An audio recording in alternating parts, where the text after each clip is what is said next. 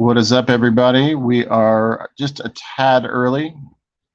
I've got some guests coming in. We got the cheetah. The cheetah is here, ready to pounce. The motherfucking cheetah is in the house. That's right, the motherfucking badass superfly cheetah. Can you send the link to Shinobi? I don't think I lost his link. I'm not sure what the fuck's going on. I think I can do that. Let me go through Instagram me here. Spice, if you're watching, I sent you guys the link on your IG. What's up, Amanda Lewis? Welcome to the stream. See if I can send him the old link.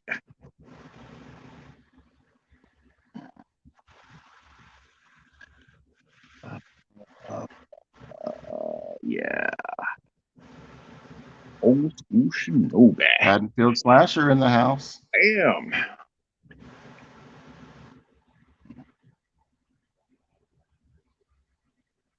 We're going to start in about 9 minutes, guys. Everybody say hello to Amanda Lewis and the Haddonfield Slasher. Oh, Josh, look at you, man. Look at mighty handsome there. What's up, Superfly? Thank you, thank you, thank you. I got the high and tight, you know? Oh, yeah, man. Looking good. Oh, boy, man. We're taking this up to a whole new level now. We are. I only do the skull when I have to step out for a minute, okay?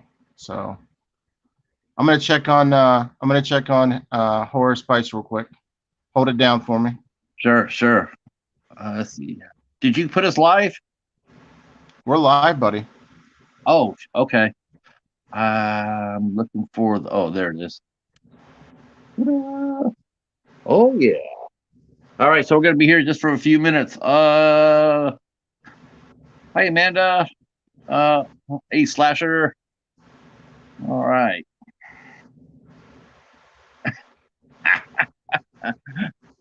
Hello, Miss Jennifer Tochi. How are you?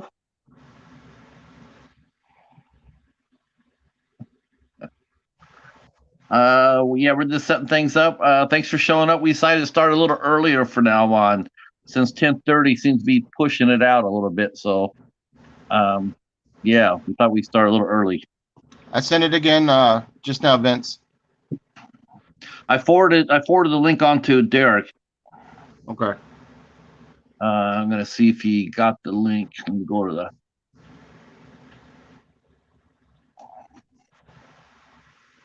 What up, Jen Tochi?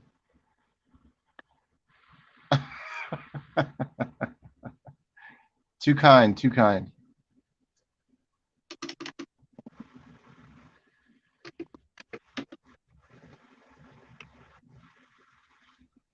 Ladies and gentlemen, they like hot sauce and they like horror movies. It's the horror of Spice.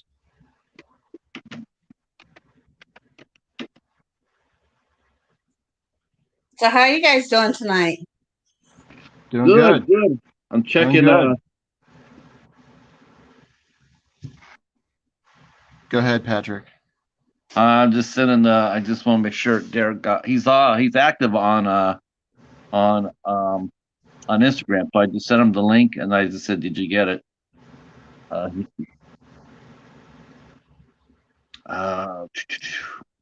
sure he's live, so he will get it. That's right. They're spicy.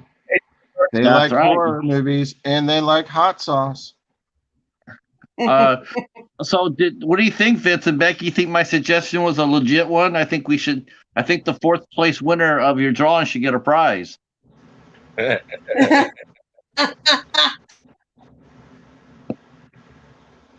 we know who finished fourth, don't we, Josh? Yeah. I put this on nothing but drinking it. Just so everybody's aware. Wow, look at that. He's going to chug it like that thing. Well, the spice is good for you. Yeah, clean your pipes out. Yeah, it's supposed to be good for COVID-19 too, I hear. Not saying I have it. I'm just saying. Let let me try Derek on Facebook here and let him know that we have sent him a link. We're gonna do some trivia too. We're gonna do some terror trivia. Nice. We're gonna give this bad boy away. Oh wow, that's cool. Oh, Oh, wow. Shaun of the Dead. Let's see.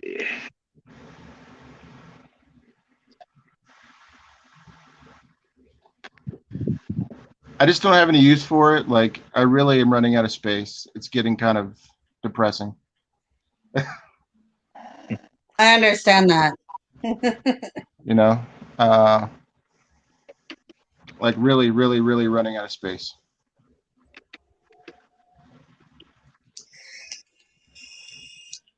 Bear with me real quick. I'm gonna check on the battery levels. I'll be right with you guys. Hold it down. Yes, sir. All right. Yeah, we're just trying to get a hold of Derek here. All right, go back over. All right. So how's everybody been doing this weekend? I'm doing pretty good. It's gonna go Yeah. pretty. So, how was the birthday day celebration proper? Oh, it was nice. I actually had two celebrations. I had one at home, and then I had one with my parents. Oh, okay. How are you parents They doing? wanted to take me out to lunch. So, That's cool. yeah. Yeah, that's their thing. How's the COVID been in your area this week? Is it dropping down any, or is it still pretty bad? It's still pretty bad. Arizona's a real hot spot. We've just been kind of keeping away from everybody, having our groceries delivered, things like that. But the hospital beds have been clearing up a little bit. Even though there's more cases of COVID, there's less hospital beds being taken.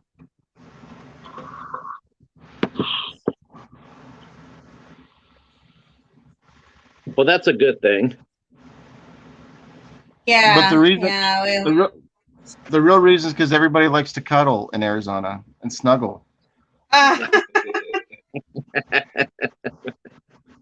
Especially around this time of year.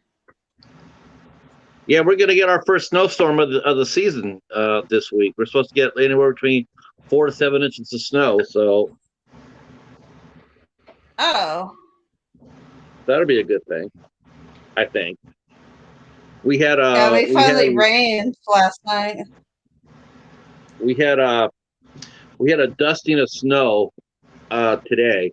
I mean, just hardly anything that really fell, just enough to cover the ground because it's so cold and whatnot. And I'm sitting here, and next thing I know, I'm actually hearing the shovel. I look outside, and my neighbor is out there shoveling the sidewalk, and there can't be more than maybe a quarter of an inch of snow. Yeah, okay, Derek's going to be here in a minute. Okay. There was probably maybe a quarter inch of snow on the ground, if even that, and he was out there scraping it. He's not from the Midwest. That's ridiculous. Yeah, it was just like, I'm more like, wow, he can't wait till there's some real snow on the ground here. But no, I just couldn't. I'm out there looking at him, and there's just no snow really to even scrape. And I'm going like, well, that's one way of getting exercise, I guess. People exaggerate that shit in the Midwest. They think 2 inches of snow is going to cause them to have black ice, or they're going to get into a car wreck. Now, of course, if you're living in the Midwest. If you've been in the Midwest long enough, you're going to have probably an inch of snow. It just happens. Now, what happens? Now, this has happened this has happened in your area in Ohio when they announce snow on the news. What's the first thing people do? They get drunk. No, well, probably that too. That's what I do. They all run to the grocery stores here.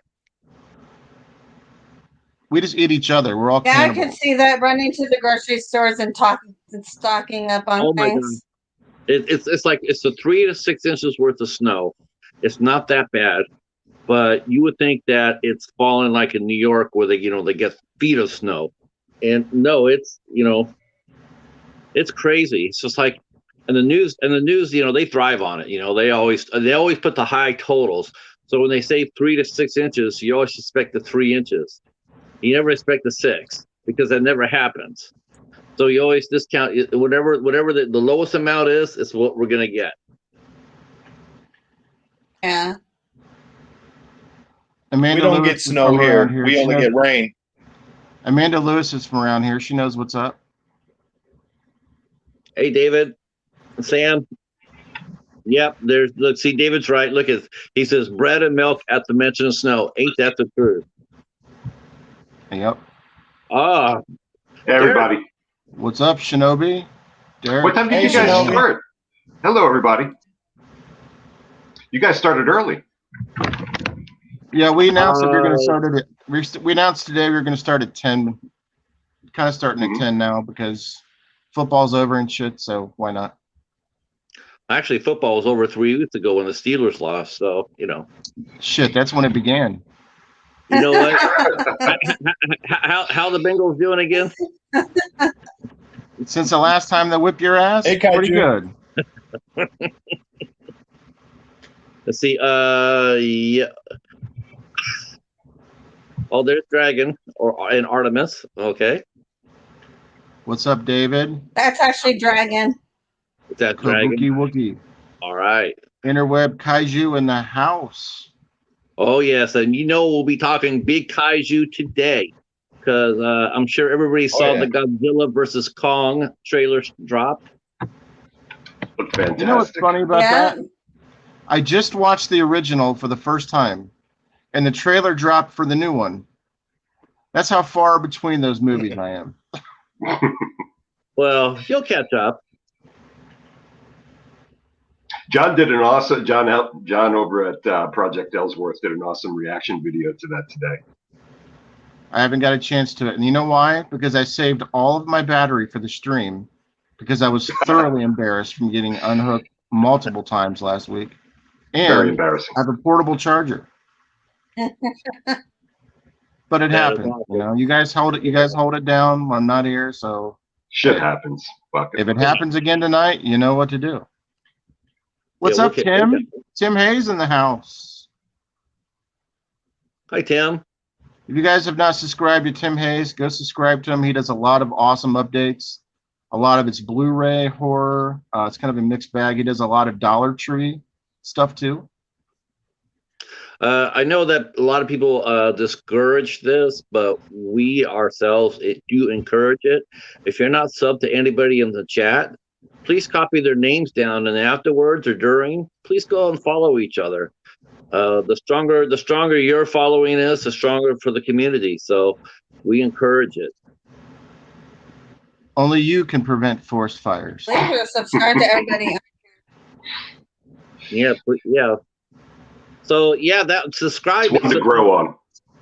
We had an adventure. We had a mission this weekend that me and the Cheetah put into play, and we actually had some celebrity help. I'm glad to say that. So everybody knows who Mark of Horror is, and so I'm sitting there and I'm watching him. He's at 497 subscribers, and it's just like watching him going like, he needs to be the 500 already. And so, it's very hard once you get that high, to get to that point. So I asked for some help. I asked the Slash Bro brothers to come on in and help us out, and they did. And they got Mark 1. The Midnight Hour put out a call for help, and we got Mark up to 500. So that's what it's all about. That's awesome. Speaking of celebrities, Movie John just entered the stream. Woo! Movie John. All right. So again, if you're not subscribed to people in the chat, just copy their names down or open up another browser screen and then subscribe to each other. So what did everybody watch this week? The Witch.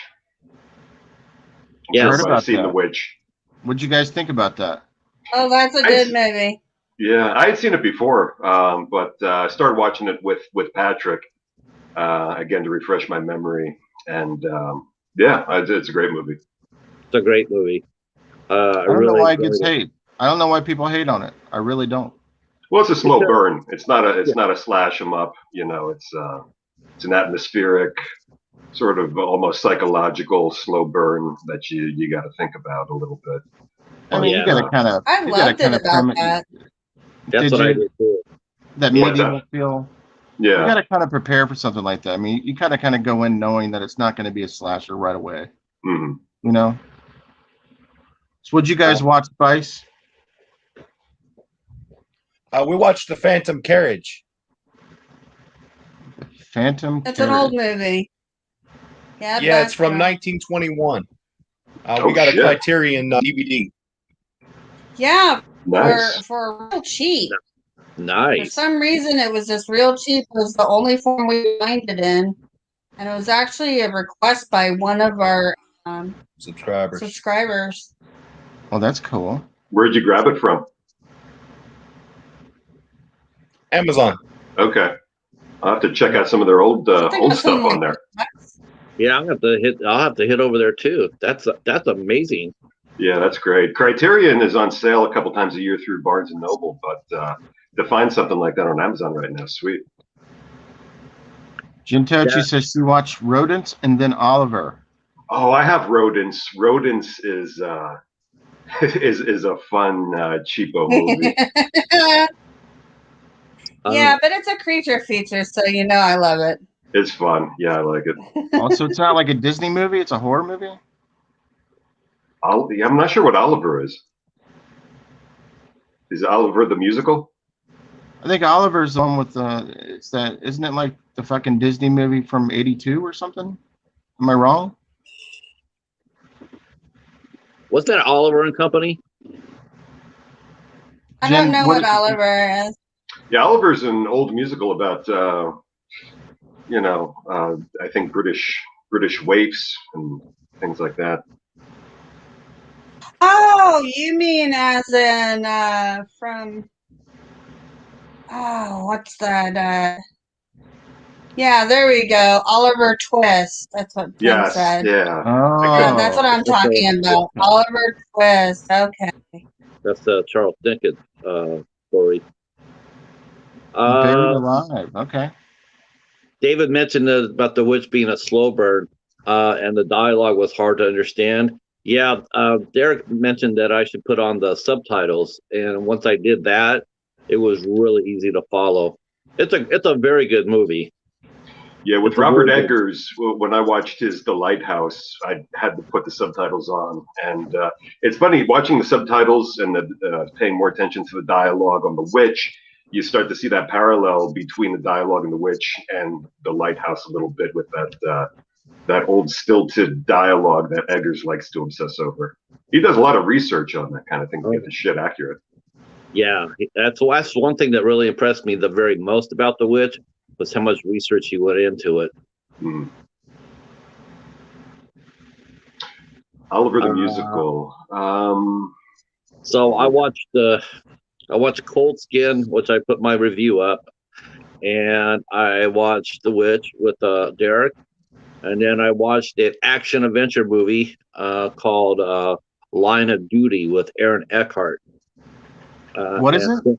Line of Duty. Came out on Lionsgate. It's action. It's an action comedy movie. Oh my god! I thought you said something else. I did. I thought he said to line up the booty. I'm like, did you watch a porno? No. That's what I mean. That's what I thought you said. No porn. He's watching scat porn. Let's see. Is that with Tommy? Is that with Tommy Lee Jones? I think I saw that. No, with Aaron Eckhart. Really? What'd you think of Popcorn, Kaiju? I know, Duty. Kaiju watched Popcorn for the first time. Now, which version of Oliver is that? Popcorn is great. That's an old cult. That's a cult classic. I mean, we have that on a dual DVD of Fade to Black. Did they release a sequel to that popcorn called Pop Secret? Pop Secret. Yeah, yeah. You can get it with movie Or butter, or Red you can get it Butter with Strikes regular Back. butter. Yeah, that's the unbuttered version or the butter version. So, you guys want to do some trivia while we're here? Yes. Sure. Yeah. We'll do a prize in a little while. Let's warm up with some trivia while we're here. Tim, by the way, Tim Hayes, he got Baba Yaga. Have you guys seen that one? I have not seen Baba Yaga. Pretty damn good. It's kind of like Is it brand new? No. When did it come out, Tim? In the late 70s, I believe. But it's Babayaga, like. Yeah, that's the old Russian witch. She was the villain in the Hellboy, in the most recent Hellboy movie. I want to say I think I did see that years ago. Okay. Yeah, but Baba Yaga is supposed to be ugly. Yeah, did everybody see the new Hellboy movie? She lives in a house and they jump around on the house like jumps around on one leg, and instead of riding a broom, that's how she gets around. Wow. Oh, okay. Well, 1973. I never watched the movie because the main actor was different.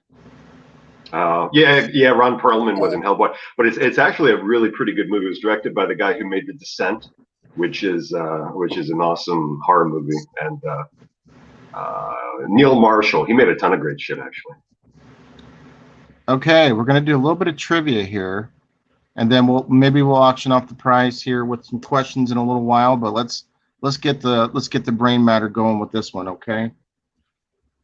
In the movie, 28 Days Later, what was the name of the virus that turned most people into flesh-hungry zombies? The rage virus. Shinobi got it. Holy cow! It wasn't me. It was Vince. Oh, was it Vince? Did you get that?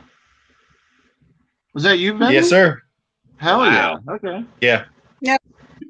The visual is so far behind. You guys are a little stuck on the visual.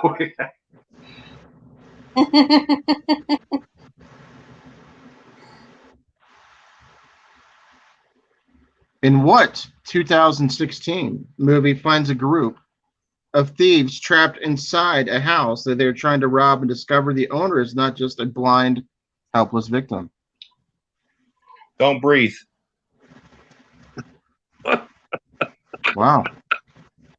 I know who I'm taking a trivia with me. Yeah, he's on point. Yeah, David got it too. That's why I say nothing.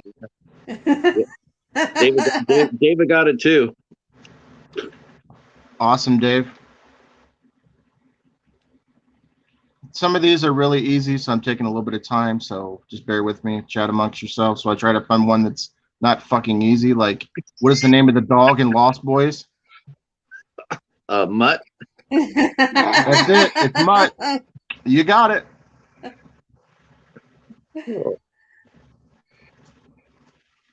Vintage cartoons recorded off of Me TV. What kind of cartoons?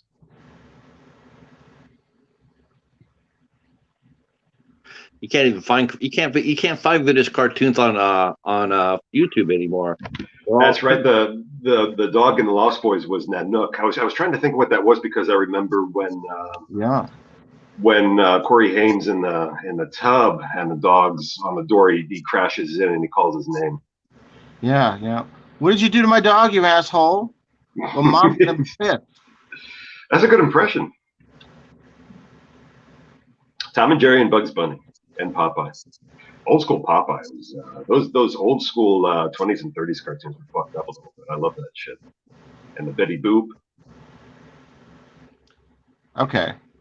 Those are wonderful. Actually, go ahead. What were you saying? I'm sorry. Go ahead, Becky. I was gonna say, actually, if you have Roku, they have some of those apps there that you can find those actual cartoons for free. Jen and Christian Cool. from Jen's Reviews Classic from the Grave cartoons. in the house. Classic cartoons. Yep. What's up, Jen Hey, and Jen. Christian? Okay. Which franchise has the most sequels, The Howling or Tremors? Tremors. Tremors. Tremors. Are you sure? Yeah. It's The Howling. Tremors has got like 10, don't they? You got the The last- marsupials. Howling had maybe 6, but Tremors has 7. Yeah. This probably was before the most recent Tremors. So Yeah, you guys 'cause- could be correct. So we're just going to skip that one. Yeah, because I think that Tremors has done at least 3. I mean, they did Cold Day in Hell and Shrieker Island. I mean, those are the two most recent. Right. This one's for Paladin, the Uh. cheetah, and anybody who wants to answer. What 2011 film was the first horror movie directed by Kevin Smith? Oh, Tusk. Tusk. Was it? Was that Tusk? Tusk. Nope. What Nope. year was it? Well, he did a Oh. short. 2011. That wasn't the. That wasn't the. Well. Some people could argue Red State was a horror film. David. I'm stumped. I can think of Holidays. He directed a horror video on Holidays, but that's an anthology, so I don't think that counts. I guess Red State would be That'd be would my. be a horror movie. It is Red State. That is correct. Red Patrick State. got it. Yeah. Now, how many Howlings were there? I think there were 6, but wasn't there one like an oddball one years later, like in the early 2000s? Well, this game came out in 2018, so I mean, I know about 4 and 5. I'm not for sure what the other ones would be. Maybe we can research that. What's up, James Gabriel? Welcome. Yeah, welcome to the stream. David from 2019 is answering. Ah. Hi, James. What 1970s pop music icon starred as Nikki in David Cronenberg's Videodrome? Debbie Harry. That was kind of an easy one, I think. But awesome job. Okay, so there was I feel like there are some Howlings that were out there that were like off the radar, kind of like Creepshow Part 3. They really aren't considered official, but they exist and they probably really suck. I got to check those out because I don't think I've seen them all. Like they're the same universe? Are they there 8 Howlings, David, or 8 Tremors? Yeah, because you know how Creepshow 3 exists, but it had nothing to do with Romero or Stephen King, and I don't even think it was the same studio. It was just like a low-budget piece of shit. I feel like there are Howling movies out there like that, too, because I know back in like the early 2000s, I was at Hollywood Video, and I remember seeing a cheap Howling that took place in Texas or something like that. 8 Howling movies. Sheesh, that's news to me. Yeah. I can think of probably 7 of them, but there's one that I have no idea about. I think I went up to 4. Who played the main character in I Was a Teenage Werewolf? Michael Landon. Yep. Howling Reborn. Oh, you know what? I remember that now. The Howling Reborn. Yeah, that really sucked. I now that I see Reborn, it came back to me. I don't know. They kind of lost me at marsupials, but you know. Oh, I love marsupials. Marsupials is so fucked up. Marsupials is a little weird. I mean, I always think of kangaroos when I think of marsupials, right? Yeah, Yeah. or possum. This one may be tricky, but I know you guys may get this one. But to me, I don't know this one. I'd have to look it up, or maybe I'm just kidding, being facetious. Where does Ashley Williams work in the movie Army of Darkness? S-Mart.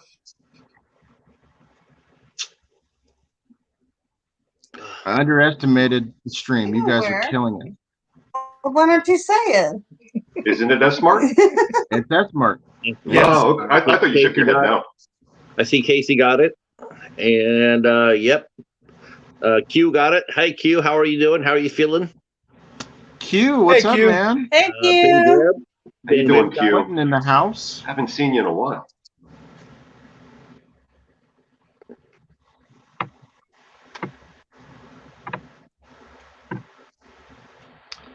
I'm still looking for some ones that aren't so easy. So, you guys want to bring up something else while we're talking? Hey, What game do you have there? I've got horror trivia. It's just called horror trivia. I have another one in the back that I use. I used to do something on my channel called terror trivia, and I would have contests maybe once or twice every other month, and I would do videos. You can watch the old videos I have on it, and I would give away a prize, like a gift card. And it did pretty well, but then I realized it's not very constructive because everybody can see everybody's answers. Hmm. But at the end, we just drew names to see who would win, and we had Right. fun with it. We did it last year. We had a blast with it. Let me go grab something here. I'll be right back. He's gonna go grab a copy of his horror trivia, his game. Hey Q, for your Monster Mondays, are you going to put a reaction video up for King Kong versus Godzilla?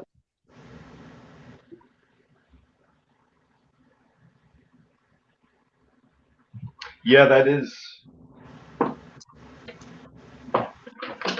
Now you guys will impress me if you know this one. Yeah, this is Hey Andrew, Melina in What the up, house. Andrew Ballina? Andrew. 666 in the house. 666. Yeah, Casey, this is the old Darth Vader Star Wars case. I don't have my Star Wars figures anymore, but I do have some figures in here.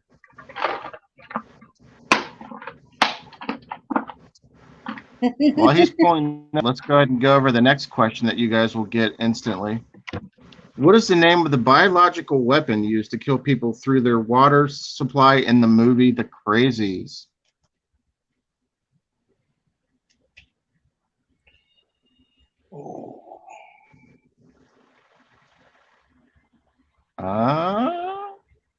Come COVID. on, Vince. It probably would have helped if I actually watched that movie. So COVID. that's me. Is that I'm gonna go with Dave. COVID-20? I'm gonna go with David. I'm going with David's answer. COVID. That's incorrect. Well, Incorrect. You go over there and tell Sam he's incorrect. I knew this before even looking at it. I'm just kidding. I didn't fucking know this one either. Anybody? Anybody in the chat? Let's see, we got COVID H2O. Let's see. It's not ecto cooler. Mondays. Let's see, then we got one. Tim saying it's been too long since he saw the Crazies. It hasn't been that long since Trump left the White House. So you I was trying not to get political. I had a few things I was going to say about what was in the water, but well, wait a minute. The mighty Joe, the horror man, will come in and save the day. He'll know the answer. Joe the Horror Man, what's up? Maybe you can answer this one. We're Hey, playing Joe. trivia.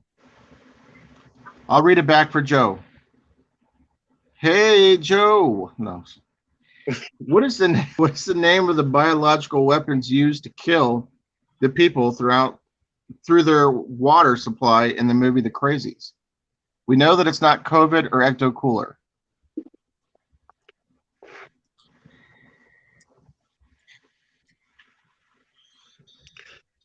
Anybody? What is Miller Lite? It's not crunchy peanut butter either, okay? Miller Lite? That's it. Miller Lite. All right, all right. Tim just picked up a sub. Thank you, whoever subscribed to Tim's page. Awesome. It's the Trixie. horror man got it. It's Trixie. Damn. The horror man got it. Oh, wow. That's why they call him the horror man. I knew it. I didn't even have to phone a friend. I was like, he's coming right in. He's going to know this one. I feel like I'm the weakest link. If we were talking about IFC films, you would kill it, Patrick. It's all good. That's right.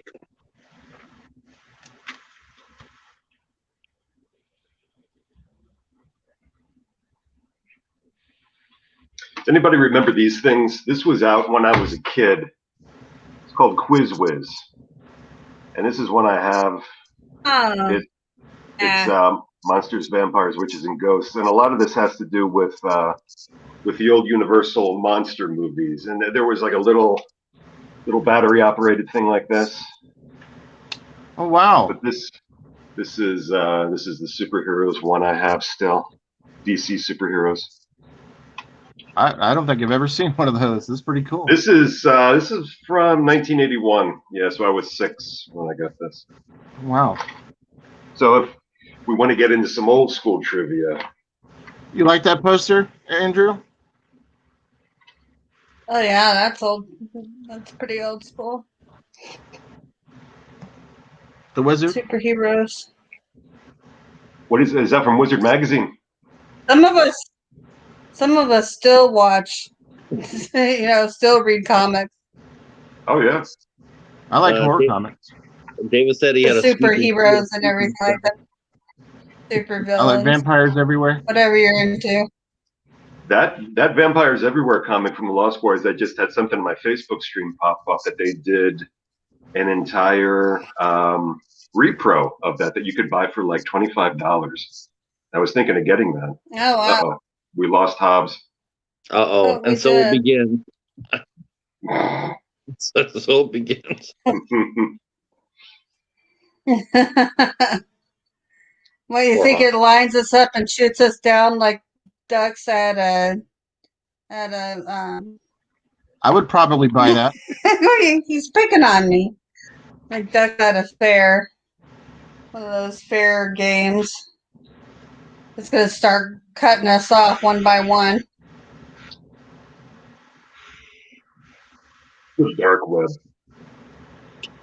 The deep state. What type of animal terrorizes Jennifer Connelly in Dario Argento's Phenomena? Is it a Doberman? Nope. No, it's I'm thinking. Well, it's not a cheetah because cheetah love Jennifer Connelly. Smurfs Cheetahs. comics. Tim Hayes likes. That's weird. I got some old Smurf big albums by Pio or Peyo, however you said that. But yeah, I love Smurf comics and Star Wars. I still have the Star Wars graphic novels. That's a good guess, Dave, but that's not it, buddy. See you, Q. adios, Q. Is everything all right, Q? I haven't been around in a while. Bye, buddy. Correct. The horror man got it. It's a chimp. Oh, that's right. Yeah. Snorks. Casey, the Snorks were the underwater Smurfs.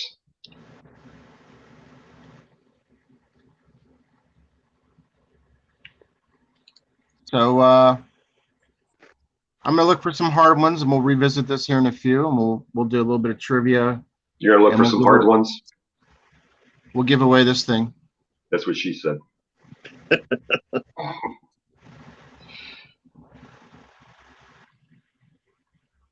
Does anybody have this?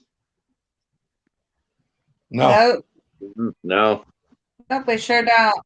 Love Shaun of the Dead, though. I don't know Love Shaun why. of the Dead. I don't know why it doesn't appeal to me. I like it, but like I just can't find a place for it. You know, like it doesn't fit with the pops. It's too big. It's a vinyl pop idols. You know.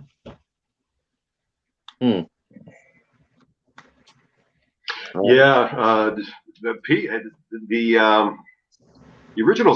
This has nothing to do with horror, but I loved the Smurfs as a kid. Tim's mentioning about that. But yeah, sometime, Tim, if you're on here, I'd have to go in my closet and dig through my comic books. But I got a ton of the old. I think they were done by Random House. They were reprints of PU's old Star Wars books. I have like one's called King Smurf. One's called like Astronaut Smurf. They were great. I loved the Smurfs so much as a kid. I don't have most of them anymore, but I still have a few. Peo was a Belgian comic book guy. Originally did them in French, since that's the language in Belgium. Okay. So, what did you guys think of the trailer sense. for Kong versus Godzilla? Did you guys watch it? Did you like it? What did you think of it? It'll look amazing. Yeah, we watched it. Thought it was awesome. I would love to see it in a theater if they're open. Yeah. That's one lost of those that if it's in the theater, who do we lose? Patrick. We lost Patrick. He'll be back. Told you it's shooting us off one by one. Since I Tim hope mentioned King Smurf, I couldn't help but grab the one I had close at hand here. I still have the King Smurf, and Cute. I still have the Mermaid Smurf close at hand, where she's covering up her naughty bits. Yes, it was Astro Smurf, not Astronaut Smurf. Damien. Yeah, What was the name of Damien's last name? The kid, Damien. Thorn. Too good. You guys are just too good. I could have answered that one. I love the Omen. I love the original one better than I like the remake. Project Yeah, Ellsworth is in the house. Project John, I Ellsworth. gave you a shout out earlier about Hey. that awesome video. Hey, John. I'll be watching that today, John. I wanted to save my charge for the stream. Welcome back, Patrick. Yeah, it got frozen over here. I couldn't. It froze on my phone. So I had to back out. I don't know. I have mixed emotions about it. I think unless they're covering up, as Kong or Godzilla being. I mean, I've heard people are talking about maybe Godzilla's Mecha Godzilla. That seems sort of like that could be.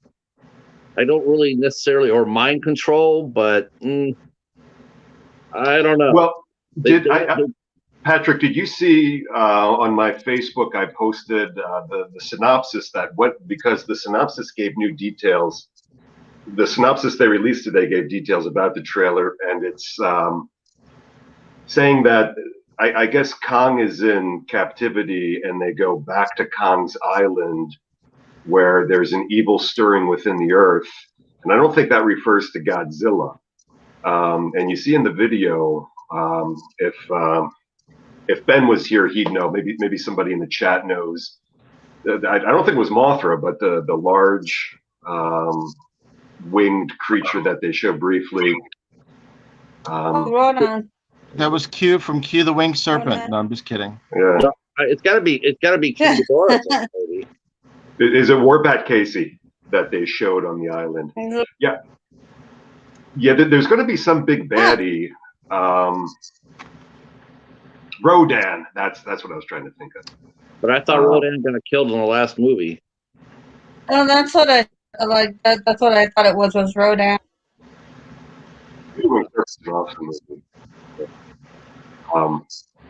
But yeah, I didn't see anything that made me think there was going to be like Mechagodzilla or anything. But I think they're either going to unite against the United States military or like Kong's Island creatures from there, some giant creature we haven't seen yet. There's got to be some surprise yet that they haven't shown.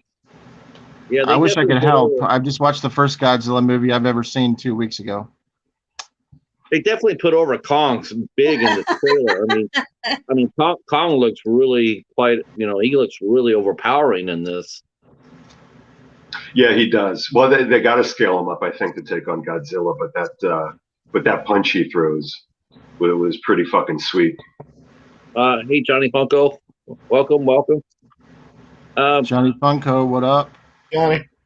Yeah. Johnny, angry Johnny. Sorry. Yeah, I'm gonna go with that Mecha Godzilla angle too. I just can't see. I mean, because they put over Kong so strong that I just can't help but think it is Mecha Godzilla, because He kind of looks like the Super Shredder from fucking Turtles. I mean, I did watch the trailer, and he was like pretty hardcore Godzilla. Yeah, Andrew's saying there were rumors a while back that Mechagodzilla was in it. Okay, I finally found one that maybe you guys won't know, but maybe you will. What 1990 film featuring Lou Diamond Phillips has his character trying to bring the Pentagon killer to justice? The First Power. No? You got it. Oh. They're too easy. They're just too easy. I'm gonna have to go back to the drawing board. That's a good forgotten one, actually. The First Power. yeah, God, I haven't heard of that in years. Yeah, I haven't seen that probably since Cinemax back in the day. David is currently watching King Kong. And he also knew the First Power. That's good. Yeah. Which Kong is he watching? The original? Which Kong are you watching, Dave? Peter Jackson. Oh, Peter Jackson. Oh, I didn't like that one.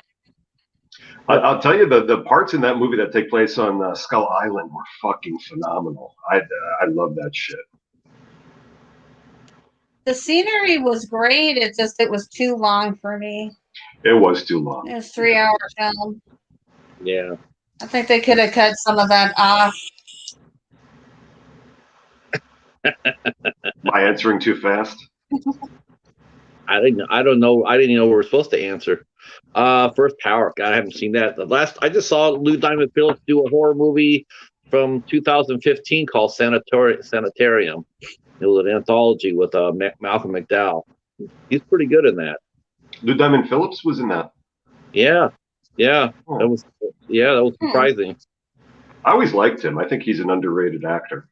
I agree. Good old Chavez. Yes. I watched Highway 666 with Lou Diamond Phillips in it for the 8th time. God, I used to run that on Sci-Fi Channel quite a bit, I think. Yeah. Yeah. Yeah. I think I've seen that. I think I saw that over at Family Video a couple of times. And you didn't grab it? I didn't, because I knew it was on Sci-Fi, and so I was just thinking it had some really cheesy effects and whatnot. Young Guns 3 is in the works. I didn't know that. Yeah. Really? Really? I didn't know about that either. Yeah, I had no idea. Are you being serious, Dave? Or No, I guess it's a thing. Yeah, I put down Social Security Guns should be more of the title. yeah, that's more like Golden Guns at this point. Who would they even have in that if they did that? Like, I don't think you can bring back all of the characters. I mean, They all come back as ghosts. right. Let's see. It was Emilio Estevez, Kiefer Sutherland, Lou Diamond Phillips, Charlie Sheen, Dermot Mulroney, and Casey Shamasco. Yeah, they're all still alive too. Well, Charlie Sheen barely. Jack Palance was in it, but he's dead. Yeah, we can't really speak for Charlie Sheen right now. I mean, William Peterson's still around. And Terry O'Quinn is still around too. Yep. Emilio Estevez comes back as Charlie Sheen. He plays two parts in the movie. There you go. Shit, they could just get Martin Sheen to play Charlie Sheen at this point. I think they both look pretty much the same age. I don't know. Do you think the idea of them coming back as a part 3 is? I like that more than I liked a remake or a reboot.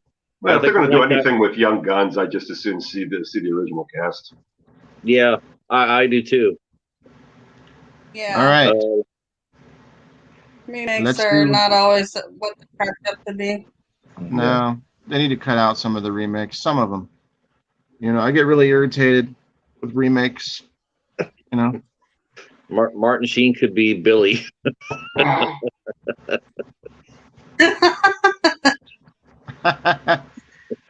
Martin Sheen's from has my a- hometown. Martin Sheen's from where I'm at right now, Dayton, Ohio. Is it really? I Yeah. always like Martin Sheen. He's got a brother who acts too, Joe Estevez. Yep.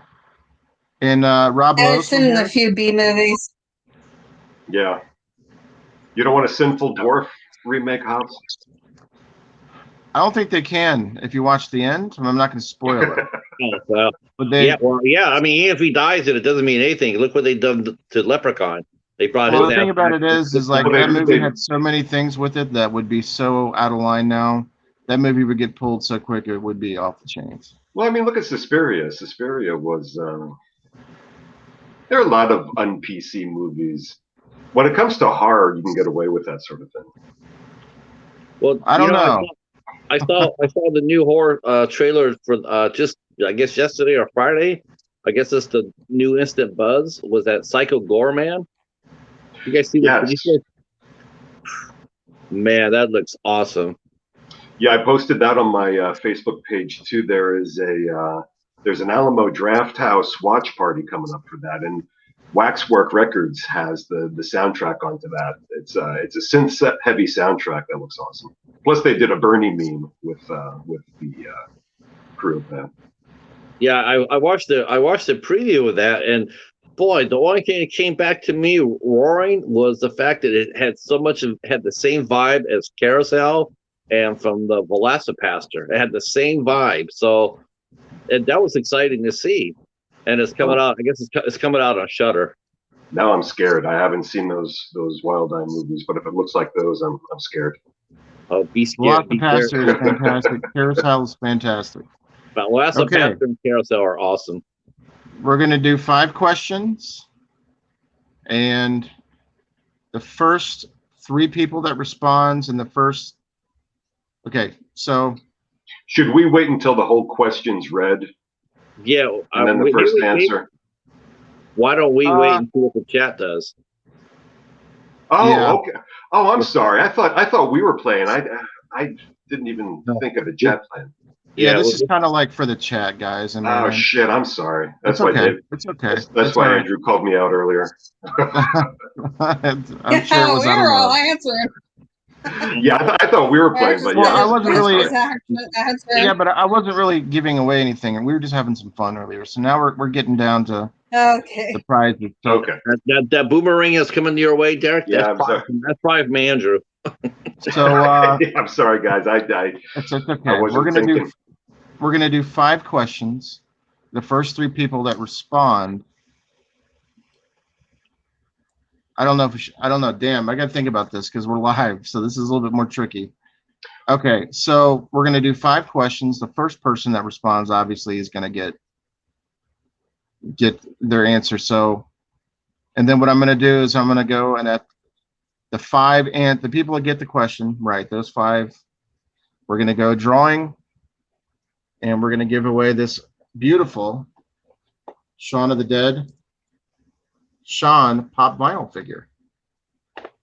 Nice. So 5 questions. First person to respond in the chat. In the chat, not In us. the chat. Yeah, We were sorry. having fun, but this is it's fine, Derek. It's not a big deal at all. And Andrew was just razzing you, he said. Oh, I know. God So let me damn come it. up with some questions, and then I will present the first question. Who are the only 2 actors who have faced off against an alien, a Terminator, and a Predator? For the chat.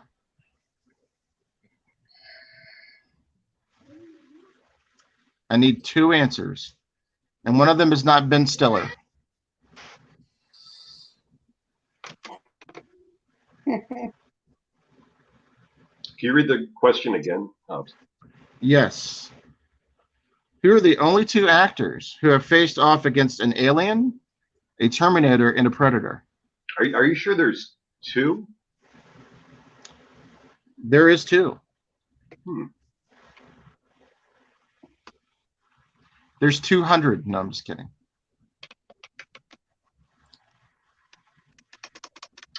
Oh, okay.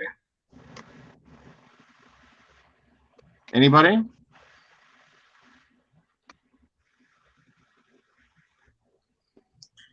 You have The to horror put man both. got it.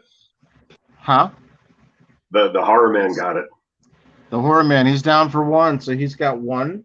Oh, Yeah, Lance Henriksen, if you count the Aliens versus Predator movie. yeah. I wasn't thinking of that because I was only thinking of Bill Paxton, but I forgot. Angelina second one. politely The tells Joe second to one, fuck off. I would have never gotten that. Joe's the man.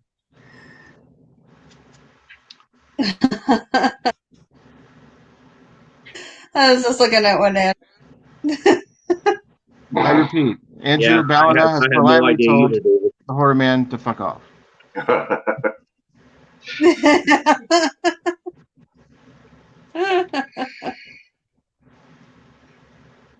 I gotta find some other ones that are not ridiculous. So enjoy the chat while I'm looking for these. Okay, we have 4 more to go. We talk about how fucking awesome Lance Henriksen is. No. He is awesome. I saw him in a movie not too long ago. I think it was called Those Were the Days. It was an old Western. Danny Trejo and Tom Berenger were in it. And he's looking really old. I think he still smokes as much as he ever did. And he's looking at. Is that Lance Henriksen? We have Bill Paxton's signature. Yeah, Bill Paxton's signature. Yeah. From Nice. the Alien. Yeah. Alien. Yeah, it was a shame about him. Died way too young. Way too young. I've got the question number 2.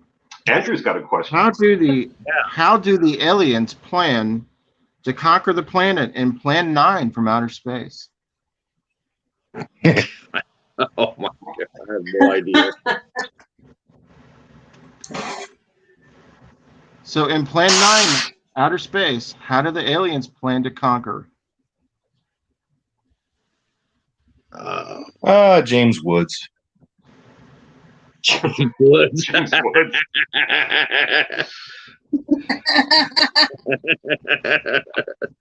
Yeah, James Woods looks like he's an alien plan. Hello, Halloween. Halloween Fiend.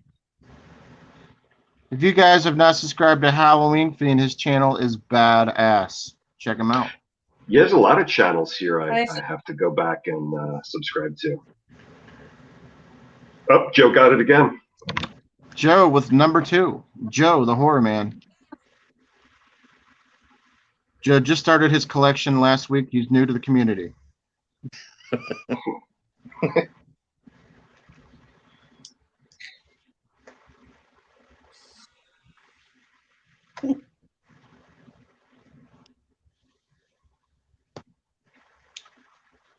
Art with horror. Art with horror. Is he in the chat? I think they're just talking about him. Is Art in the chat?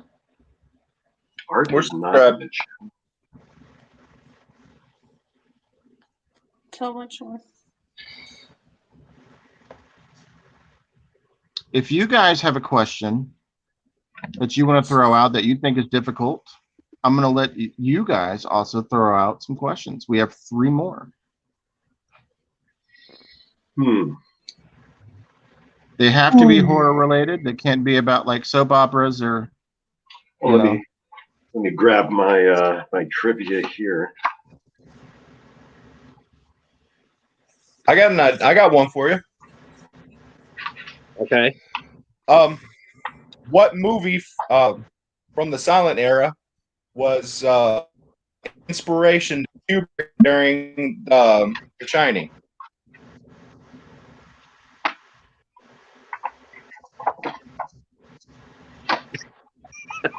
John. There is crickets. There are. What? John, that's hysterical. Oh, No, it wasn't Talking about- Nosferatu.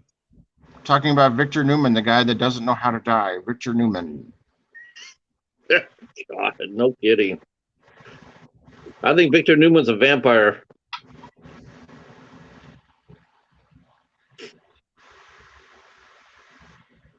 Can you repeat the question, please, Spice? Yes. What silence movie influenced Kubrick during The Shining? Was it Big Man? No, I'm just Yeah. kidding. John got it. John got it. Was it The Phantom Carriage? Oh, Yes. nice. Awesome. So Wow. Project Ellsworth with 1, The Horror Man with 2. We have 2 more questions. Shinobi and Here's one. okay.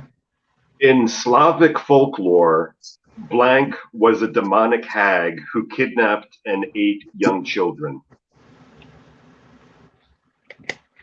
Baba Yaga. Oh, sorry. Oh. The Babadook.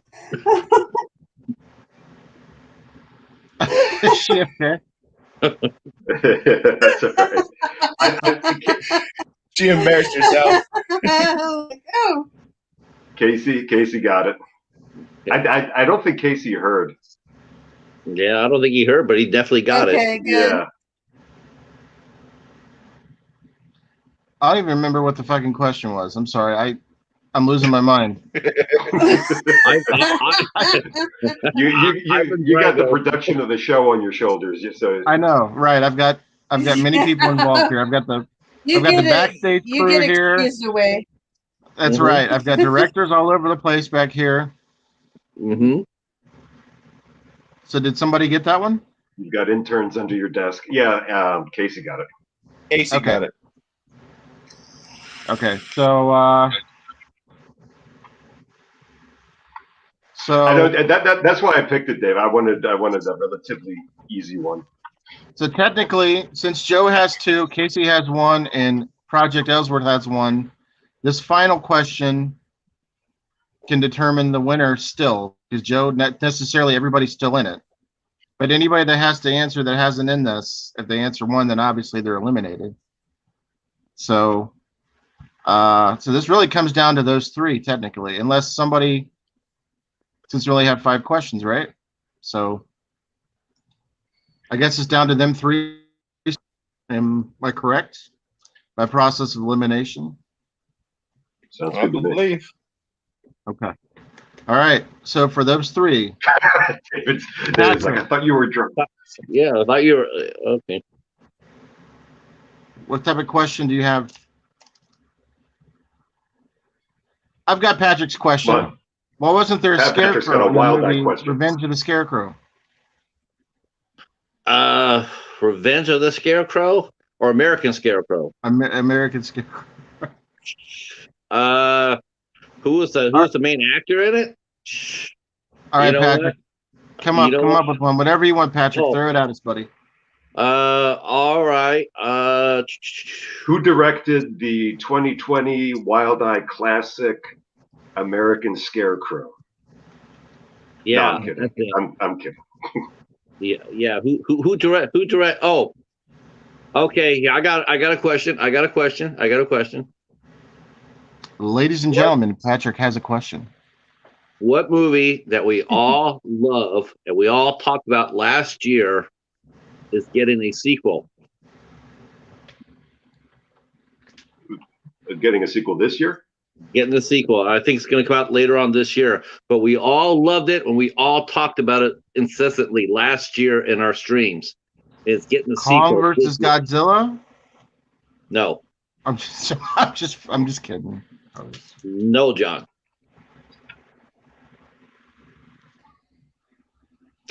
Casey, Casey gave a hint. No. Nope. Think about it. Think about who's asking the question. Oh, that's It's- correct. I am doing a Yeah. drawing, guys. So anybody can answer this one. I apologize. The question is, think about who's asking the question. We all talked about this movie. Well, I love you, Casey, but I wish. Nope. De- So, Debbie Does Detroit. nope. See if I can give you guys a hint here. Debbie Does Detroit. I'll have to add that one to the collection. Think Jaws. That's a hint. Oh. That's a hint. It's a hint. Yeah. I wish it was Cheetah 2. Think Jaws, and it's getting a sequel this year. Debbie Does Dishes. Is it the Meg? Yes, Joe got it. Thinking shark movie. Joe got it. It's Wheezy Shark.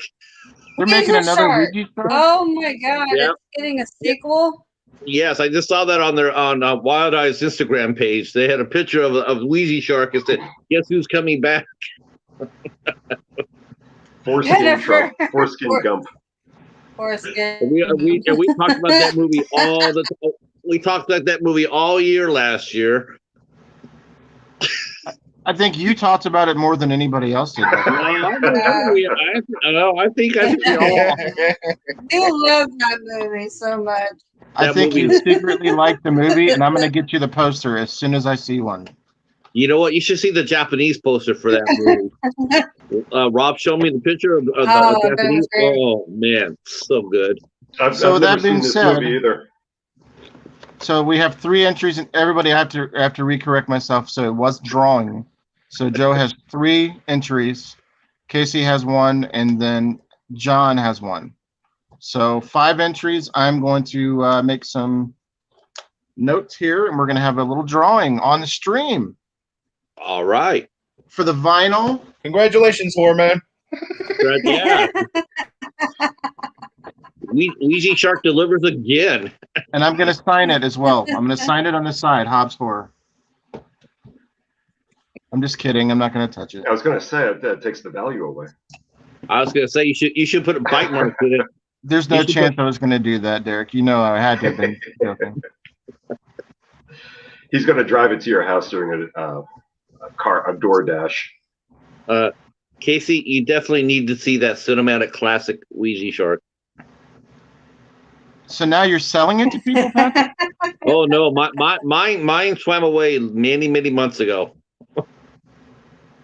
Yeah, you better hashtag this stream Ouija Shark. Joe's asking you to put 2-inch drawings for John and Casey, and just 1 for him. I don't ever do anything that the horror man does do, so I'm going to honor his request. And I have 2 not- for Casey, 2 for John, 1 for the legend known as the horror man. Andrew, I found a copy of Wolf Creek, for the first one. So I not only do I have the second one, but I also now have the first copy. So I'm going to watch that first. Those are good. You haven't seen either one yet, Patrick? No, maybe you want to do a watch party for that? Yeah. Yeah, let's do that. Yeah, those are really good. All right. Yeah, John, I agree. Wolf Creek 2, I think, is one of those sequels that there's a different tone between the 2 movies. And I kind of like Wolf Creek 2 maybe even a little bit better than the first one. Definitely will, Andrew, for sure. Looks like Amanda loves both of them too. Mm. So in case you guys are kind of new to the chat, Amanda Lewis is new to the community. She's from around here. Give her a sub if you don't mind. And anybody new to the chat, converse Yes. and show love and give a sub. Yes. You please go around to anybody who you don't know, go to their pages and give them a sub. David, it's not Crocodile Dundee on steroids, but there is a bit of the Outback attitude definitely going on with the main character. What is his name? What is it? What is his name? Mick something? Did they ever catch this guy? I don't know. All I got in my head is Crocodile Dundee choking somebody. That's not how you choke somebody. This is how you choke somebody. Mick Taylor. Yeah. There's I won't give away details, but there's something that happens at the end of part 1 which really goes through me. It's one of the sickest things that like a killer does in a movie that I've seen, and it's pretty fucked up. That always sticks with me. So I always think of that in terms of having a different. Although Mick Taylor does something pretty fucked up in the sequel too to this one guy. So yeah, they're good. Okay, and So, I'm going to read. I don't have a pen. I don't have a pen on me. It's in either at my desk at my job or it's at my work. So I'm going to take thumbtacks, and they're colored. And 2 of these are going to represent John. 2 are going to be Casey, and 1 is going to be the Horror Man. And I'm going to draw one of the thumbtacks based on the colors because I'm well prepared. Can't hear you, Hobbs. You should do it blindly, Hobbs. I will do it blindly. That's terrible. I will do it blindly. You should have one of those things you wind up that has the balls in it and pick it that way. I thought Mick Taylor was in Duran Duran. In this room, John, I only have 1. Chat is busting balls tonight. Yeah, they're lit. They're definitely lit. So now what he's going to do is he's going to send me a box of pens, probably. Everybody send boxes of pens. So many pens, you wouldn't know what to do with them. True story. I have one right here, but I can't get the fucking thing open. Ooh, that's an expensive one. That's a fucking multicolored thumbtacks. Channel Dawnstar, welcome. I'm not familiar with that channel. Channel Dawnstar, hello. Hello, Channel Dawnstar. I like We're that about name. to draw. We're about to do a thumbtack drawing, Dawnstar. first ever on YouTube. Sounds like a superhero name. Sounds like a gas station.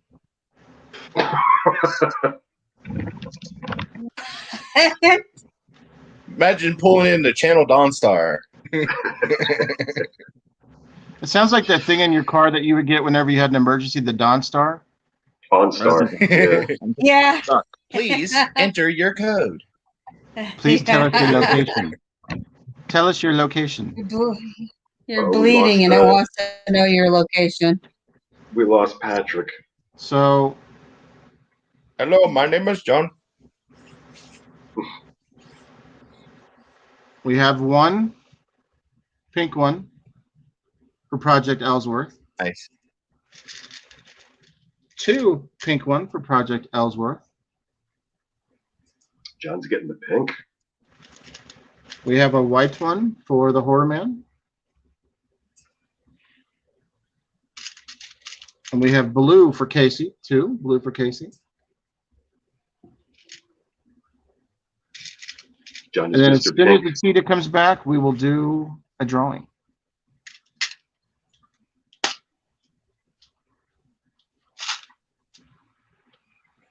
No, John, that was not deliberate. There's only 3 colors to choose from.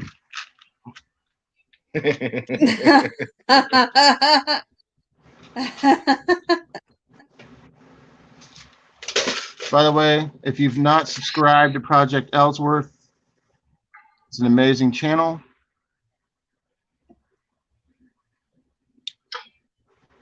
He does a lot of reviews on John Hughes movies.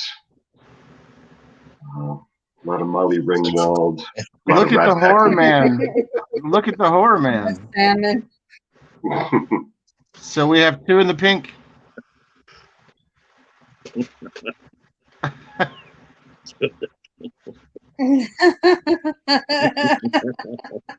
Between the pink and the One more stink. flavor, and you got an ice cream bar. I've got my wild eye mask.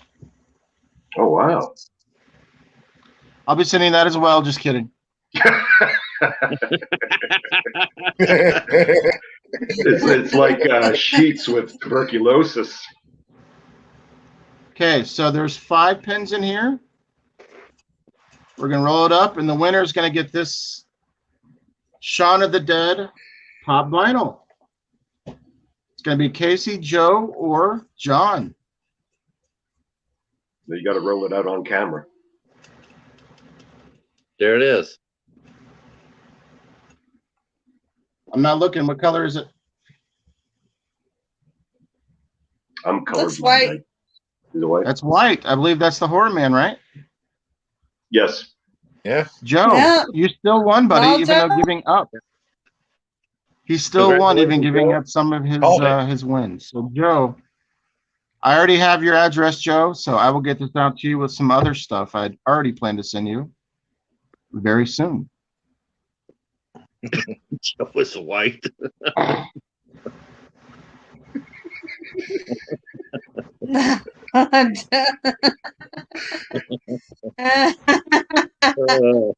A YouTube first, a thumbtack drawing.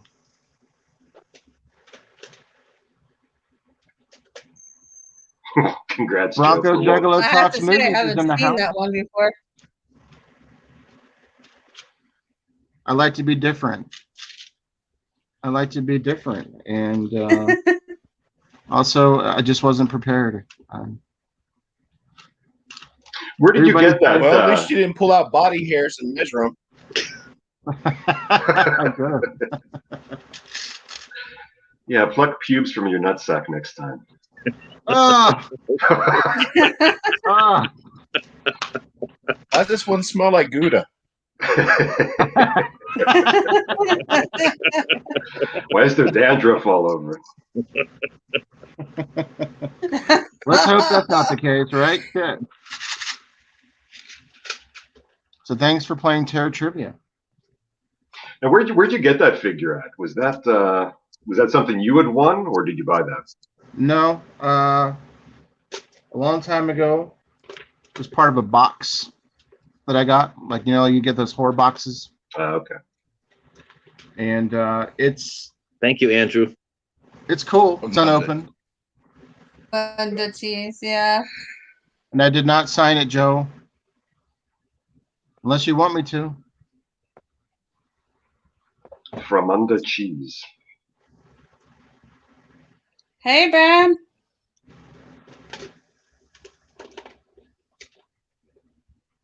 Brad's in the house.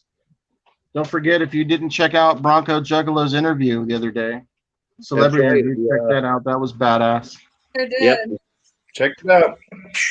Good interview. Did you guys get an ad for her on your channel? She added me today. I don't know if it's her or someone representing her, but I got an ad today from, I guess, one of her channels. She has 19 subs. Does anybody know about that?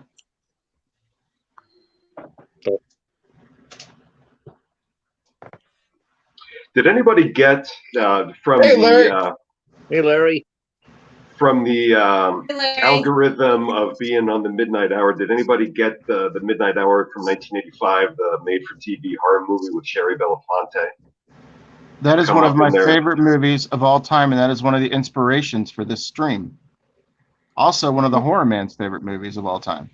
Are you being serious? Because it actually was a decent movie. I'm not Yeah. joking. I'm obsessed with that movie. I'm dying to Yeah. get a copy of it. You know which one I'm talking about. It was a ton of people were in it. It was Dick Van Yeah, Patten. LeVar Burton. Oh, Yeah, yeah, because that showed up on my algorithm from being on here, and I was like, holy fuck, this is. And I vaguely remember like that being a thing, but it's been years since I saw that. Hey, Larry. The Midnight Hour? John, is that what you're asking? It was LeVar Brad, Burton, can you, Peter. can you tell the name of the person you interviewed in the stream, Brad? I can't quite remember her name. I believe it was Dyla. Dylan Harvey? Yeah, Dyla Harvey. I believe. Island. Yeah, Dylan. It's an unusual first name. She was in Bone Hill Road, and I think she does most of all Todd Sheets movies, if I'm not mistaken. She was in Clownado. Yes. Yep. Yeah, Tim, you're right. Because it was on, it's on several YouTube channels, and I don't think that would be the case if it was currently had a disc release. But the soundtrack was fucking awesome.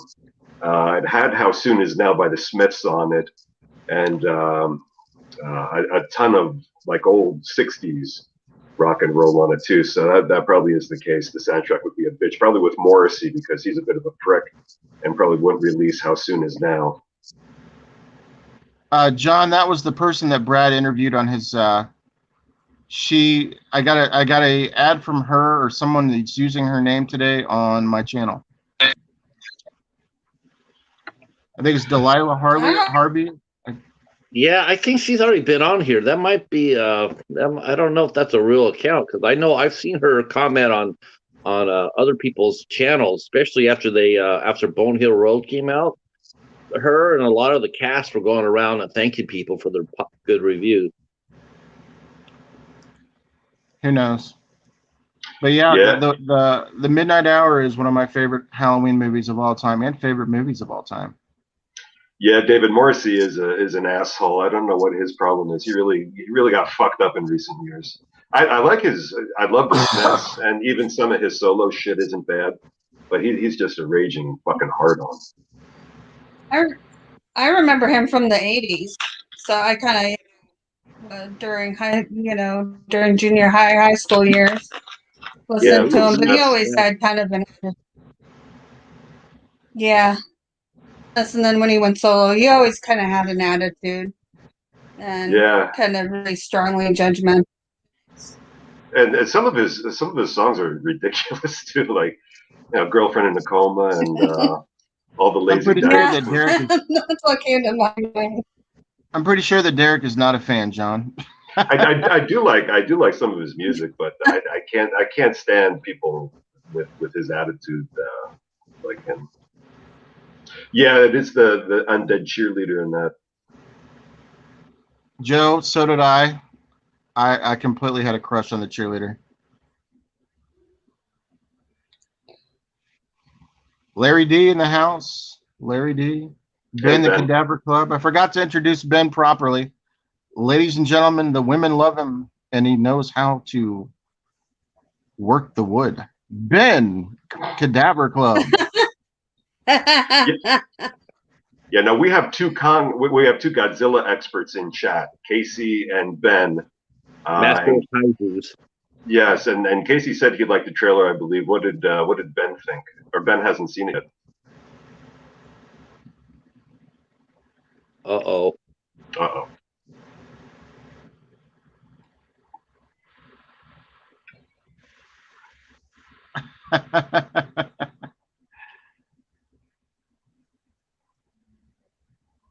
I agree with you. When she had to go back at the end, that really made me depressed. Like that, the music and everything, kind of made me sad. Well, she's waiting there for you still. She is. Absolutely. So, Patrick, I know you had some questions that you wanted to ask some people. So, I'm sorry I took up half the stream already, but if you want to throw them out, buddy. No. Yeah, I was just going to just comment on a couple of things, a couple of community things here, a couple of reminders for the new people in the chat or whatnot.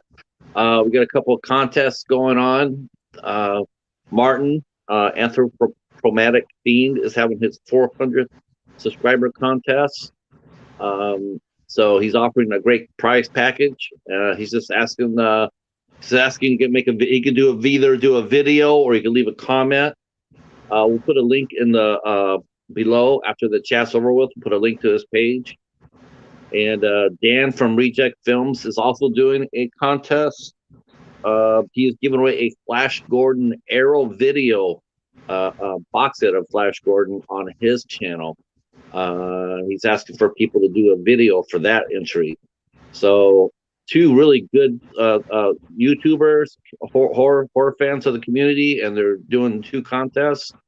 So if you haven't done an entry yet, you should think about doing it. Definitely. I'll do some did, entries. did you guys have some stuff you wanted to cover while we're spilling the tea? Tomorrow we upload our giveaway for Valentine's Day. Oh, nice. Thursday is going to be the Phantom Carriage. And we're starting a new segment on our Wild Out Wednesday videos.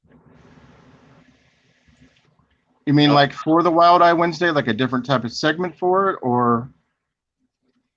It's going to be the same thing. It's just at the end, we're going to show 3 different Wild Eye films, and we're going to allow everybody to vote on which one we watch next.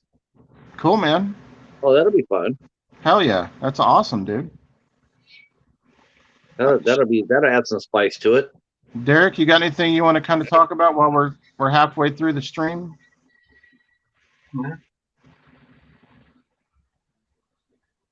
Peace, love, happiness. Oh, in case you guys Everyone's did not see quiet. the video, the steel books that I got, the smoke has gone away from them. I'm not sure how the hell. How did you get the smoke away from it? It Hobbs? just literally within time. It took about a week, but the smoke is gone. Okay. Was it cigarette smoke or Yeah. like there had been a fire? Oh, cigarette smoke. Okay. Yeah. Yeah, sometimes us smoke. Like I used to smoke. We don't realize that everything reeks of that because we become so used to the stench. Yeah. But yeah, Ben had his Saturday why we pizza vape. tonight. What's that? That's vape? why we vape. Yeah. Yeah. Vape doesn't stick to our collectibles. Yeah. I didn't start Oh. vaping. I just went cold turkey. But yeah, I crave Try one that. just about Good every too. day. Now Ben had his Saturday night pizza tonight. I had pizza before the stream tonight. Some cauliflower crust pizza with vegetables. And don't forget to What vote was for it? January. What's that? How was it? It was good. It was frozen pizza, cauliflower Cauliflower crust. crust. Yeah, it just tasted like regular crust. It was good though. Yes, Oh, don't forget to vote for your January 2021 horror YouTuber of the month. Yeah, it's on Over on Project Elway. Ellsworth. Oh yeah, we didn't do that. Head over to We still Project didn't do Elway and Project Ellsworth, and drop a name, a vote. How did I miss that? I don't think I did that. Yeah, it's fun. I have to admit that it's so hard though. That's the thing. Whoever wins, they turn around and they put 4 names out there, and it's so hard to vote for because you like everybody. I did catch something this week that might catch everybody's attention. I read on this website called digitalbit.com. They were talking about the performance of DVD and Blu-ray sales, and the format has lost 21% of sales versus 2019 from last year. It's declined 10 years in a row, and I just wanted to know what everybody thought about that. If they think that there's anything that can be done to reverse the trend. So here's my take on that. Not everybody buys their shit from stores, like I rarely buy from stores. I should. I'm always buying my stuff off eBay or trading with people. So are you talking about retail horror sales or DVD and Blu-ray sales? Retail sales. Okay. Yeah, I Can't agree. answer that much. The secondary market is booming. I mean, we all know that from our collections, but the retail, going to retail, that's been suffering. I mean, 21%. That's a lot. That's a big decline. They said it could have been worse if it wasn't for COVID. Could be. The retail sales on the physical media would have been worse if not for COVID. Vince, were you saying something? No. No, I was gonna say. Oh. So, are you talking about brick and mortar stores, or are you just talking about online too? I think the Retail. probably is. I think it has to probably be a factory in probably brick and mortar, and probably from the stores that do that have brick and mortar and online presence. Like a Walmart or Target, a Meijer, any Best Buy. I'm sure that they included the online sales in it too, but it was still a pretty steep drop. And the fact that it's been dropping for 10 years straight is I didn't realize that. And I didn't think it would be so big, because I thought the 4K releases were supposed to slow down. And so I thought it would slow down that trend. Mrs. Boomstick is in the house. Everybody give her a sub and a like and a watch if you don't mind. If you want to go check her out, she's been in the community about 6 months. Hello, Miss Yeah. Boomstick. Yeah, Andrew. Hello. Yeah, Andrew said streaming's killing physical media. That's absolutely it. We talked about this the other week. I think you're going to see more boutique labels really fueling it, where physical media just becomes like a niche thing, and everything streaming, unless there's a big release on DVD that draws people. I mean, when the, like, say, season 1 of The Mandalorian drops on DVD, that'll be fucking huge. People will go and buy that. If we get a huge tentpole movie like a new Marvel Universe movie that'll drive up sales, that might increase traffic for sales. But until then, shit's just going to stream, and that's where people are going to get their media.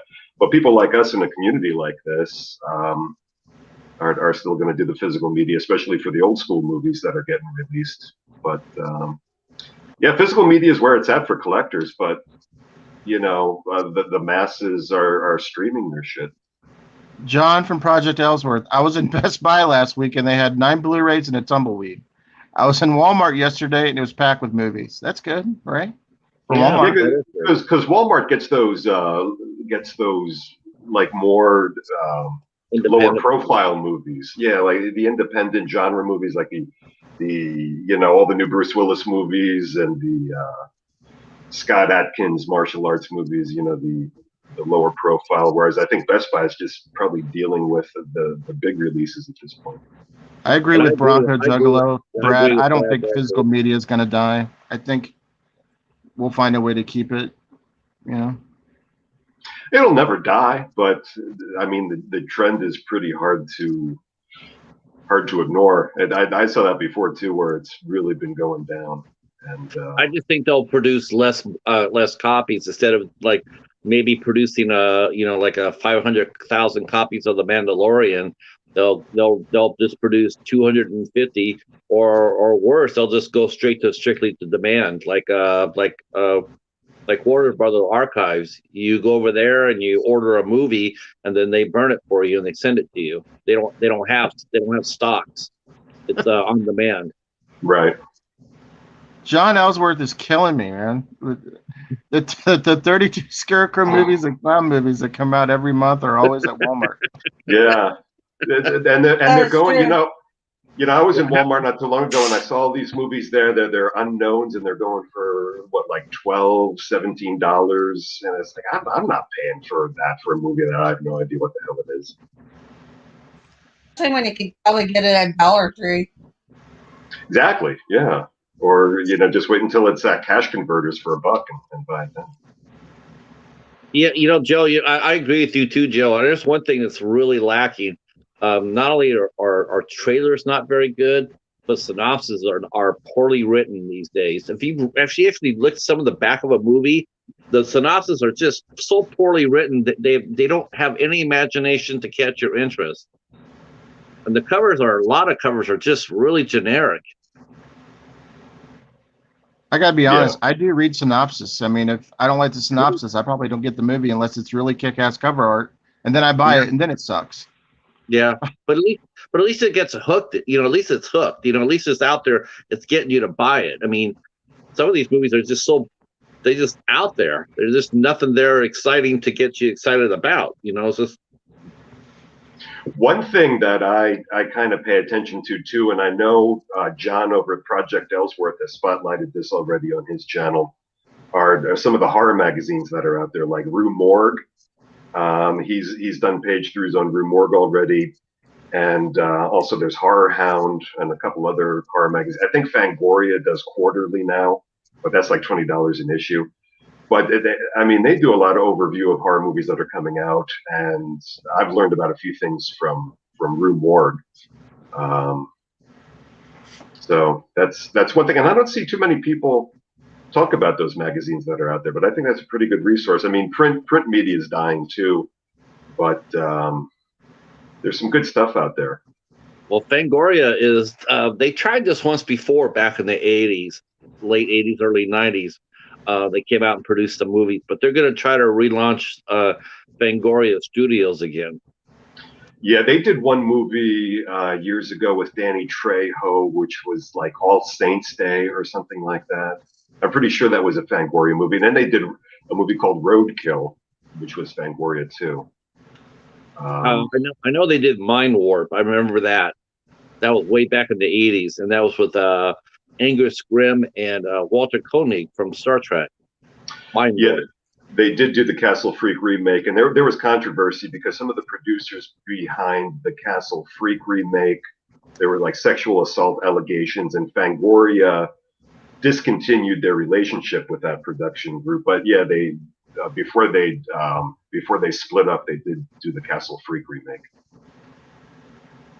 There was also Inhuman Resources. Inhuman Resources. Yeah. That was a Fangoria film as well. I'll have to check that out. Miss Wednesday follows Bloody Disgusting. Do you guys watch, or do you guys get Bloody Disgusting? Or subscribe to that? Yeah, I get their newsletters. I'll tell you what, Vince is a big player, man. As far as this collection, he gets a lot. He gets a lot of the collectible toys and books and stuff. Him and Becky, they're definitely enjoying their content. Their stuff is fantastic. I'm sure they have stuff they got to show us that we haven't seen yet. We got quite a bit, actually. Yeah, we got a lot. We got close to 70 signatures. Is that true, Ben, about Barbara Crampton? No, he's joking because I said about sexual harassment. No, but okay. No. I mean, well, no, because I know Asia Argento was accused of sexual assault. Yeah, but no, Barbara Crampton was separate from the producers, and I forget the name of the production company that split up from Fangoria, but now she was separate from all that. But, can you tell that I have the disco ball going in the background? Yes. Yes. Yeah. I can see it reflecting off your forehead. All I need is a doobie, and I'm fucking good to go. Now.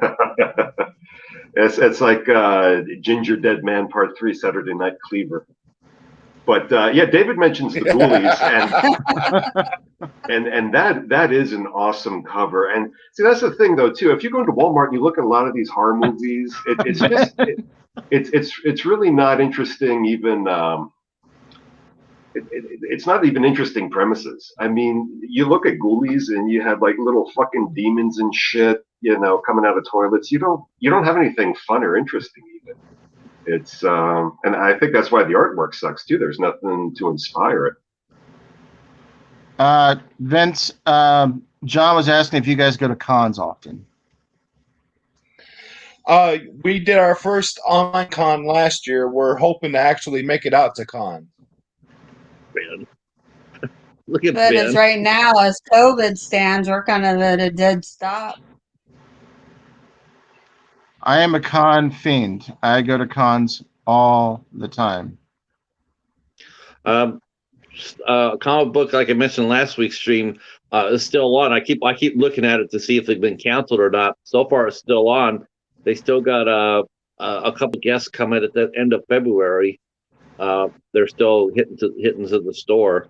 What con is that? They have a couple of guests coming to the store, a comic book store, and that's a first. So they're going to be, it's going to attract a lot of people. So that'll actually be I don't know. It seems like to me it's like a testing a little bit of waters to see if how it goes. They're still talking about having a con. They're still talking about having a Michigan MotorCon at the end of the year.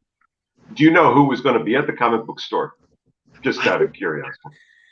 It's one of the Jason David Frank, I think it is, or Jason Frank David. I know he's a Power Ranger, and then there's another guy Okay. who's come up with him too.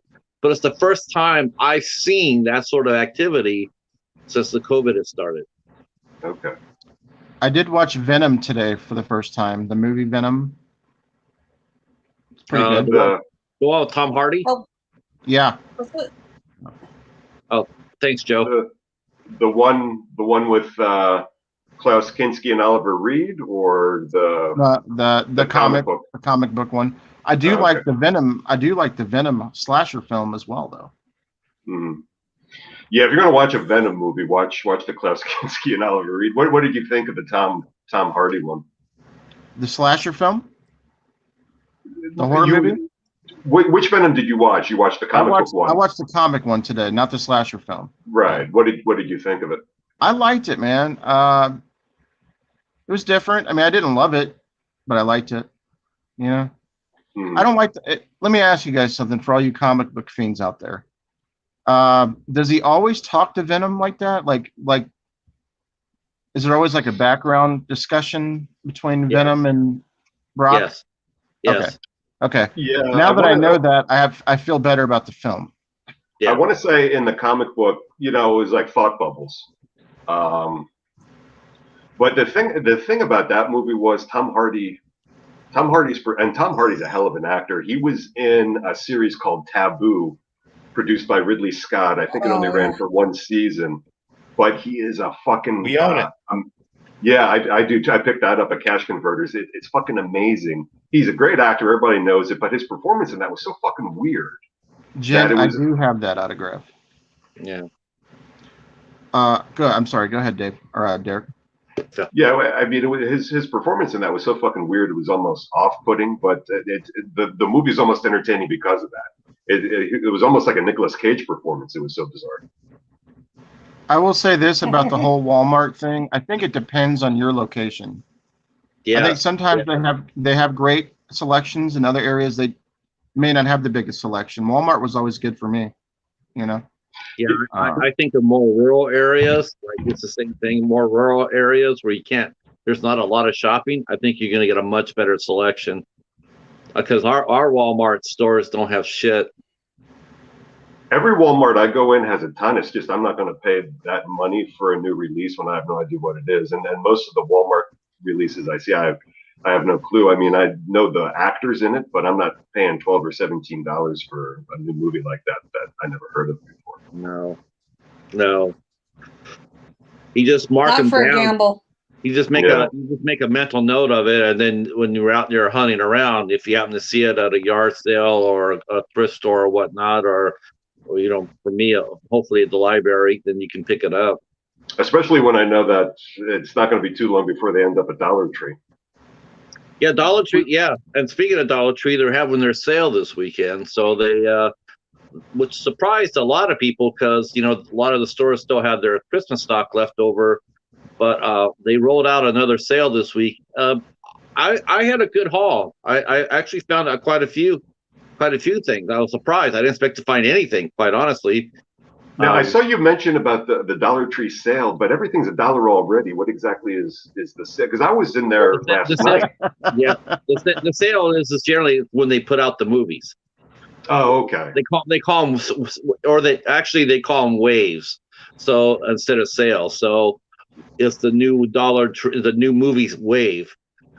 And because I was like, shit, was it 50 cents for a movie? But no, it's still $1, but it's just they got them in, and so that's a good thing. Tim, are you in Modesto? I have family in Modesto. That's awesome.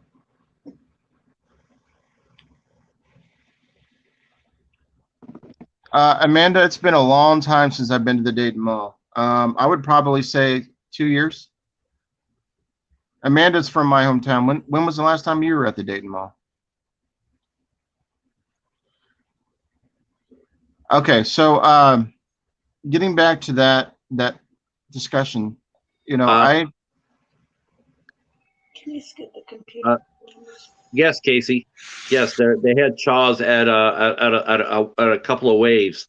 How that works too, I found out when they do waves at Dollar Trees. A lot of times, a lot of the movies come in two waves. So if you missed out on this time, like Derek got a Doctor Who that came out last wave, but he didn't get it. It came out this wave, and he was able to get it. No, I think that was an old wave because the Dollar Tree I went to, see, I got a bunch of different Dollar Trees, and this particular one I didn't go to that often because they were picked dry. So I don't think this was anything new they got. Yeah, some Dollar Trees did not get movies this time. I think that's because they had overstock. But I've never seen Chaws. What is Chaws? Is that a wild eye? No, it's a magnet. Okay. It's a like a razorback. It's a giant pig. Tim, I am not originally from Modesto, but I've got family all over California. I'm from Ohio and Italy. This is a magnet release. I'd never heard of this before. I got this at Dollar Tree. Yeah, I got that too. That looks cool, doesn't it? Yeah. And then this one with Danielle Harris. I know somebody reviewed this. I thought it was you, Patrick, but somebody reviewed this and gave it props because Danielle Harris is one of those that might pop up in a cameo in some movies and they blast her name, but apparently she's like full blown all the way through. That's sad to hear, Amanda. Hopefully those stores will come back up. What movie was that, Derek? It's called Inoperable, and I saw somebody recently do a review of it. Danielle Harris is in it. Did you guys like Camp Colebrook? Did any of you watch that? I watched it and reviewed it, and I didn't really like it. I gave it a thumbs down. I thought it was wasted opportunity. What movie? Camp Colebrook. Is that Wild Eye? No, that was actually Shout Factory. I'm in Ohio, Tim. Oh. Yeah. Hey, Coffin Crew, how are you? Master of Chaos, welcome. Master of Chaos, Coffin Crew. Oh, hey, Master of Chaos. Yeah, I was a little saddened by that because I had such a strong cast for Camp Colebrook, and Joe Dante put his name on it, and it's just missed opportunity. It happens. We love you too, Master Chaos TV. Welcome, buddy. Yep. We do this every Sunday night at 10 o'clock. Tim, where in Pennsylvania was your dad from? I'm in Reading, Pennsylvania.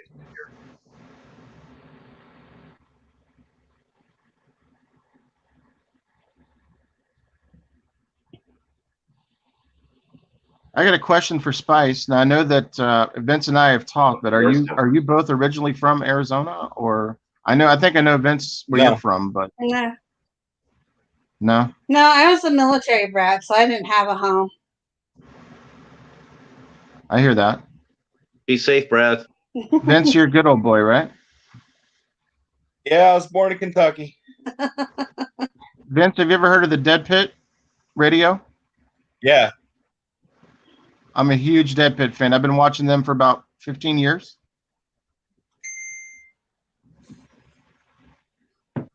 Oh.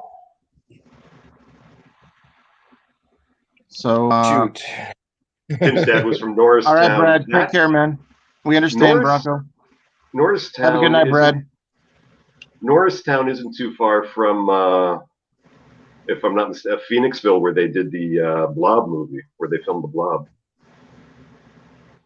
Don't they have a festival every year about that? The Blob. Yeah. Carnegie, PA. I'm not sure where that's at. Vince, they're asking what part of Kentucky you're from, my friend. Oh, Louisville, Kentucky. Is that me, or is that somebody's phone? That's me. That's Vince. That's why I'm looking away. Yeah. Okay. He was born in Louisville, Kentucky. Thank you very much for coming by, Andrew. Andrew, have a good night, man. Take care. Have a good night. Phoenixville was the site of the original Blob, and Norristown's not too far from Phoenixville. But I think I think Master Chaos is asking, do we prefer the 50s blob or the 80s blob? Hey, Janae. Janae Plants is in the house. I prefer the 50s blob. No, I was gonna say the original. Yeah, I think I'd go with the original too. I gotta go remake. I gotta go remake. I'm all the original way. all day. I Yeah, love the I like original. It was so much fun. Yeah, see, the original was almost Christian anti-commie propaganda. I love Steve McQueen, and the original's great, but fucking what's the guy's name? The guy who did The Mist. Frank Darabont. Frank Darabont. Yeah, I just love what he did with The Blob. I think that movie is it's almost like The Thing, like John Carpenter's The Thing, where the remake just surpasses the original in my book. They're both excellent films. I just like the original slightly better. Slightly better. Mm. Yeah, the Master Chaos TV says the remake was amazing. Yeah, you know, I don't think that gets enough love. Somebody just did something on it. I watched. I think it was Red Letter Media did something about it. But yeah, that needs to get more love than it gets. Have you guys ever heard of the Blob Fest that's in Pennsylvania? That's like on my bucket list. There is a yeah, that's near where that's not too far from where I live in Phoenixville. So what they have is you can go to where the original film was. You can go in the movie theater, I believe it, and watch the film there. And you can do like a reenactment of the scene where they're running out of the theater, and some of the actors, if they're still around, come to that one, and it's like a big fest for the Blob. Blob Fest initially.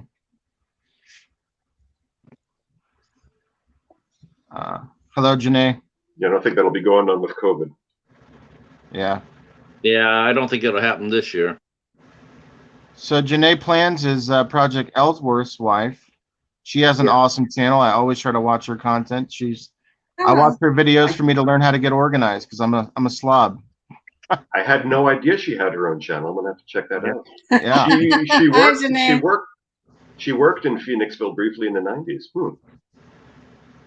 Yeah, I heard about the Blobfest from I heard the Blobfest from Cinnamon Sickness channel. I know that he goes up there. I think he goes up there. I want to say it was every year or every other year they have the festival, but I think it's probably every year. Yeah, I've never done that. I just wasn't a big enough fan of the original. She's gonna send you some pens there, Hobbs. Thank you, Janae. Truth be told, I have him on my cubicle at work. I do have another job, by the way. I don't just deliver food, so I mean, I do that to buy horror movies. Oh, have you bought anything yet from? Have you bought any horror movies from your Dash for Horror yet? No. In a couple of weeks, maybe. All right. I bought stuff for him. Well, you guys already seen my haul the other day. That's all I got for January. You got some nice stuff. You got a lot of Hammer movies that had David Prowse, the guy who played Darth Vader. I thought that was pretty cool. Yeah. I mean, he sent it to me. I didn't even know they were sealed, and all I wanted was Vampire Circus, and now the other ones are there, and they go for $20 to $30 a piece. So I mean, give them a watch. Those were outstanding. David, $15. Yeah, David Prowse is in Vampire Circus, and he's in Horror Frankenstein. What you got there? Thank you for listening, Janae. Thanks, tomorrow. So I was checking out the box office, and I know that someone mentioned that the theaters were opened, but it seems like nobody's going at all. The number one movie this week was The Marksman, and it only drew $2 million, but that was good enough for number one at the box office. What movie? The Marksman, with the new Liam Neeson movie. Oh, okay. And that was the number one movie for the week, and it made only $2 million. Wow, John says he has a couple David Prowse autographs. That's pretty cool. Yeah, he passed away late last year. Vince and Becky, are you guys good? Yeah. Patrick, we're going to ship your movie out to you on Tuesday. Oh, thank you so much. If you're welcome. So is that going to happen though? The fourth place winner of your drawing going to get some hot sauce?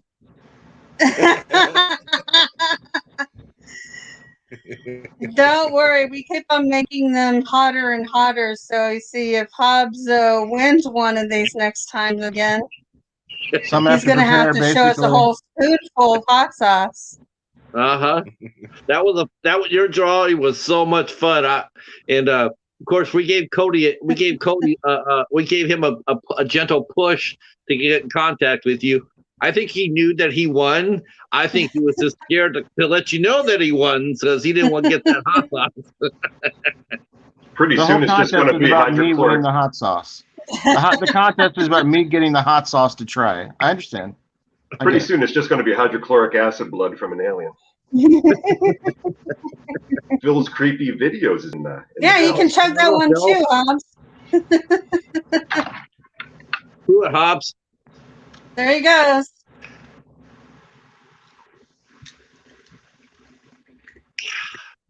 Wow. Now you know. Now Got you a know, great idea again. Mm-hmm. Now you know that he replaced the real hot sauce and put himself a Slurpee in there. What? You know you replaced the. You took out that hot sauce and put a Slurpee in there. This isn't a damn Slurpee. I promise you that. What's up, Phil? Phil, creepy vids. I wanted to mention because I know a lot of people collect Hey, the Phil. NECA alien and Predator figures, and I think Phil does that. But I was at Walmart and they have this is like a 6-inch alien figure, and it's only $10. It's wow! It's by a company called Lennard. It's not NECA, and this is more. It's a cross. It's a cross between NECA and the Kenner chunky figures from the '90s. If anybody remembers the Kenner alien figures from back then. But if anybody's looking for an inexpensive addition to their alien collection, this is really cool. There's his mouth opens, and you can almost see the little thing inside there. So I thought this was fantastic just for $10. They have 3 different aliens like this and 3 different predators. Only $10. Miss Boomstick says I'm going to kill that in the morning. It's Walmart, right? Walmart. Now, apparently, this is the one that looks most like the movie Alien. The other one, there's a hound that's like orange, and then there's a white alien. But this one apparently is like the hot one right now. They're going really fast. So yeah, definitely. And then there's a huge red alien queen for $20. So the true story is this is only like a 4th full, guys. I didn't drink like a whole bottle of it, so I'm not going to be hurting in the morning. But if I do the 1-chip challenge that Amanda Lewis is saying I should take, what is the 1-chip? I promise you, I'll be out. What's the 1-chip challenge? The 1-chip challenge. Have you guys heard of that? Tortilla chip with spice on it. With Carolina Reaper spice on it. Yeah. Have you done it, Vince? No, not that one, but Becky? I did one for Etsy. That was the 1-chip challenge.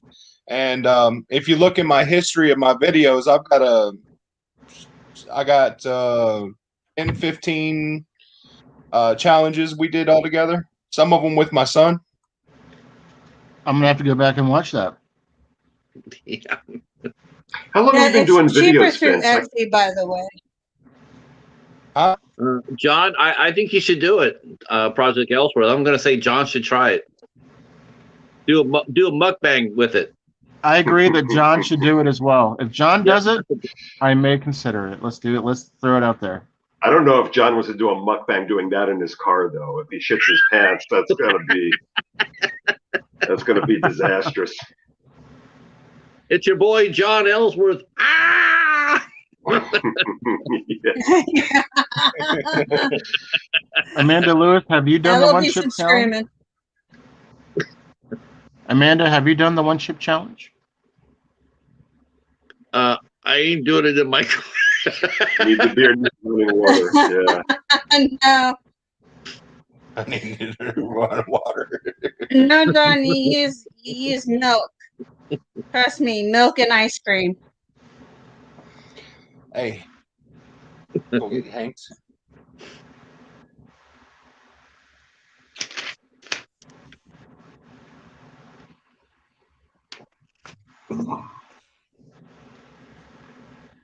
I am not doing that, John. Yes. So I guess no, getting heavy in the Chevys out of it. It's not gonna work then, right? Getting heavy in the Chevy. Getting fired, getting fired up in the Chevys, more like it. Getting bang in the Mustang. So I drive a Nissan Rogue. Oh, what do you got going on there, Vince? This is Hank sauce, and this will be what we're going to be giving away.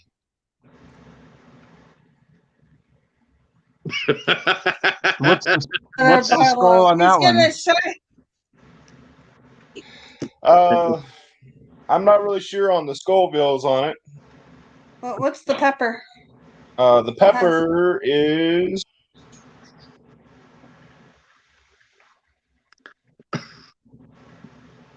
habanero.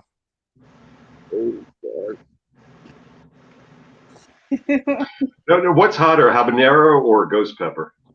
Oh shit! Ghost pepper. Yeah, ghost peppers are insane. He did it. Yeah. And now he's frozen. Oh, there he is. Frozen. Now, It doesn't affect me like it affects other people. Okay, Vince, show off that Godzilla atomic breath.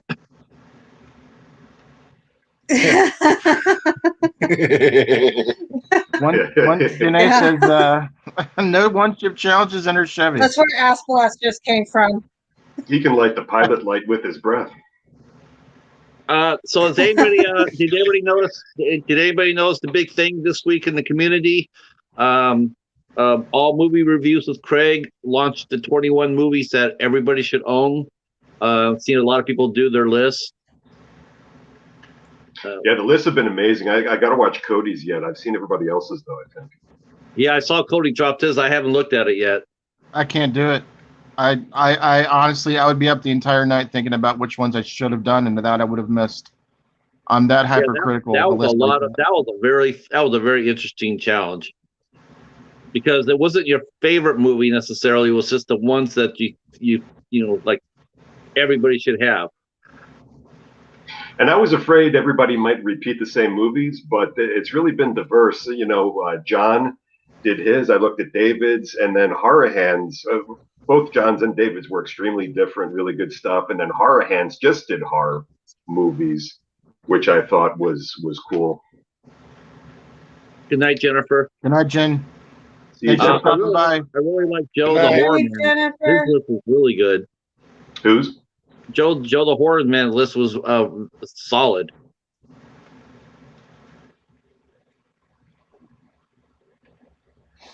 They were all pretty good. I mean, everybody's different in opinion, you know. Yeah.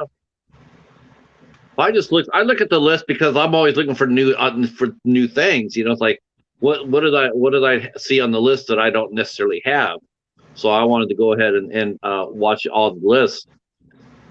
I thought everybody just did a great job. I just love Joe's because he used all the VHS tapes on his. I'll have to check that out. I'm sorry, I'm not subscribed to his channel. I don't have to. Oh yeah, you got to get on Joe Horman's page for sure.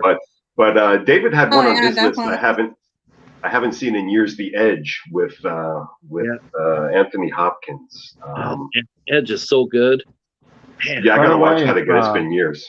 Yeah. If you're subscribed to my channel, you're not subscribed to anybody else on these lists. Everybody in the community is fucking awesome. Go subscribe to everybody on these lists, please. Yeah. Yes, please do.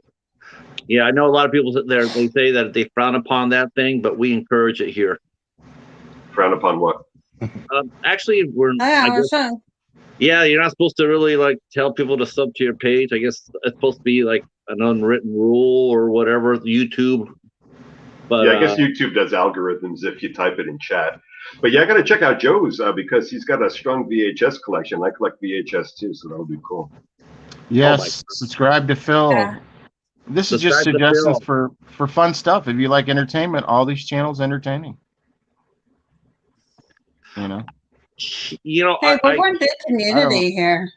I don't give a fuck if people don't like that I'm doing it or not. I could care less. So I'm doing it. I don't think verbally it matters, but with the chat, I think they frown upon that because they don't want like bots spamming just promotional stuff with other people's channels. Yeah, I think it's considered spam. Yeah, but it's like spamming by bots, like not adults actually talking about it. But I've seen people get on different like live channels. They're going there and like they go in there. He said, "There, come sub to me, please sub to me, a sub for a sub," and then they get kicked out. Well, I can throw people out if I want to, and everybody's awesome in this group. And Yeah, see, Phil knows that. See, if anybody wants to get out of line, we can just throw them out, buddy. No big deal. We're all right. Yes, We're good. I appreciate you looking out for us, though.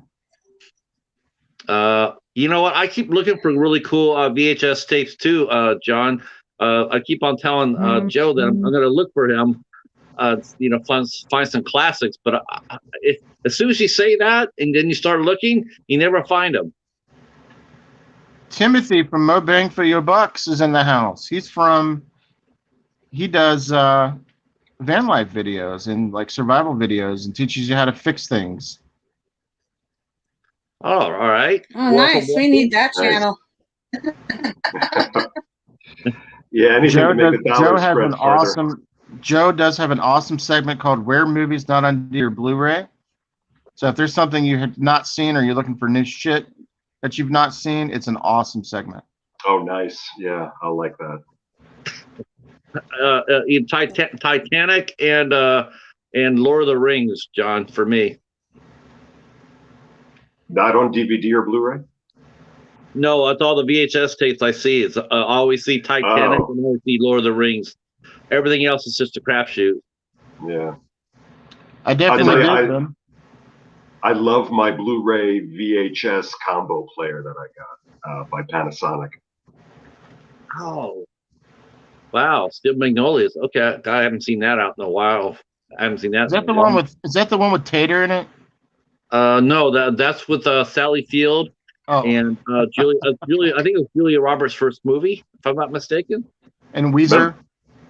Remember this? Yeah, Bert and like Liza, Rent-A-Cop. Oh, wow. Oh, that's that is... talk about raising. That's need to rush out there and get that one.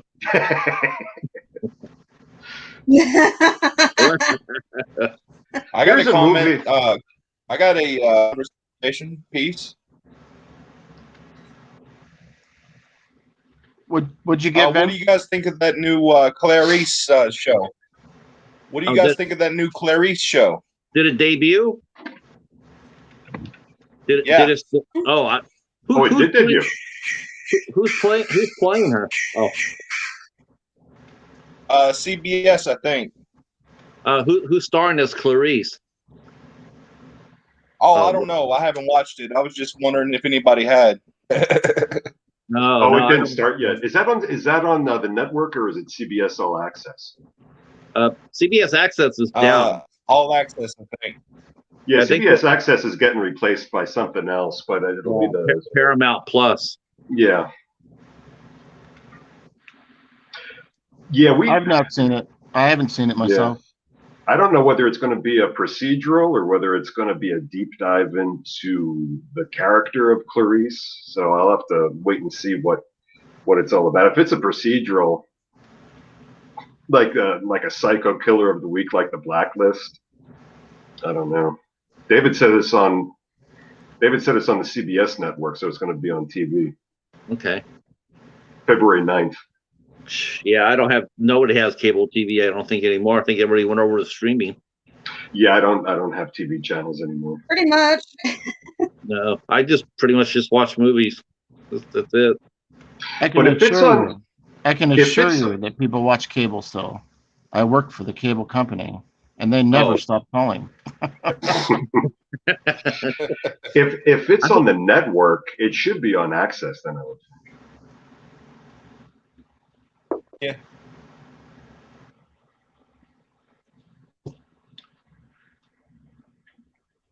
But the one thing, have you guys watched the new Stand on CBS? Thanks so much, Joe. I gave my copy away. I gave my copy of Joe. Weezy Shark away. That's the comment of the day. Away. I haven't seen the new Stand, and I don't see anybody talking. Miss Boomstick asked about the Stand, and I don't see anybody talking about it. Is it anybody seen it, or is it good? I haven't seen it myself. I watched the original copy. I got that one from Marco Horror. He sent me that, so I got to watch it for the first time. I thought for what it was, I thought they kept very close to the source material, and I really enjoyed it.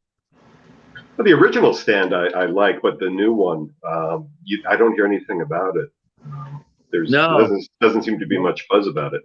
Have you seen it, Miss Boomstick? Is it any good? Tim, cable is still around, buddy. There are still people that watch TV on cable. It's all good. I know that because I never have any time off, and I work overtime for the cable company. And I assure you, millions of people still have cable. She doesn't like Whoopi Goldberg and Amber Heard in it. Boy, man, yeah, Amber Heard. Okay. Whoopi. She doesn't like Whoopi. Whoopi and Amber Heard. Yeah. Hey, a lot of people have cable. A lot of people still have landline phones too. Patrick pre-ordered Ouija Shark 2. He's getting the special edition. Parents have a landline phone. Patrick pre-ordered. Trust and believe when I tell you guys this, there are millions of people that still have standard landline, and they pay a lot of money for it still. And some people still don't know what an HDMI port is. I know. Just saying. Just saying. I do love my job. I've been doing that job for 16 years. Oh, I thought you switched jobs, Hob. Oh, I haven't switched jobs. I just do the other job on the side. Oh, I thought you did a video a while ago that you quit a job and started a new one. It's the same profession, just differently. Oh, okay. Just letting you guys know what I picked up from Dollar Tree this wave. I don't know if you guys can see it because of the glare, but I picked up the Ouija Experiment. The Kickstarter campaign. No, it's not Kickstarter. It's on Indiegogo. Thank you, Joe, for the comment. I really do like working for the cable company. I say a lot of stuff, but I really do like what I do. But I'm just letting you guys know that there are a lot of people that still have the service. So it's served me well for the last 16 years. I'm very proud of what I do. So that petition I started to abolish cable, I should go back on that. All of you can make your own decision on that. I'm not going to force that on anybody. Unless I'm selling you the TV, which I can't do because it's not my forte now, but a long time ago. I'm getting old. I think cable should stick around because what's going to happen is you're going to have these streaming services like Disney that's just going to dominate everything. The more variety out there, whether it's streaming, cable, whatever, the better. The thing about it is like all the people that want to stream, they're going through us now. So everybody that wanted Wonder Woman, I talked to everybody that wanted Wonder Woman through HBO. I talked to millions of people that wanted to see it. I'm sorry, Becky. Go ahead. What were you saying? Oh, I didn't say anything. You're going to be getting a ton of people calling now for Kong versus Godzilla now too for HBO. No, I think they'll be calling about Ouija Sharks. No, they're going to be calling it cancel because of Ouija Shark. Don't say that. Ouija Shark is mighty.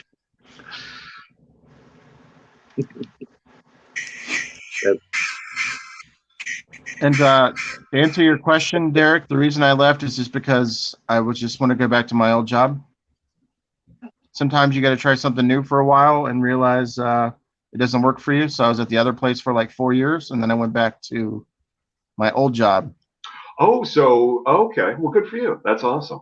Let's just put it this way. I went and played for the other team for a while, and then I got offered a substantial difference to come back, and they finally wanted to pay me to come back, and I'm back.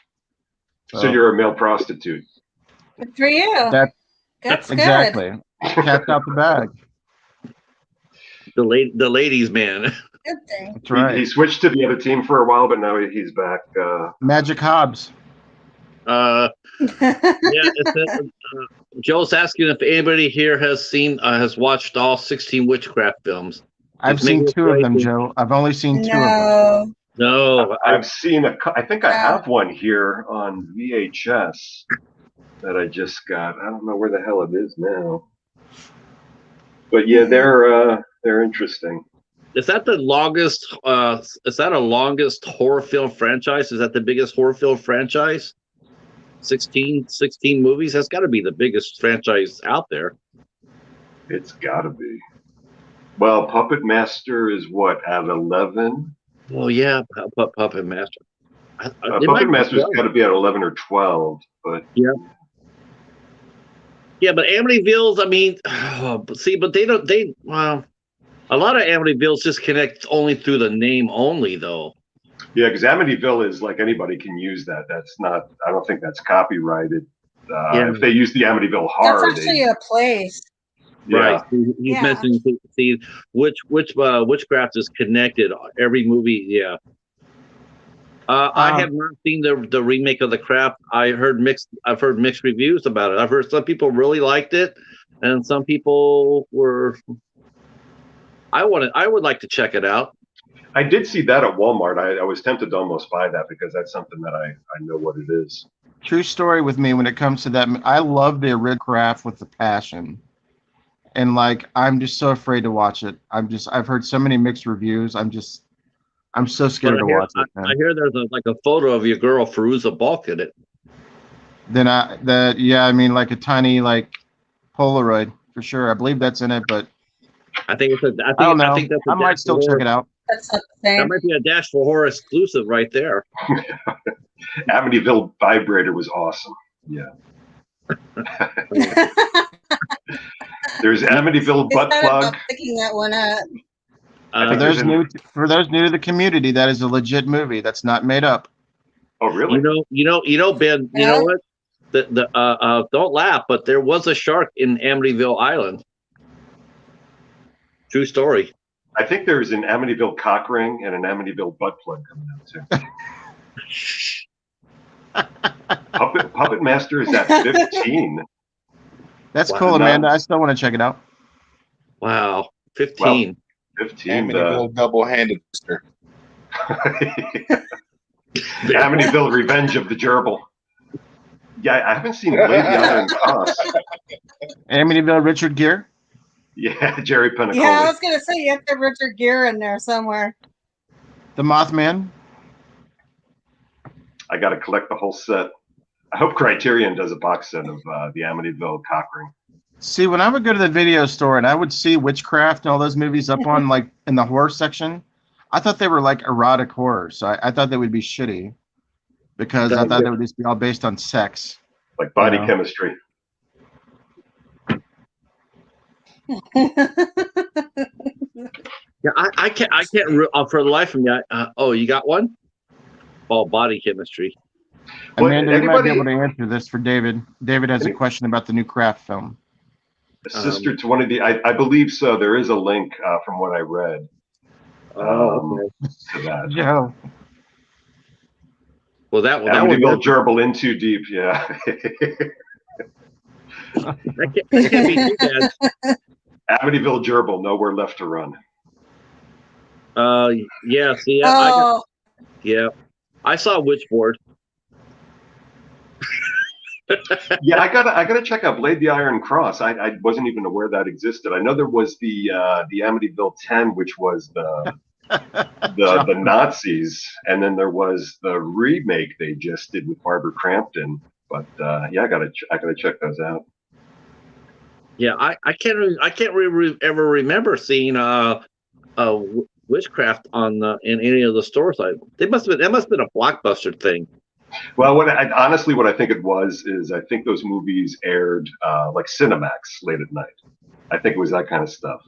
Because there were Full Moon did that too, where there was a lot of Full Moon stuff where they did.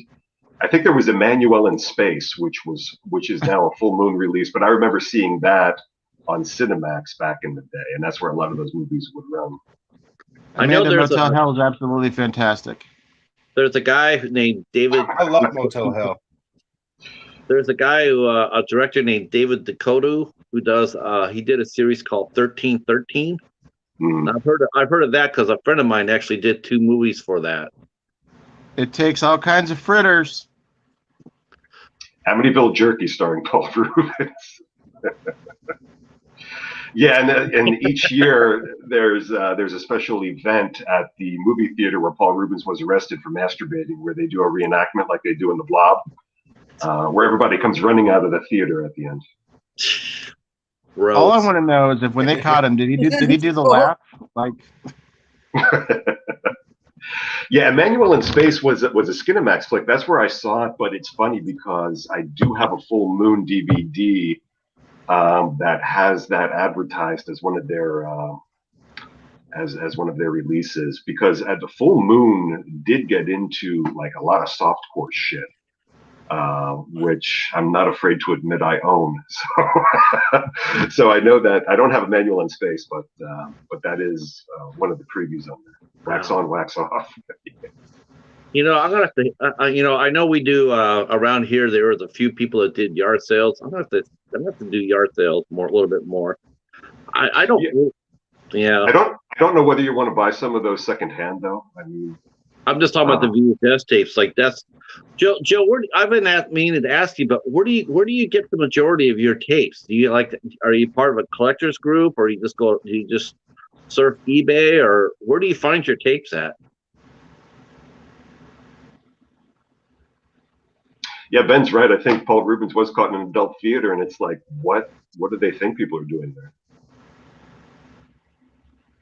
But I think probably what it was is somebody might have recognized him.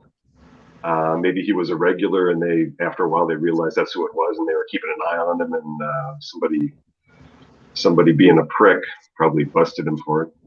he said, "I know you are, but what am I?" Yeah. Thrift stores, antique stores, Facebook groups. Just at thrift stores, antique stores, Facebook group. It's where he gets his VHSs. John. Yeah, you should go to Goodwill. We found a few there. Amanda, is that downtown, Amanda, or? Yeah, I'm rubber, you're glue. I'd hate to be the mop guy in there too, because the regular movie theaters, the floors in there are sticky enough. Imagine in a porn theater. Yeah, it's like the floor of a taxi cab. Anybody remember this series? The first one nasty. had Judd Nelson in it.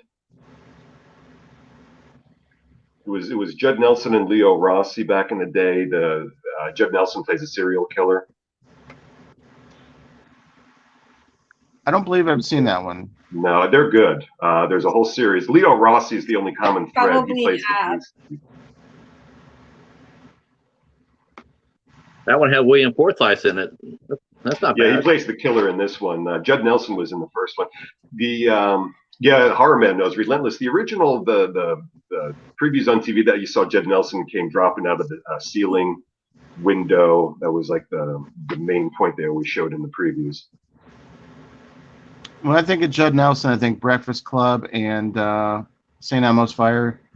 You know, New Jack City. He's been in a lot of shit actually. New Jack City was badass. Yeah. He did a series of horror movies, which I think are out of print for the USA Network back in the day, called The Cabin by the Lake, where he was a writer that went insane and he was killing people, which were really good. Yeah, Horror Man, The Cabin by the Lake. If I think they're worth a lot of money because that's been out of print for years. What Joe's doing, really, his collection is probably going to be auctioned off for about $2 million whenever he's ready to sell. Yeah.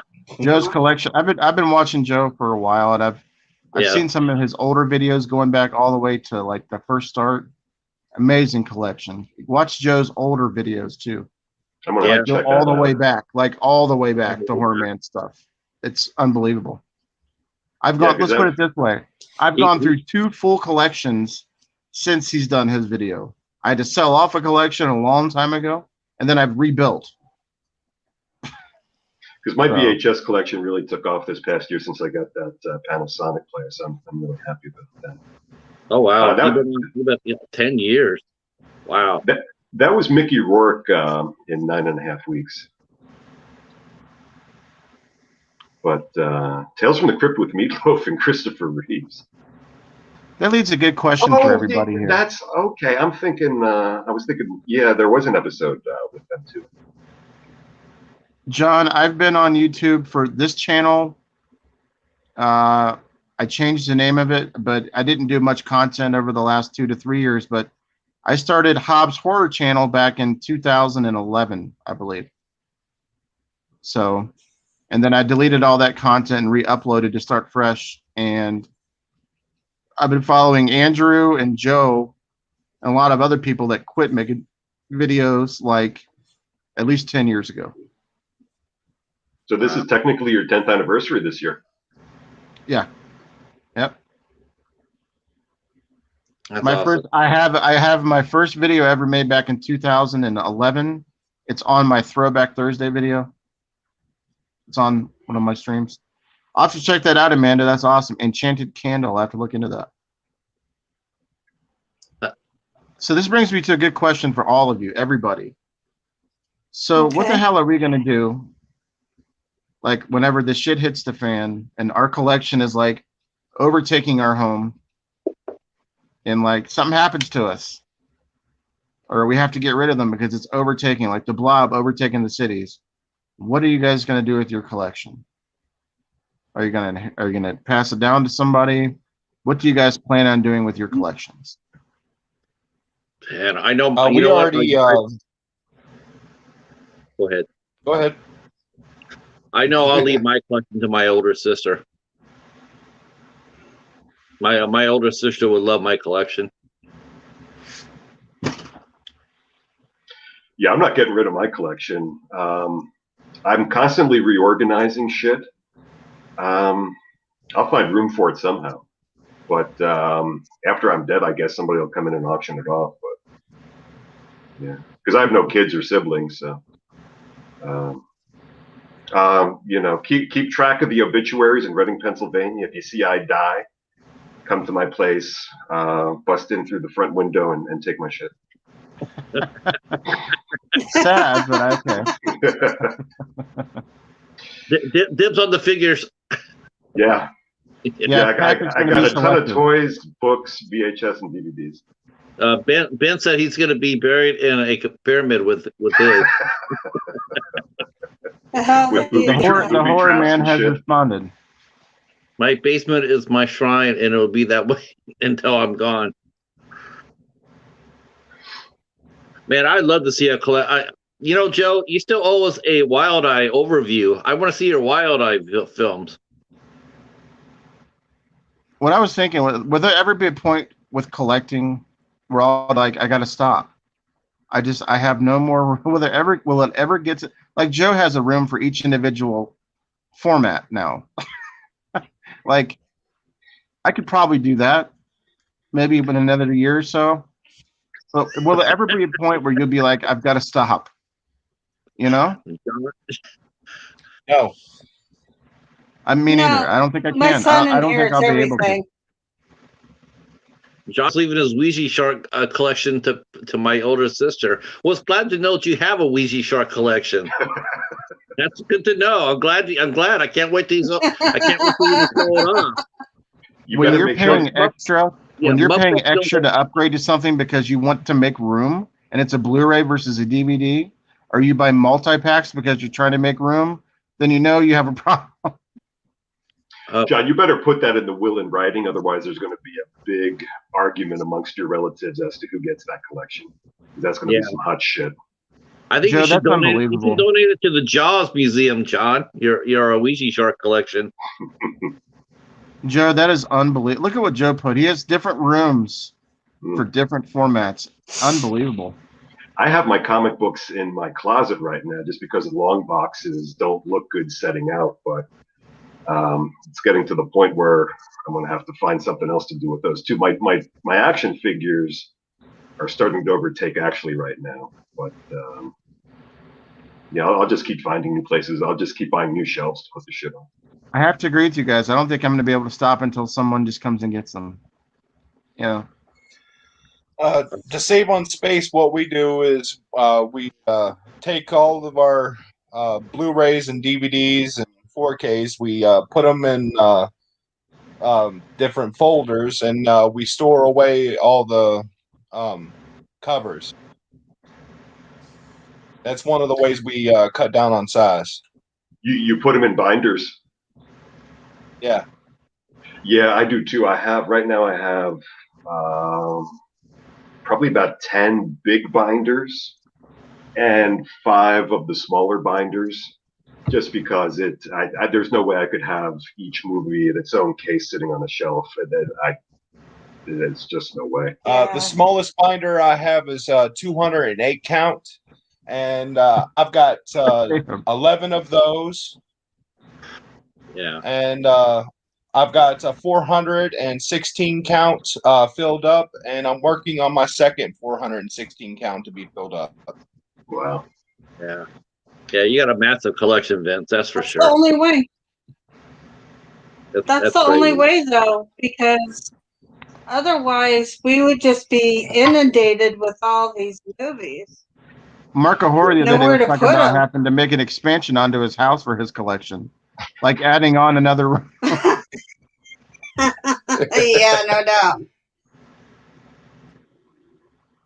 I have 2 of these, which I don't know how many are in here, but I have 2 like this, which is huge, and then I have 6 like this, the more slimlined, Yeah. and then I have 5 of these smaller ones, plus all the shit on my Okay. shelves here. Yeah, me too. I'd love to see Mark's collection.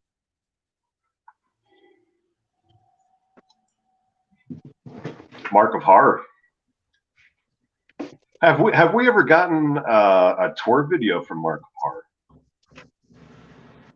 I don't think he can. I don't think he has room to be able to do that. I think he would fall over or something the way he's talking. Is Mark of Horror here? Is he in the chat? No, I think he works. I don't think so. In our earlier videos, we actually did collection updates on our signatures. Oh, that was on Instagram, though. No, we did it on YouTube as well. Oh, it did? Oh, fun. We'll have to do that again. Patrick's got a pretty extensive collection too. This is Nice. this right here is a slim book, and in it is the complete series of Have Gun Will Travel. It was wow. 6 seasons. Yeah, so it was a big huge box, but it was all a little beat up, so I had to put it into this. It filled it all the way up. That's where he used the Fallout collection. That's the greatest comment ever, Ben. When you guys start putting your movies in your bathroom, to make space, that's kind of. Oh yeah. Find weird places in your house to store it. Oh, he was being serious. I don't know if you've seen Cinema Sickness. He actually has on his ceiling.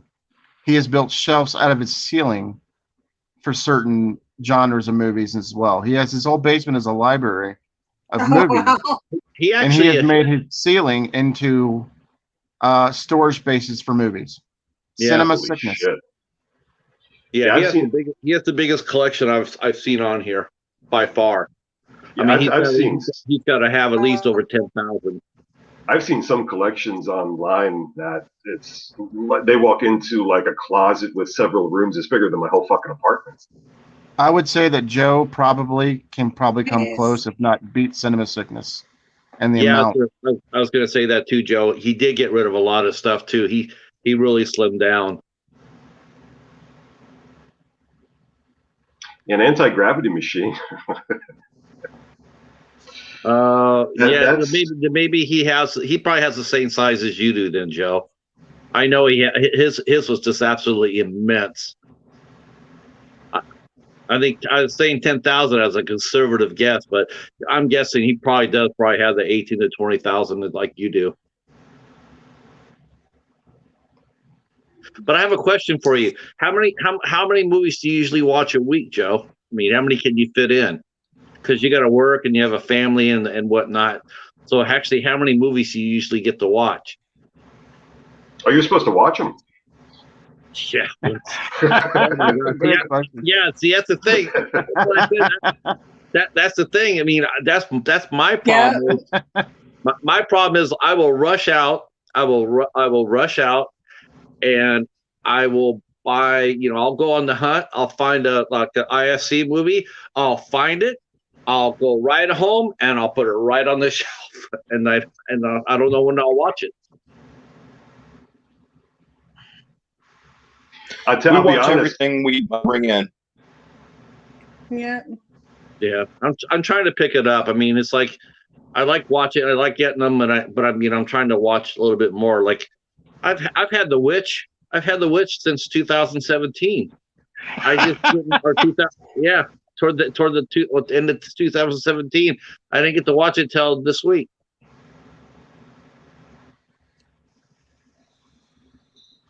Yeah, I've been watching so much Bad. YouTube lately. Yeah, same here, John. I watch a lot of YouTube, and I get out and go running every day, or do something outside. But yeah, it's. Go ahead, Vince. If we're real lucky, we can pull 2 movies when she's working, and when she's not working, we can pull maximum 7. Can you sit and watch 7 movies in a row? I think my brain Oh, goes. yeah. Wow. Not me. yeah. Not me. 10, yes, but I can't do it. I can't If I've do got it. the time, I could do a marathon every fucking day, but I'm so busy with work. Hey, I got school too. I forgot. Thanks, If people don't know this about Becky, she has got like a master's degree in practically everything. She is like a what do you have a degree in? She's actually working on her 3rd degree. So far, she's got science and business. Wow. Yeah. Yeah. What are you looking at doing? Then I'm going for industrial psychology now. Oh damn! Wow. I'm not going to be interviewing crazy people. No. That's different. Just I'll be Hobbs. working with corporations. Yeah. Your Just crazy daughters leadership. David, your daughters don't have an interest in movies? Good night, John. See you, John. Good night, John. Thank you. Thanks He's for coming, getting buddy. into- And Hi, John. Janae. He needs to be in bed to watch the chat. I wonder what he's going to do there while he's listening to us. He's gonna be watching Ouija Shark. Is what he's gonna be watching.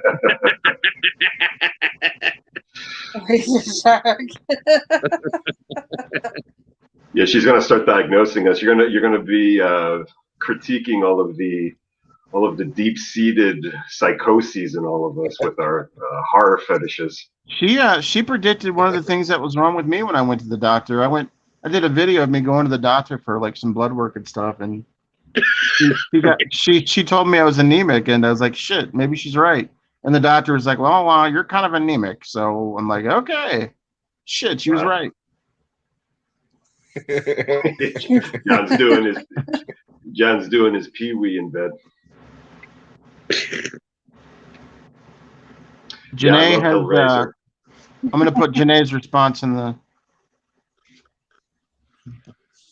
Oh, that's free, honey. Oh. Oh.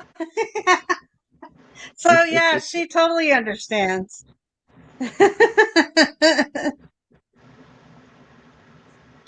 So the horror man said that he edited Hellbound Hellraiser 2 to include the deleted footage. Nice.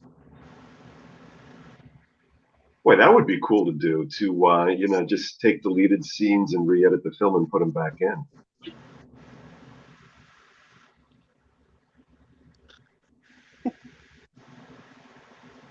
Oh, that would be a great door opener right there. That CGI sharks was fun.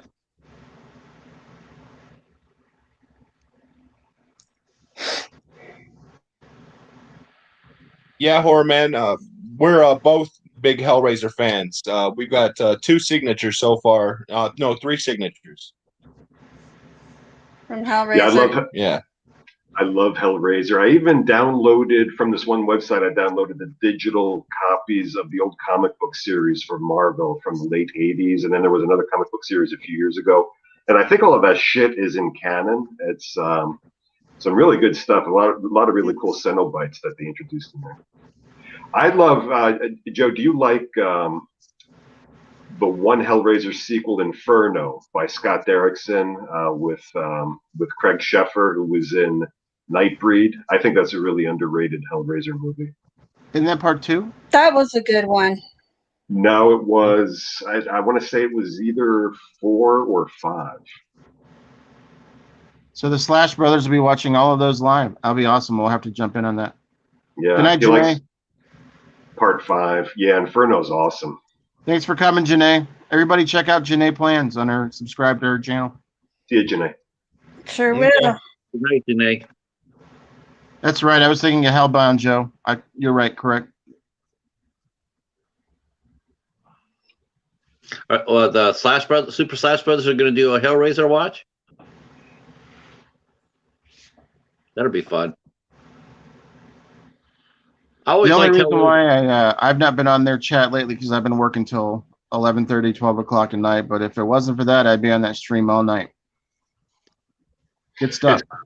It's funny you bring up Hellraiser. I put something on my Facebook page today. It was a clip that came through of Gilbert Gottfried on USA Up All Night back in the day. It was when Hellraiser 3 came out. And it's Gilbert Gottfried with Doug Bradley in the Pinhead get-up. They're doing a little commercial, live commercial on USA Up All Night for that movie. Gilbert Godfrey. Have you met him, Patrick? No, I did not meet Gilbert Gottfried. I know.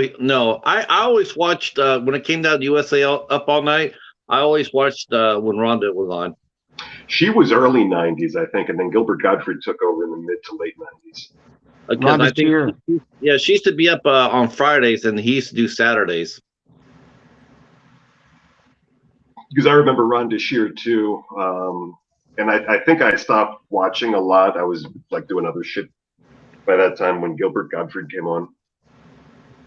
I'm trying to remember who came first, if it was Rhonda on USA or Elvira. I know Elvira got started locally because I watched her on. She used to be on KHJ Channel 9 locally in Los Angeles, but I'm not sure if she went national before or after Rhonda. But I used to love. I'm pretty sure Elvira was first. Yeah, Night Flight used to be on too. Yep. Man, I missed that the USA Up All Night. They used to run some really good movies. Yeah, I remember. Didn't they try to do a revival of that at one point with William Shatner? I seem to remember William Shatner like hosting a show like that at one point. You know, that's the thing about shows like that. I mean, it's just nobody can do that now because there's just no more independent television stations. They're all gone. Well, Joe Bob Briggs was doing it on Shudder, I think. Joe Bob Briggs used to do it on TBS back in the day, and now he's doing it on Shudder again. Yeah, they slowly. I think. I have Joe Bob's signature. Do you? Yeah. I also have Darcy the Mail Girl. Okay, so William Shatner hosted some streaming stuff for Full Moon, as did Elvira. Okay. Yeah, I knew he had done something at some point. Okay. Yeah. That's awesome, Vince. I always love the Monster Vision theme. Monster Vision. Yeah. Yeah, Shudder is just. I mean, we talked about it last week, but man, Shudder has just been on fire lately. I mean, they're really putting out some decent stuff. Has anybody been keeping track of their weekly releases? I know going back a few weeks ago, they started doing a movie a week for 11 weeks, and this was maybe 3 weeks ago now, but I haven't seen any of them yet. No, I don't know. Like I said, I just got that. I just saw the preview for that Psycho Goreman just today, and it absolutely it looks awesome.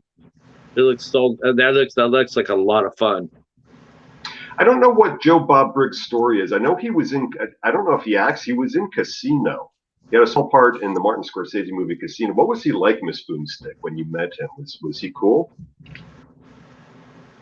Because I don't know how he got his start. Joe, What he?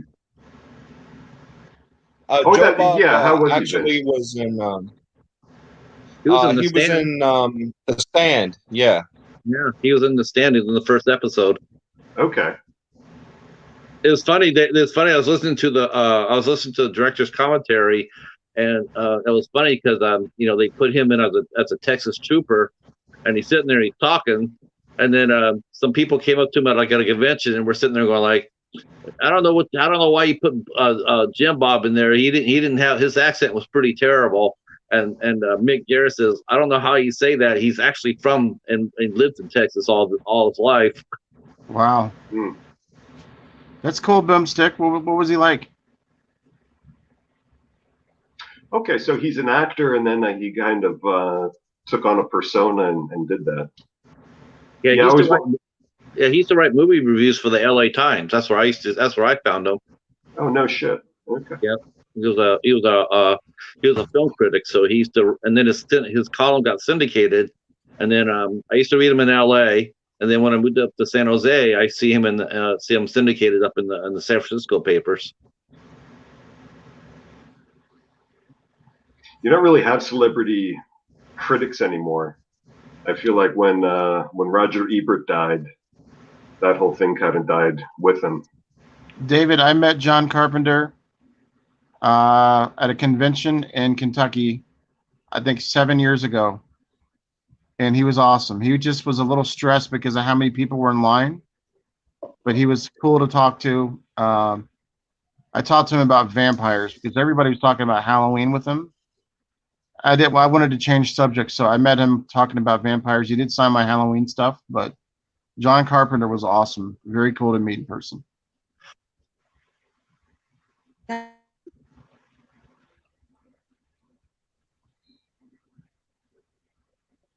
Which book do you have of his, Joe?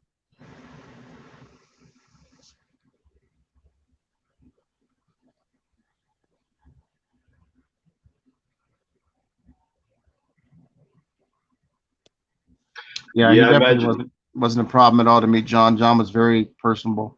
I'd like to ask him what he thought of Chevy Chase on Memoirs of an Invisible Man. That's true. It's true. Yeah, that's one thing. That's one thing I'll say that he did smart, Hobbs, and that is a lot of these guys, they get so tired of talking about that same old shit over and over and over. When you come up there and bring something new or obscure, man, you will find that they always will light up at that, and you'll get more interaction from them than not. Well, I don't know if you guys know this movie or not, but Sid Haig did a movie extremely out of print, and I used to have it, and I fucking sold it when I was going through hard times. It was called Little Big Top, and he was an actual clown, but he was not Captain Spaulding. And I got it signed by him, and he was blown away that I had a copy because the movie almost didn't get made. Oh wow! Really? Nice. Yeah. Now Sid Haig went back to the mid '60s when he was working. When was that movie from? That was directly, probably right after Devil's Rejects, or right in that time frame. It was an independent film. It was filmed in Indiana, and it wasn't very well known. The budget was low, but he flew all the way out there because he was the feature in the film. He wasn't like a method actor, and it was about him, the whole film. And it's called Little Big Top, and it's about a circus clown that was retiring from the circus, and he was an alcoholic and stuff, and he was trying to find a way to get back on his feet. It's actually a really good movie. It's not scary at all. It's actually a personable movie, and he loved that I had it. He was blown away that I had a copy of it. Sid Haig was actually an awesome actor. He was a staple on '70s television. Like he was on just a ton of shit. And the earliest I've seen him on anything was in an episode of the old Batman TV series. I loved him. I loved meeting him in person. He was Oh, I was besides going to bring Elvira. that up because we just saw him the other day. What was Sid that? Haig on Batman. Oh yeah. Malcolm Yeah, McDowell would be Yeah, a I fun saw to Sig do. Egg on Batman. It was one of the episodes yeah. in the That's first cool. season. Now Malcolm McDowell reminds me that he'd be a fucking hoot. He did one of those introductions for the Now It's Dark channel where he just seems like a stream of consciousness. Like anything that enters his mind, he'll talk about. But man, when you think of A Clockwork Orange and Caligula that he did, he must have some fucking stories to tell. Hi, Red Firestorm. How are you? Welcome to the stream. Red Firestorm, hello. Hey, Red Firestorm. Lance Henriksen seems like he'd be cool Red too. Firestorm. Yeah, he seemed like he'd be a lot of fun to talk to. The stories he would share must have been amazing. Would be Amanda, I'm going to respond to this with your question. Not only did I see that movie, but I had it autographed as well. I went and met We All Scream for Ice Cream. It was one of those After Dark horror, I believe, or one of those specials. You guys know which one it is? No. No. Yeah, But I'll tell you one thing. I do miss those. You know, those 8 films to die for, and you know all the things that Fear.com used to put out. I kind of miss those too. I miss those too. Yeah, I love those. I always collect them. If I see them out there, I always pick them up whatever they are. But man, they're so hard to find. Really, I see them a ton. The 8 films to die for, and all of those. I see those in the wild a lot at secondhand stores. Are you talking about the Masters of Horror, Cheetah? That too. Masters of Horror is really hard to find in the wild too. I only got 3 episodes. I got 3 episodes of that, and I don't have anything of Fear itself. Masters of Horror had some good stuff. I've always had Cigarette Burns because I love that. I think that's one of the best John Carpenter things. That's an awesome fucking movie. I think everybody got that one. I think that was probably the widest released. Well, I think that was probably the best one, aside from what was it? Didn't Takashi Miike do one? Was that the Deer Women? Is that the one he did? John Landis did Deer Woman, I think. But Carpenter did Cigarette Burns and one called Pro Life with Ron Perlman. But Cigarette Burns is by far my favorite one too. I think with Norman Reedus and Udo Kier, I just think that's a fucking killer episode. I have that one in the House of the Witch King, and I have Jennifer, and that's all I got. I found Jennifer at my library. That's right. Yeah, Miike did the imprint one. I think that and Cigarette Burns are probably the 2 most famous ones. On and Off a Mountain Road, is that the one? I think that was the one by Stuart Gordon. Yeah, that was. It was Incident on Mountain Road. Is that the one? Is that the one with Elizabeth Moss? No, I'm pretty sure the girl who was in one of the Bring It On movies was the girl who was on and Off the Mountain Road. I don't know what her name is, but did Don Coscarelli do it? Okay. He did the didn't he do the chocolate one? What the fuck is it? Oh, you know which one Stuart Gordon did? Stuart Gordon did the Lovecraft one about the rat with the human face. And I forget what that's called. I think that was in the House of the Witch King. I think it was. Yeah, something like that. Yeah. Yeah. You realize that we are crazy, but we love. It's so funny how everybody has so much shit in common. There's never a chance in my life that I'll be sitting here thinking I'd be talking about these fucking movies with people on the internet that I've never met, that I didn't think anybody else watched but me. This is making me realize that I like these episodes maybe a little bit more than I remembered, and I really should. No, I love it, man. We all are jumping in. It's awesome. I just can't believe it's crazy. I remember Deer Woman. That was the one John Landis did, and I was disappointed in that a little bit. That one was weird, man. Yeah. Deer Woman was like really weird, like the way that like the women were just like they're being flirtatious, but they were like deer, you know. What about Pelts? Did you guys like Pelts with Meatloaf? I don't remember that. I remember the Yes. name, but I can't tell you anything about it. Dreams in the Witch That's all House. it I remember that one. Do you like That was the rat. There was one with Fairuza Balk, by the way. I believe it was. Jennifer.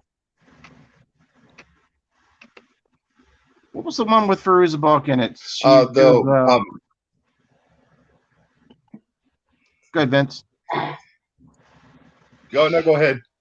That sounds like the name of a movie. I can't remember what the damn name Butterface of it was. Pick Me Up. That's it. Pick Me Up. That's right. Master of Horror. The one that stuck out to most to me was Jennifer. I think I just watched that. What was that about? Was Jennifer the Argento? Did Argento do Jennifer? I'm not sure exactly who directed it. It's just the one that stuck out in my head the most, as far as visuals. Did you guys have the Fangoria Fright Fest? Did you guys have those? No. That's another collection you can get into. There's one with a giant boar in it. I don't know if it's called. Damn, I can't remember it. Fangoria Fright Fest was another one of those collection offsets. The only Patrick, one you might like that one since you're looking for boar. Does anybody have a copy of Boar for Patrick? I have Roadkill, which is one of their movies, I think. That's it. That's Roadkill. That's it. Is it? Oh, I do have that then if Patrick wants that. It sucks. But What, Roadkill? yeah, No, I've never seen that one. I'm checking out eBay, see if I have any series of Masters of Horror or Fear Itself. They actually have copies of Fear Itself on eBay. You should be able to get them pretty cheap now. It is. It's not that bad. It's like $15. oh shit. Yeah. Well, after this, they'll be like 60. Yeah. After this, yeah, that's right. After we're driving it up. Yeah, because this is making me want to go back and revisit all these, but I only have a few. There was one. I think wasn't George Wendt in one, or maybe I'm thinking of something else. George Wendt.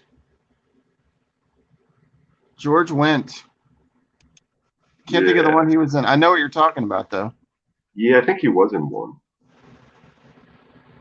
They were, the cartoon, the Tales from the Crypt cartoon. They were talking about rebooting Tales from the Crypt, the live action series, I thought, though. Family with George Wendt. Okay. Yeah, I knew he was in one of those. Joe's incredible. Joe needs his own series. He needs his own documentary about horror. I can't believe I'm not subbed to his channel. Oh, what? Nightbreed. Yep. I'm a big Nightbreed fan. Yeah, Nightbreed is awesome. Do you like the extended director's cut? Yes. Oh yeah. Mm-hmm. After watching that one, it's no reason to go back to theatrical. Yeah. Working on a Nightbreed. Do you have the David Cronenberg doctor figure? Cody from H&S Collectibles did a video on the, and I can't think of the character, the serial killer that David Cronenberg played in the movie. I can't think of his name, but they have a cloth Mego figure of him out there that Cody did a review of. It looks awesome. I have a NECA. Is it NECA? It's in the dining room. Oh, that's right. Or no, the living room. Yeah. See, that's the one thing that I just keep stopping myself from doing. I keep getting these Funko Pops and these figures like for gifts and like prizes and stuff. I'm like, shit, man. If I start collecting those, then I'll have to get a third job. I collect toys, but not horror toys. I keep the things separate. Yeah, there was actually the Red Firestorm. If you go back to the late 80s, there was an imprint at Marvel Comics called Epic Comics. and they actually did a crossover Hellraiser and Nightbreed called Jihad.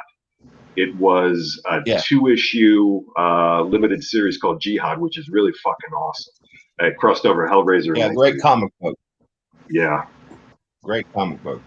Those old school Clive Barker books were fucking awesome back in the day. And Clive Barker came back in the I have 2000s. Yeah, so do I.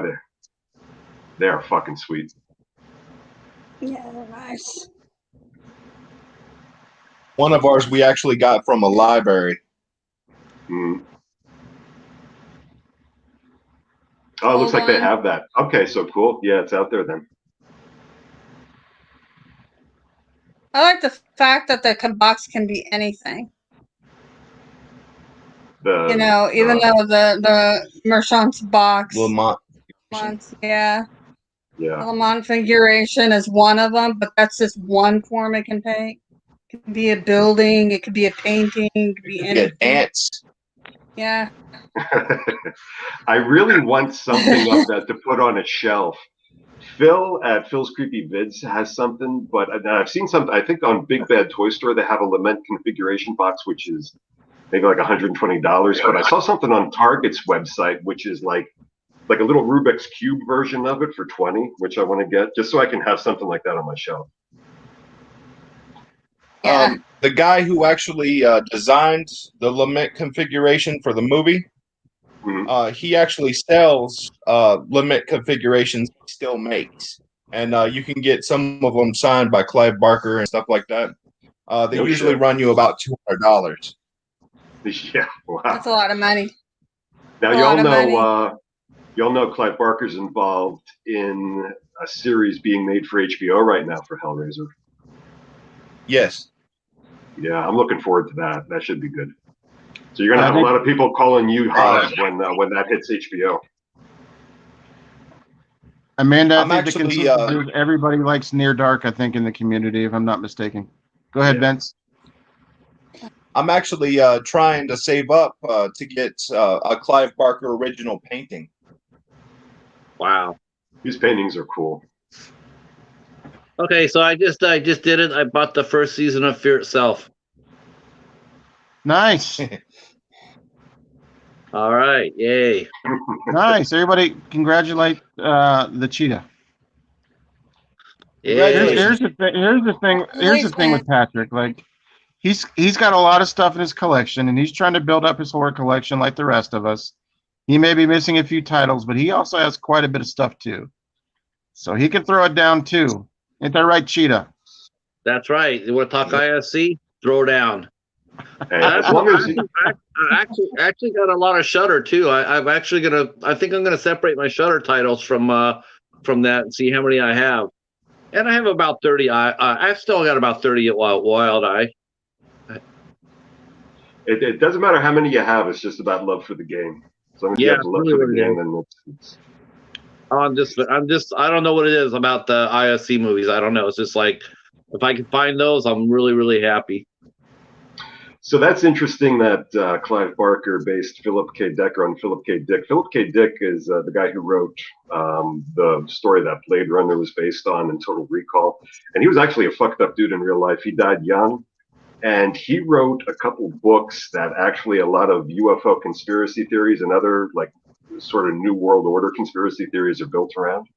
So I imagine Barker was aware of that. I think that's interesting. I didn't realize that. I think that's pretty cool, though. Yeah, Do Androids Dream of Electric Sheep was Blade Runner. Yep. There's a couple really. Actually, it's funny you mentioned this books. We're talking about books because I had asked as one of the chat questions was like, what are your 5 favorite writers? I was going to have people just leave their comments in the comment section. List your 5 favorite writers and leave it in the comments.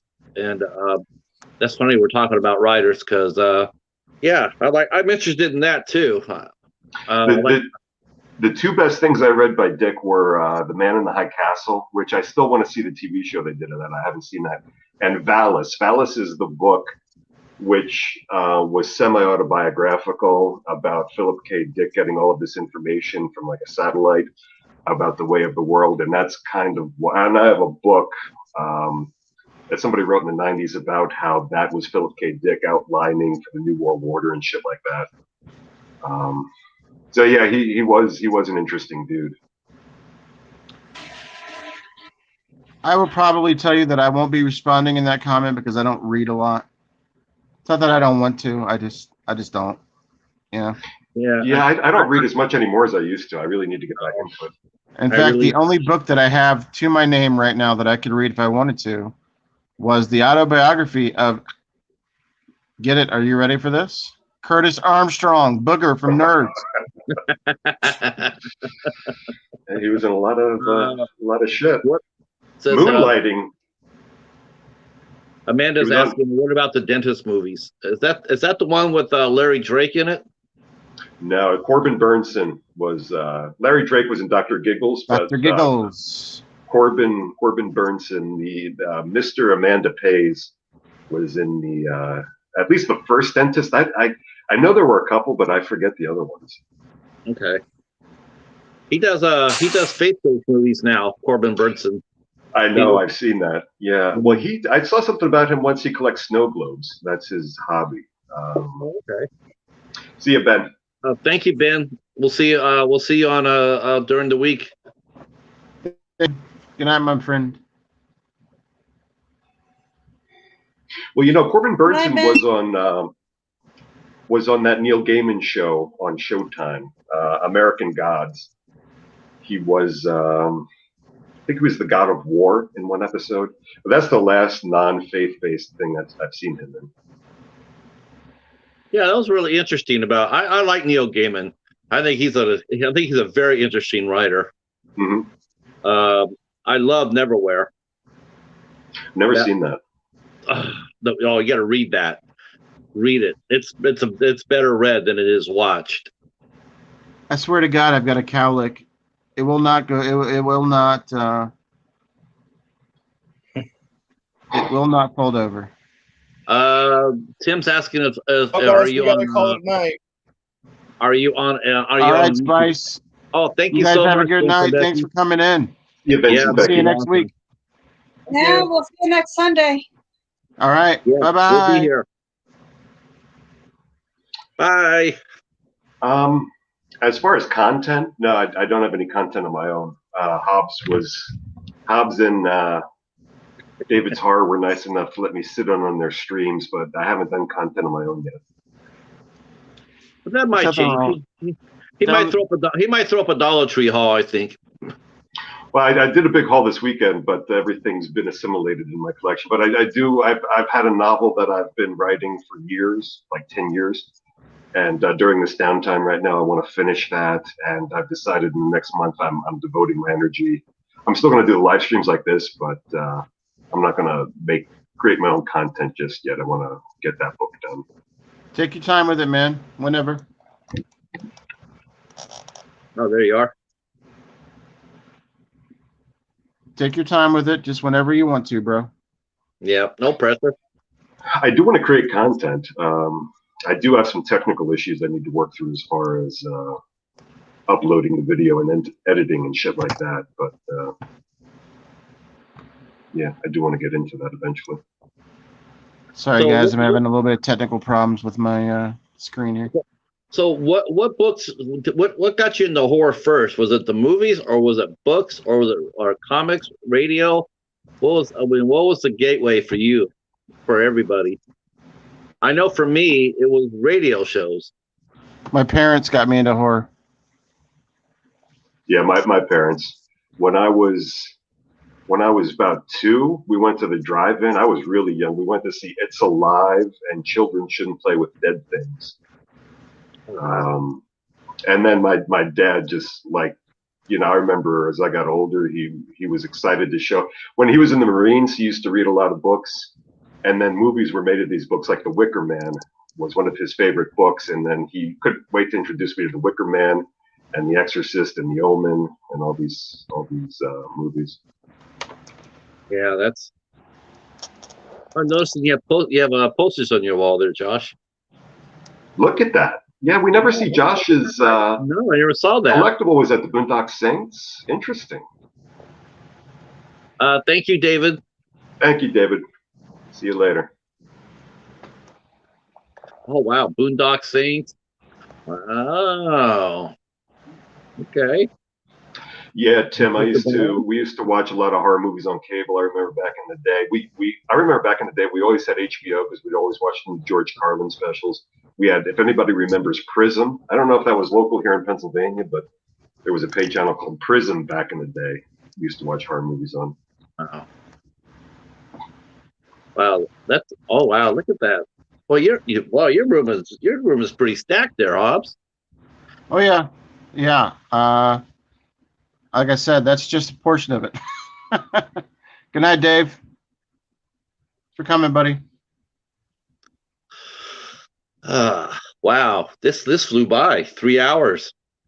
Holy fuck. Man. Yeah. I am in Facebook jail right now, Tim, just as of today. So I am in Facebook jail again today. Yeah, for 30 days.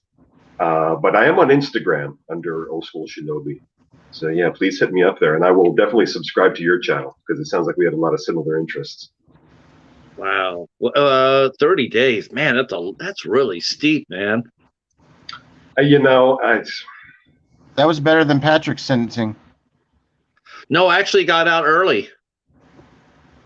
I was only supposed to be I was supposed to be locked away up for 7 days, and even then, the only thing I wasn't allowed to do was to share on groups. And then they let me out after 4 days. Joe says his wife is always in Facebook jail. Yeah, I know. I never did social media. I tell you, one thing that was really sad. I mean, they're just dropping the hammer on everybody. I was a part of a group of over 120,000 people here in Metro Detroit, and they took that entire group down. It's not even human oversight; it's algorithms that just watch for certain things. But, they took the whole damn thing down. Because what I said to get me kicked off wasn't even that bad. But I'm a repeat offender because I was just in Facebook jail for 30 days less than a month ago. So I think the algorithm knows to look out for you more then. But I never did social media before this past year with lockdown. That's how I'm keeping in touch with everybody now. So, here we get a tour. I know. Look at this. Oh, is that Fred Savage movie, The Wizard? Okay. I see some empty room. That must be where the Dash for Horror's coming in. I saw some empty shelf space, Hobbs. Nice. See, is that Teen Wolf I see there? Yes, he loves Teen Wolf. That's his jam.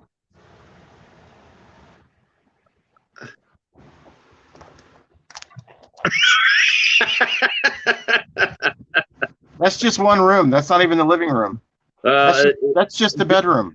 Yeah, Joe mentioned this as that's where he keeps the bodies. there's movies in that room too. Oh shit! Joe's on fire tonight.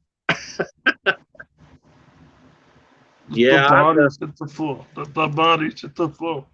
I promise I'm going to be we're going to do that this week. I was going to move my stuff from the basement up to the secondary room, but now we got the snowstorm coming.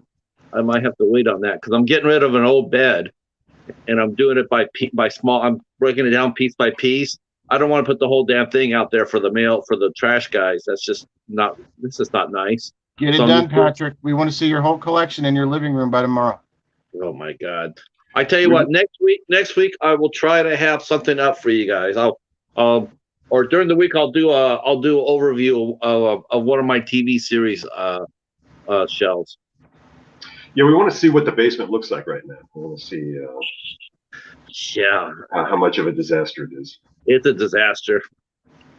You'll laugh. You'll laugh. If I put everything in the secondary room, though, you'll still get a good laugh at it. Except that it'll be a little bit more organized. Oh, you know what? I forgot about this. Since you love Ouija Shark so much, one of these streams we should do. Does anybody have a Ouija board? Okay, Joe, are you still here?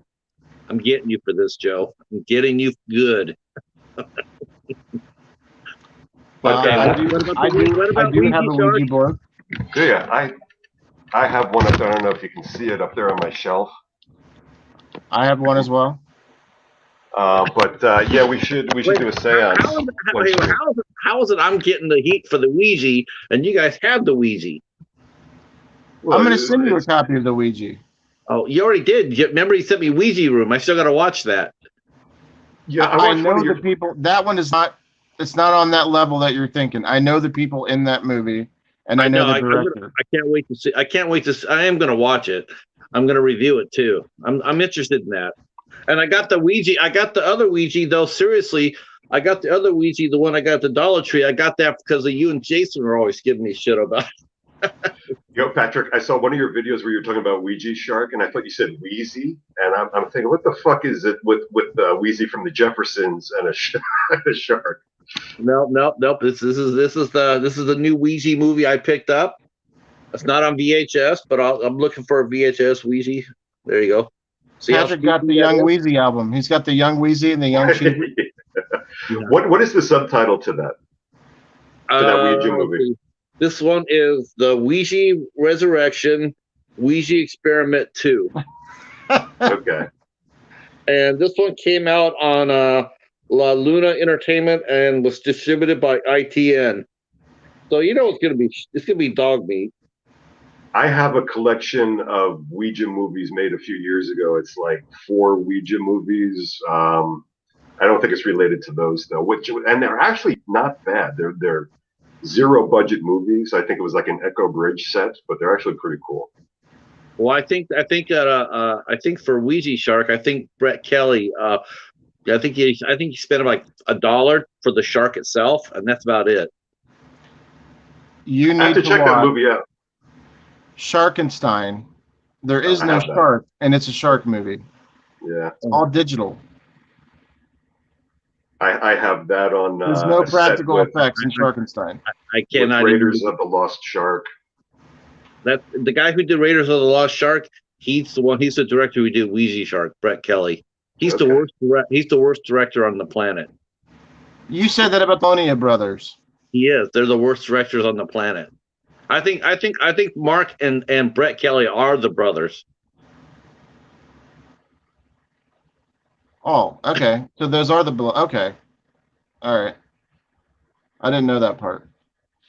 So like, yeah, no, I can't believe he did that review. Anybody seen House Shark? I didn't see House Shark. I saw Toxic Shark though. You want to tell them about you getting your ass ripped for one of your reviews by one of the directors? Yeah, I've gotten my ass ripped a couple of times. Not to me face to face. What about Dick Shark? Is that real? Oh, I'm sure it's real. I'm sure. Dick Shark? Yeah. Well, there's Toilet Shark. So, is House Shark with Kid and Play? Yeah, see, it's real. Yeah. No, never. Shark Thugs in Harmony? You should do Dick Shark with Amityville Vibrator double feature. Is Dick Shark a Jim Wynorski movie? I know Jim Wynorski does. Wynorski. The Martin from. Oh God. He used to do those Skinamax movies, and then he slid over and started doing the sci-fi movies. He's the one that did a lot of those Piranhaconda and the Mega Crocodile versus Whale Wolf and all that other shit. He's the one that did a lot of those. Well, Jim Wynorski was legit up until like the early 2000s when he started doing like the Bear Wench Project. But now I noticed he does do a lot of those sci-fi movies. Dick Shark is about 3 hours long. Why? Yeah. Why is it 3 hours? Because it's about 9 inches long. No. Yeah, you know what? It is bad. Bad CGI sharks. It's actually not that bad. It's actually very funny. I can't get into that. I can't. See, I never saw the real.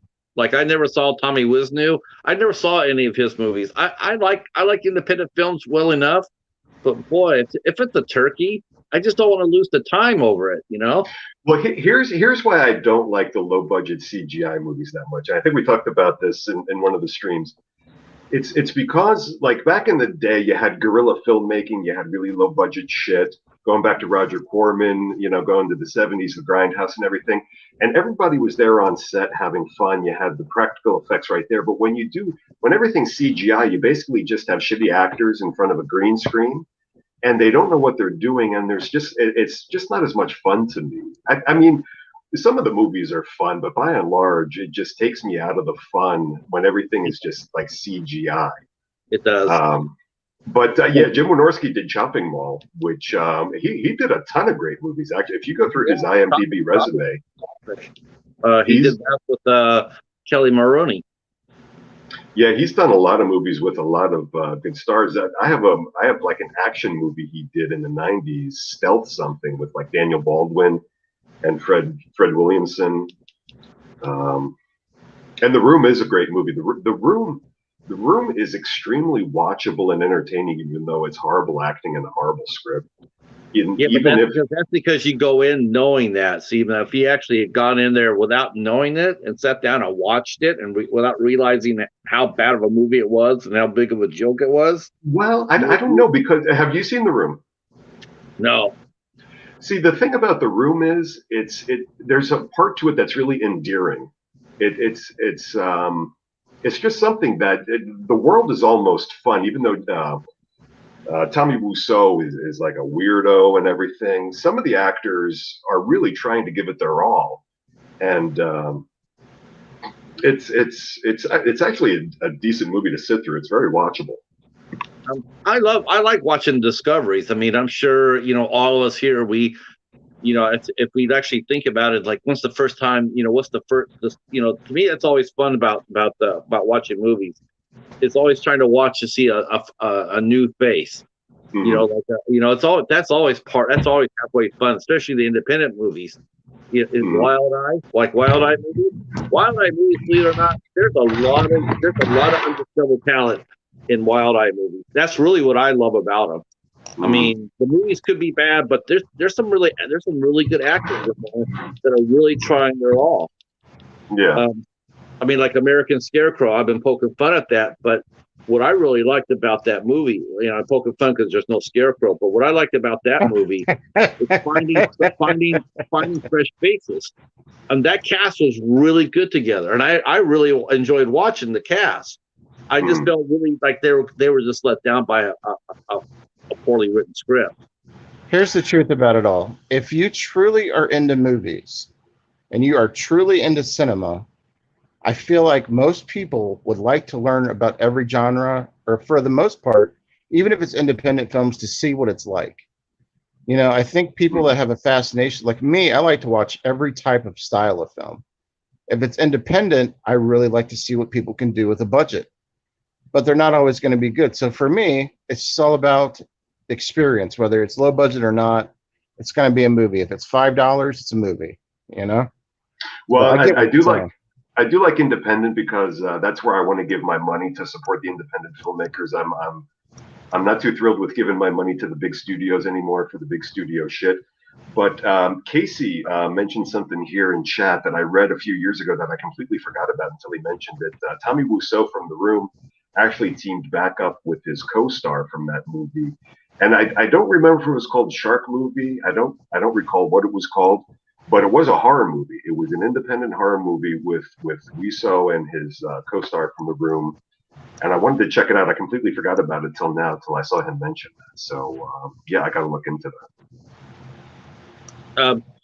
To me, I think what's really cool about the VHS is like, imagine, you have a VHS collection like you and Joe have, and you put something on there and you see an actress or an actor you've never seen before because of the date. To me, it's like, wow, when you do that, and all of a sudden you want to find out what else did they do and whatever happened to them. And, even watching the older movies, there's a lot of discovery to be had. Absolutely. Yeah. Like I fell just absolutely in love with Myrna Loy when I was reviewing the Thin Man movie. I actually just fell in love with her. She was so pretty and so sassy, And even though she's from the 30s and the 40s, late 20s to 30 and 40s, I just wanted to see what else she was doing. I wanted to see. Mhm. I wanted to see other movies that she did. I think that's what I love. I just love the discovery of movies. Yeah. And of course, the I'm with you about the big studio movies. I mean, they're great to watch, for the right price. But I'm not all about that anymore. Like I Yeah. said, I just watched Venom. That's the first big studio movie I've watched in a long time. Yeah. So, I agree with you. I don't know with the last major movie I watched. I watch a lot of Lionsgate movies, but those Lionsgate movies are designed strictly for home video. They're, that's all there is to it. They're not designed for theaters. Oh, is Tim the one who brought up the French DVD set of Werewolf the other week, the TV show? Yeah, I need to seek that out because I would love to have that on DVD. Like I said, there are some episodes of that Werewolf show on YouTube, but I think it holds up really well, and I would love to own that.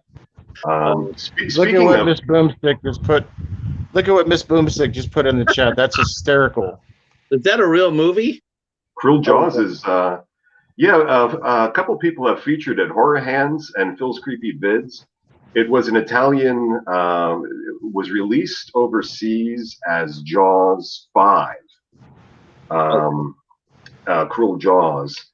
And yeah, they do supposedly because the question was how did Universal not sue them because they used actual footage from some of the Jaws movies in Cruel Jaws. Probably because they didn't. Probably because why sue them? They don't have any money. If they're doing that, that cut and paste. Well, I think it was international copyright didn't extend to whatever they were doing. They got away with it overseas.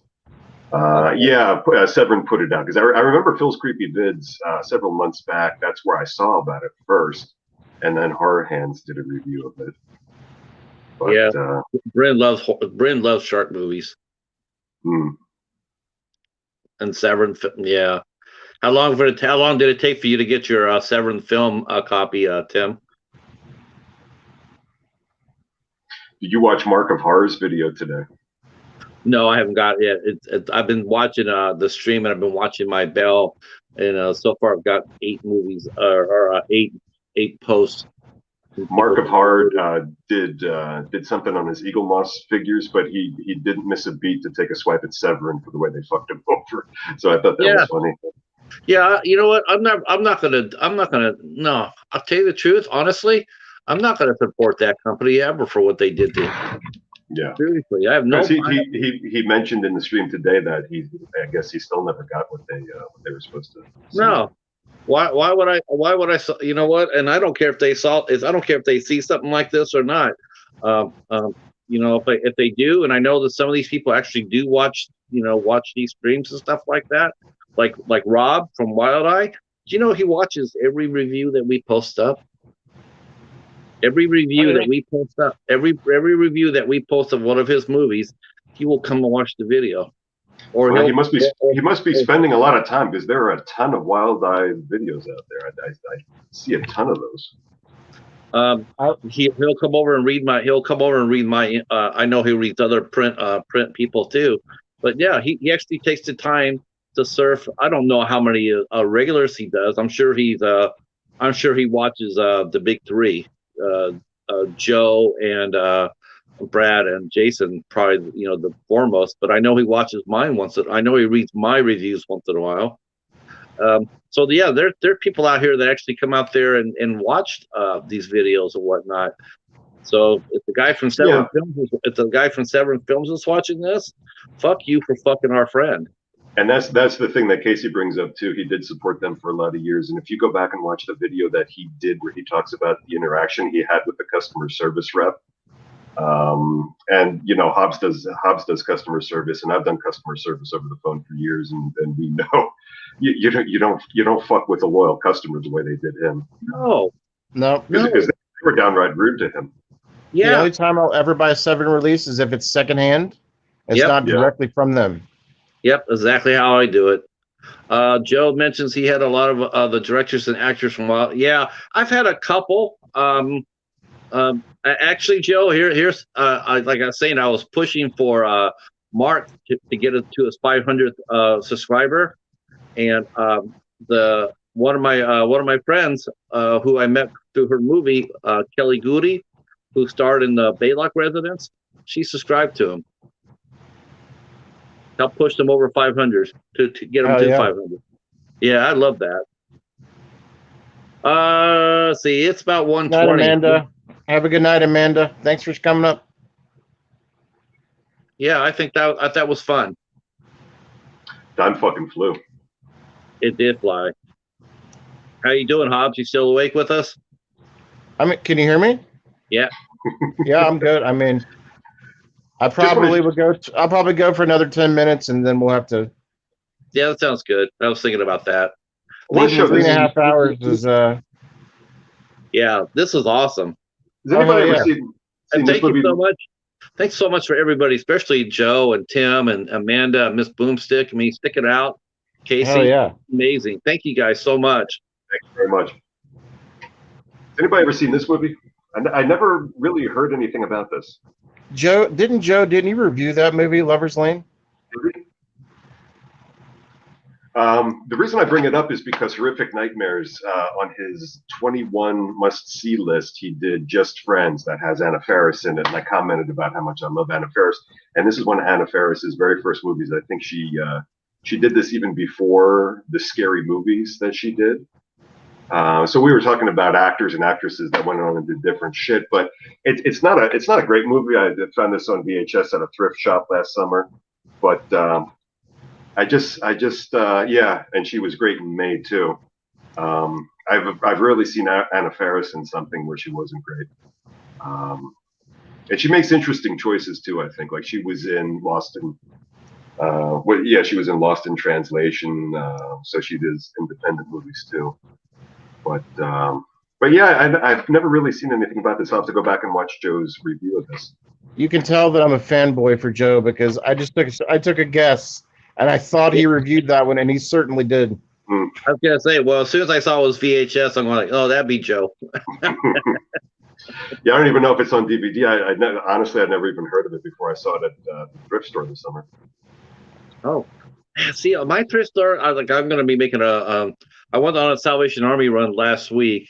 It wasn't a great haul. I mean, but it was a steady haul. I only got 3 things. I got Proof of Life with Russell Crowe and Meg Ryan.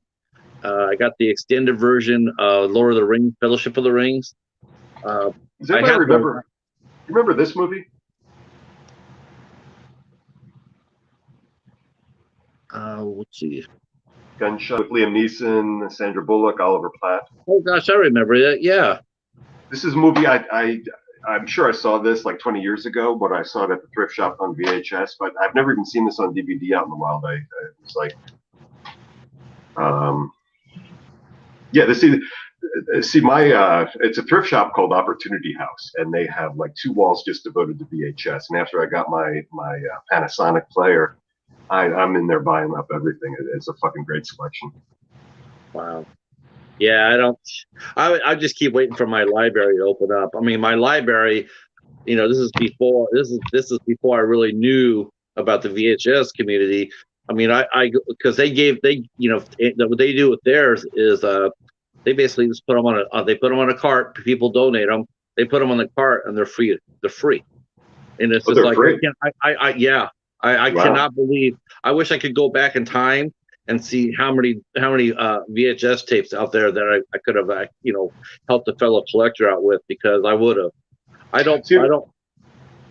Yeah, see, my library has stuff like that, but it costs money because the library's fundraising. But you actually inspired me, Patrick, because I've been quarantining, but what was it? Not last night, but the night before, I went out to do a toy haul.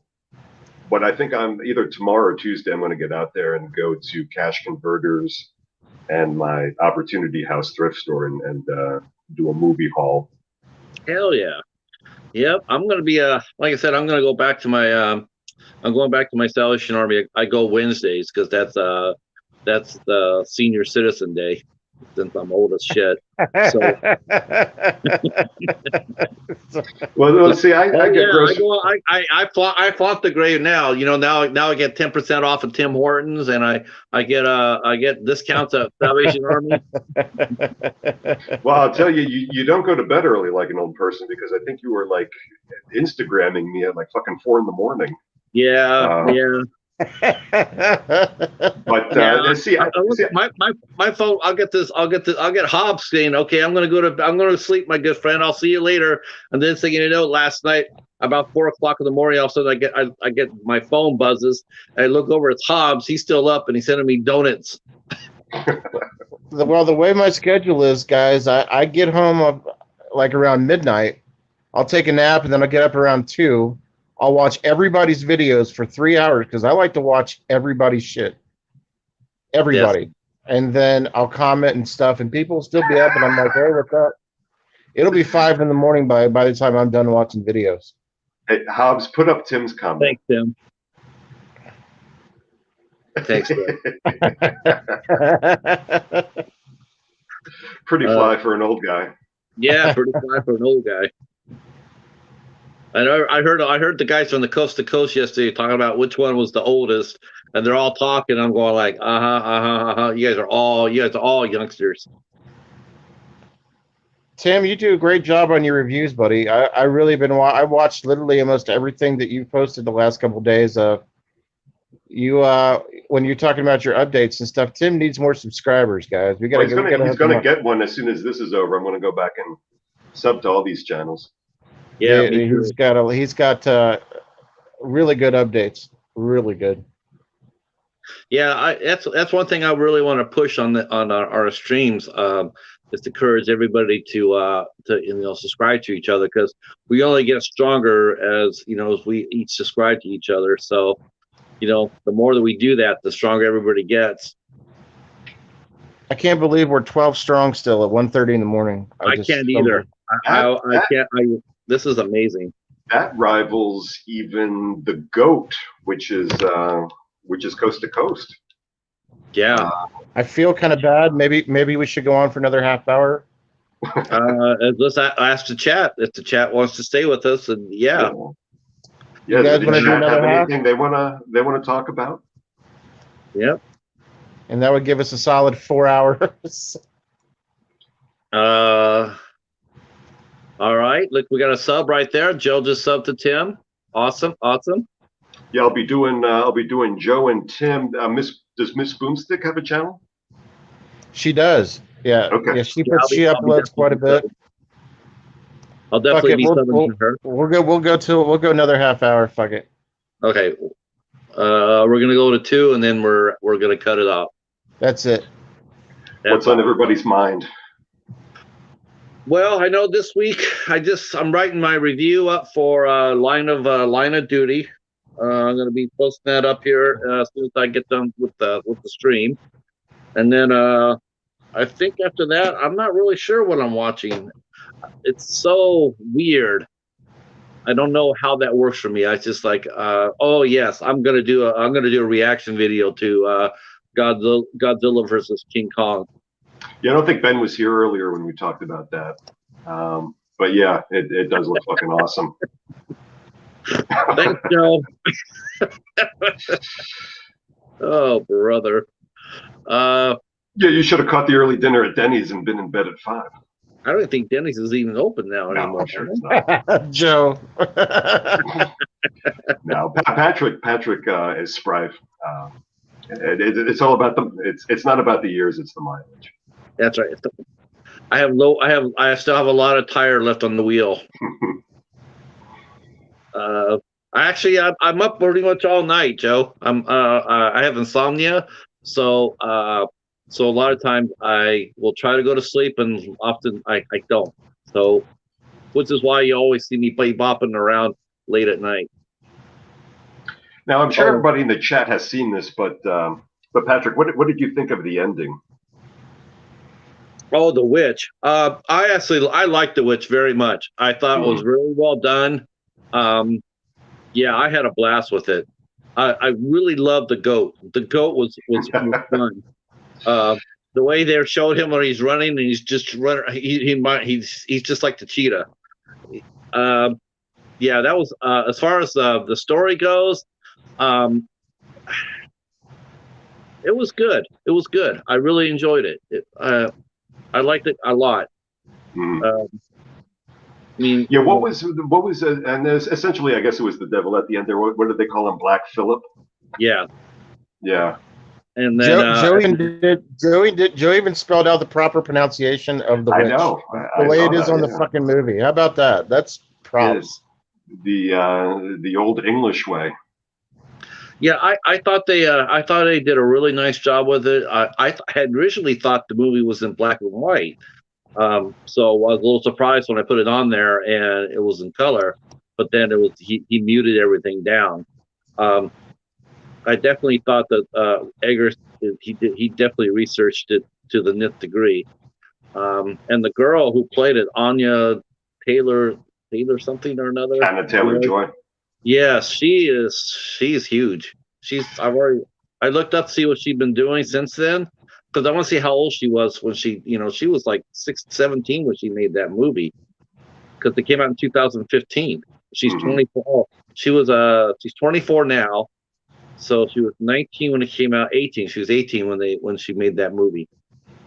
Yeah, I see, Joe agree, knows Joe. what's up. Yeah, Joe knows what's That's up with that. 100% agreed. Well, Anna Oh, Taylor-Joy, yeah. she was in the New Mutants movie, and I think she was also in a TV show about chess that was popular over this past year. Yeah, the Queen Gambit. Yeah. Do I have a favorite cat horror movie? Well, I like Sleepwalkers, of course. There's been several movies with a cat in it, like A Cat's Eye from Stephen King, the anthology. That was a good cat movie. Wow, I have to think about that. Cat People, the Black Cat. Both Cat People. I actually like the remake of Cat People too, but the original's cool. Yep, Cat People, and there's been a few movies that feature cats in it. Cats versus Dogs, that was really cute. Garfield's Halloween. I did not. Of course, The Lion King. Yep. Heathcliff. Let's see. Yeah, I'll have to put together. We'll have to put together like a top 10 cat list. There's one called Tomb of Lygia, which I think is an old Hammer movie, but Ghost in the Darkness. Yep. I have. I was going to ask Rob for that, Joe, because I know that's a Raw and Extreme. It's a Raw and Extreme title, and he doesn't send me Raw and Extreme because he knows I don't do that. But I was going to ask him to send me that one. A Ghost in the Darkness is a good one. I haven't seen that in years. I remember liking that though. Yeah, that was really intense. That was a really good movie. See what else, Cat? Corpse Grinder sounds good. I haven't seen it. What's Cat Sick Blues? That sounds interesting. It's a Wild Eye movie. I think isn't it Giallo, Joe? Oh, Tomb of Lygia sucked. Okay. I thought they remade that. Didn't they remake that though, Tim? I thought they remade this book. I thought they remade that.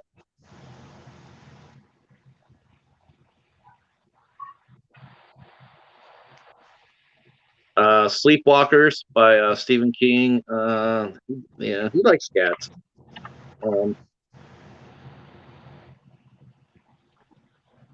Now we were talking about what got us into horror. When I was a kid, my parents got me this book, the movie Treasury of Horror Movies, and this is a fantastic book. This is a legendary book. It primarily deals with Hammer horror movies, but that's where I saw the Tomb of Lygia is pictured in here. It's got some American International movies listed in here, but. Yeah, this came out when I was just a couple years old, and this really got me hooked on horror too.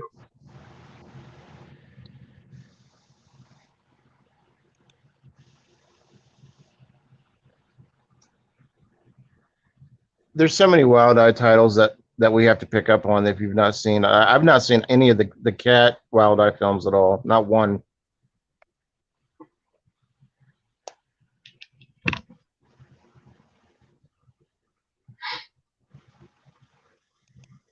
We got the Legend of Hell's Kitty. Hell's Kitty was really fun.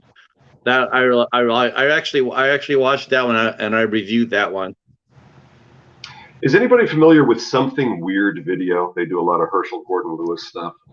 Yes. But I have an old trailer disc of theirs, and there's a movie listed in the trailers called The Fat Black Pussycat.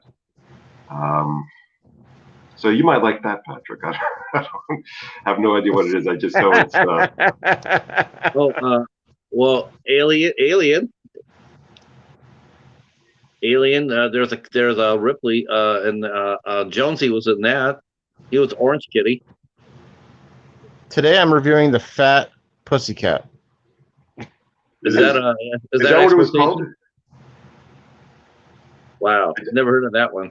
Yeah, I just know in the trailer it's very seductive voice going, the fat black pussycat. I was going to use an old Garfield joke when on Jason's he put his 21 movies, and one of them he put Old Yeller, and I was going to use the Garfield line. Someone asked, they showed on a strip said someone asked Garfield what his favorite favorite dog movie was, and he said he liked Old Yeller because he liked happy endings. I thought that was fun.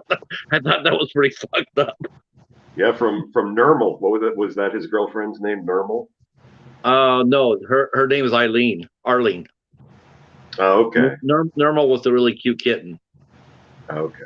Did you know Heathcliff came before Garfield? Yes.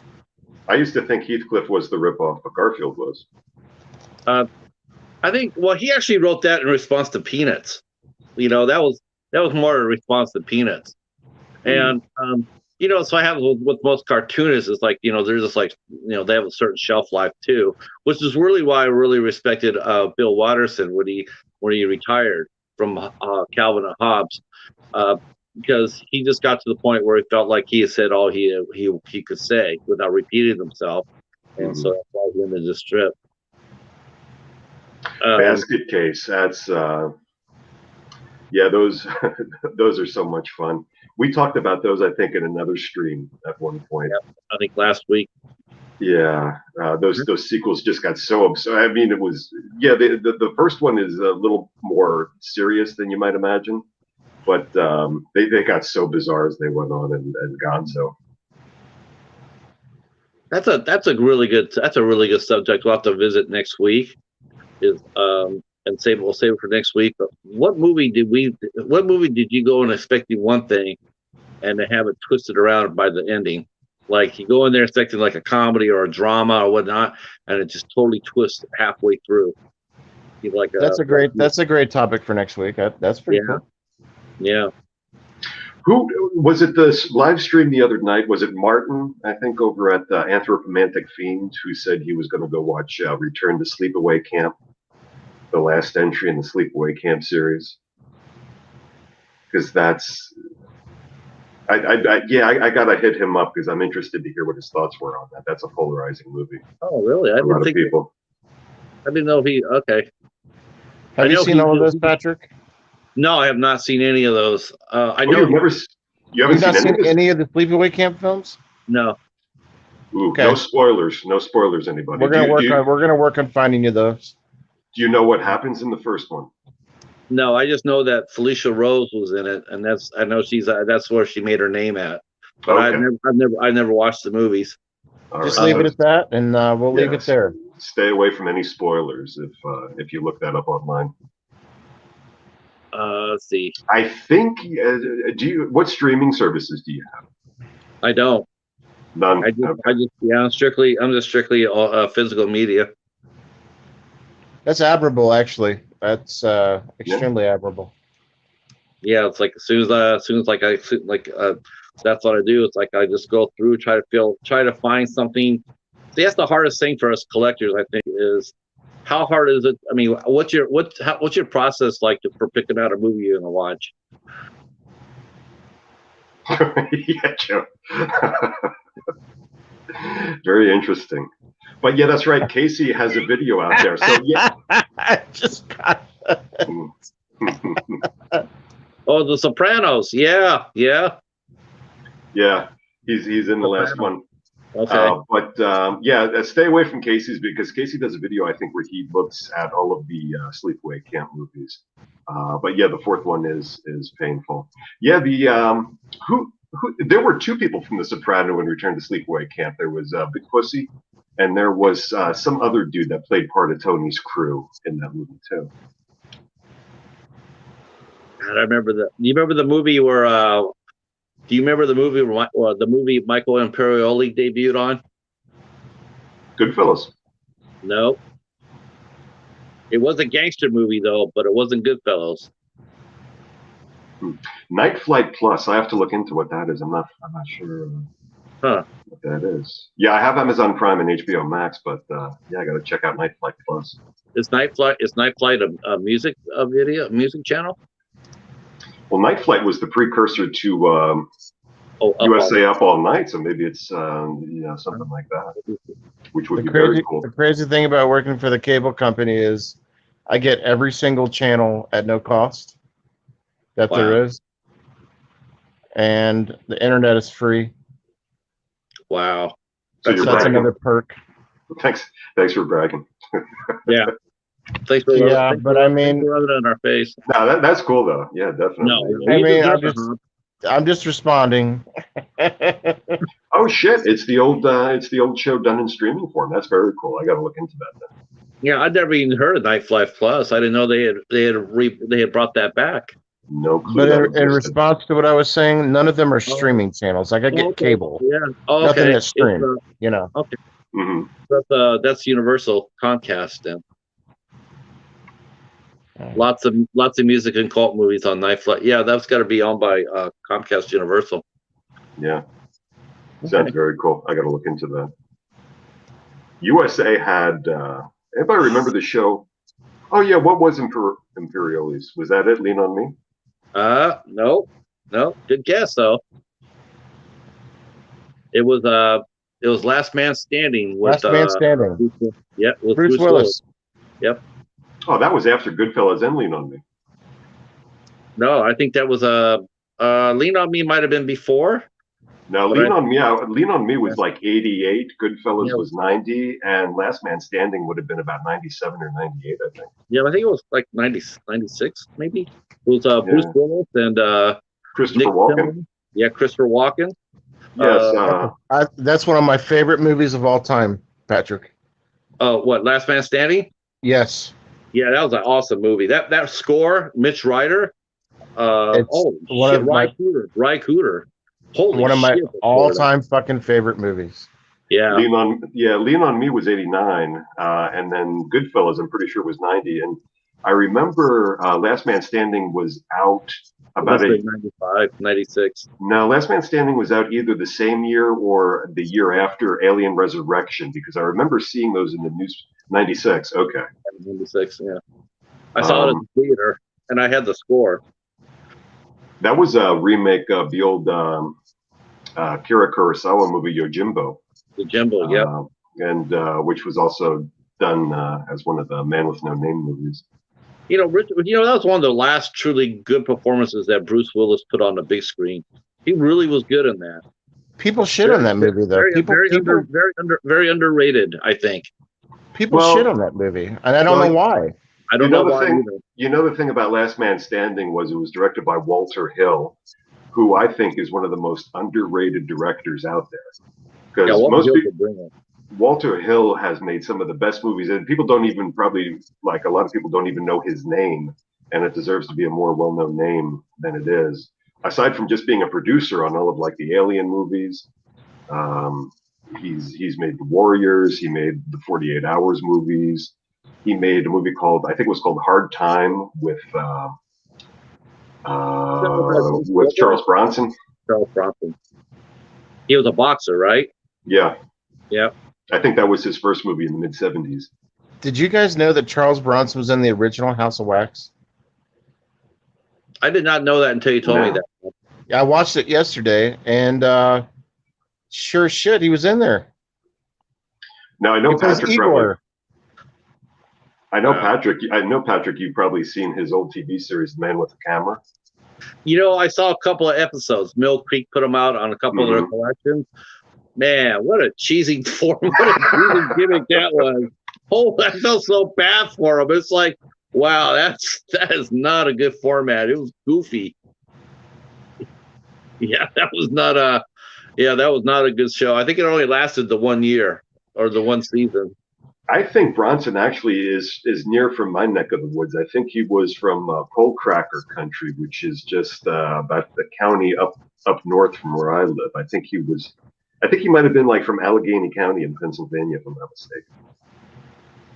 I liked it. I liked Charles Bronson. I mean, I felt bad when I felt sort of bad when people were commenting on my because I got that the Death Wish collection, and I know that he did a lot of movies toward the end for money, but you know what it was after he lost his wife. I think I really do. I just think that he became a clock watcher.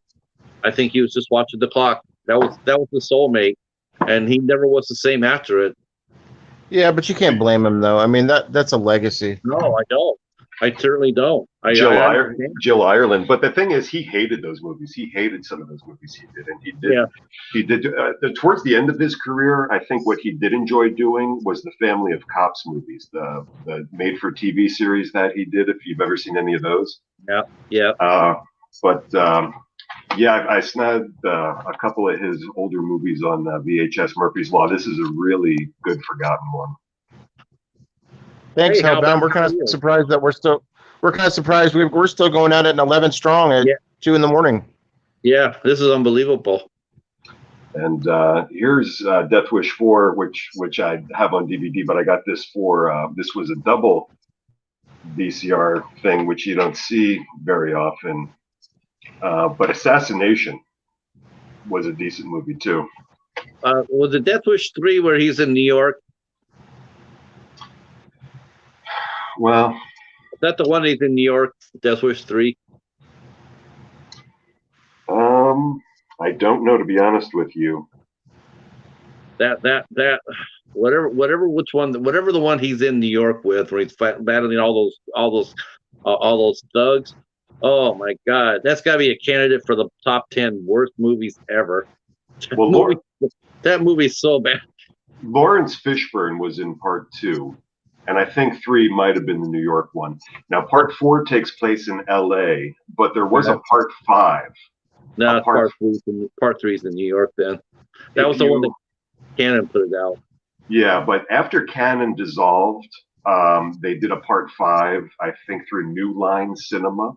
And part 5 has Michael Parks as the villain, and it's outstanding. If you ever see part 5 of Death Wish, definitely get that. But 10 to Midnight is fucking awesome. I would actually consider 10 to Midnight almost like a horror movie because it's fucking brutal.